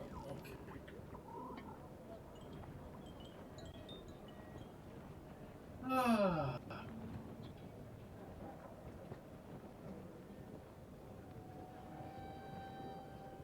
And items. In my previous video, I showed you where you can get either the Harkonnen or the Atreides variants, much like this Atreides base set over here that I'm borrowing on this guy's base. Sorry, buddy, I'm just parking here for a video. Or alternatively, you could unlock the Harkonnen construction and variants, different things that you could get in the game. Now, there's actually a vendor that allows you to get both. Like right now you can see I'm using the Atreides Ornithopter variant and the color, which is pretty damn cool looking. Now I'm going to show you where you can own both of these variants at the same time. Now if you're with the Atreides, you're going to go ahead and do this at Arrakeen. To get all the Atreides items, you're going to run straight across to the left-hand side of Arrakeen, all the way to this vendor over here, and you can see this is located over here on the map. It says Atreides vendor on the left-hand side. You're going to make your way to this location, and this is where you'll be buying all the Atreides items. So if you go ahead and you scroll down past the Ornithopter stuff, you'll see the Atreides buggy variant, the armor variants, melee weapons, sandbikes, pretty much all the vehicles, as well as the construction stronghold set over here for 80,000 Solari. You can pretty much buy all these things and get unique customizations. In fact, the armor I'm wearing is actually purchased from here too. But now you'll notice that the same vendor on Harko Village is not accessible. So there's actually a second shop on Arrakeen for the Harko Village items. Now this vendor is actually located at the entrance of Arrakeen, where you get dropped off over here on the right-hand side of the map. So at this location, you'll see there is a scrap trader. Now, it's not the scrap trader in specific that you need to speak to. We're not speaking to her. We're actually speaking to the guy next to him, who actually doesn't really have a marker on the map. When you speak to him, you'll notice that when you go ahead and trade, he has all the Harkonnen items, but the one thing you'll notice is that they're going to be double the price. So you can get like the Atreides Deserter Light Armor Set, and pretty much all the different armor sets, the buggy variants, pretty much all the same items, but from the Harko variant. You can get all the Harko items, the Harko Stronghold construction set. Of course, it's going to cost double. So it's very expensive to buy all of these different things here. But you can get them if... Hello and welcome back to Dune Awakening. This is just a quick video on how to unlock both Atreides and Harkonnen build sets. It is possible to do without betraying one of the great houses. So here we go. You can see here I have Atreides and Harkonnen build sets in my build tool here, and I have not betrayed House Atreides in order to do so, nor have I betrayed Harkonnen in order to do so. I am Atreides aligned. Now, to do this in the most sort of efficient way, you do need to be aligned to either one of the great houses. Sector weather alert. A large sandstorm is approaching. Great, whatever. I'm done. I'm done. I really want to do marketing, so I get time for that. So I'm pleased to see you again. My house seeks assets in this wretched war of assassins. I prefer open conflict, but my Duke needs me here. Trust is not an easy thing in a war of assassins, but I have a task that needs doing. Complete it, and we can discuss our future association. One of our undercover agents went missing. I fear Maxim is on to him. Bring me him, or information on what became of him.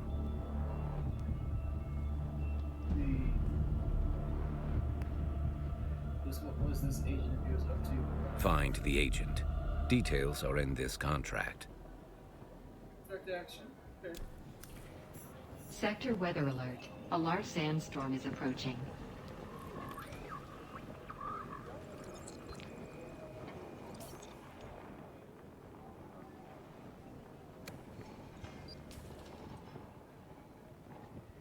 This area, I'm not sure if my ship is locked. It's base in this area.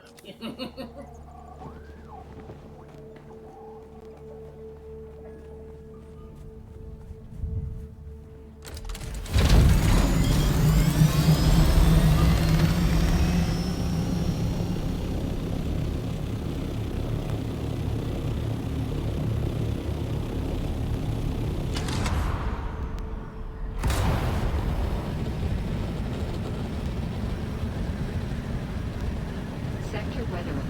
A large sandstorm is approaching.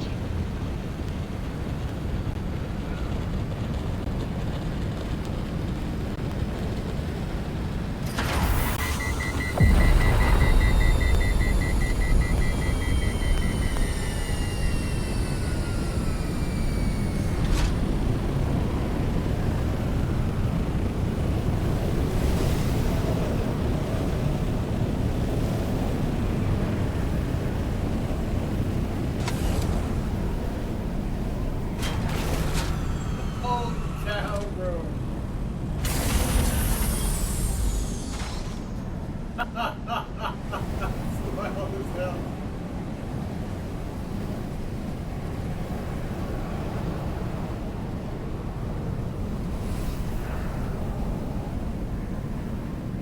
So, we got a mission. Let's go find these missions.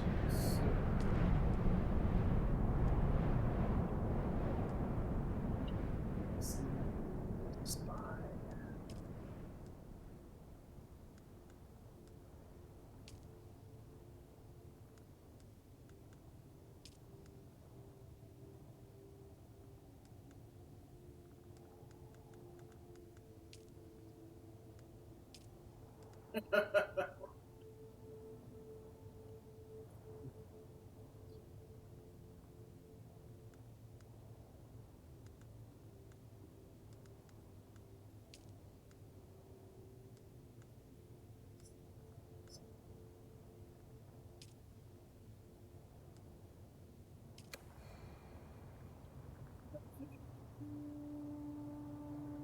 Managed to make it here. Same. Now going to take a break because I'm tired. I gotta go visit nature.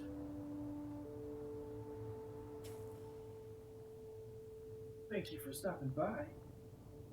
And I will see you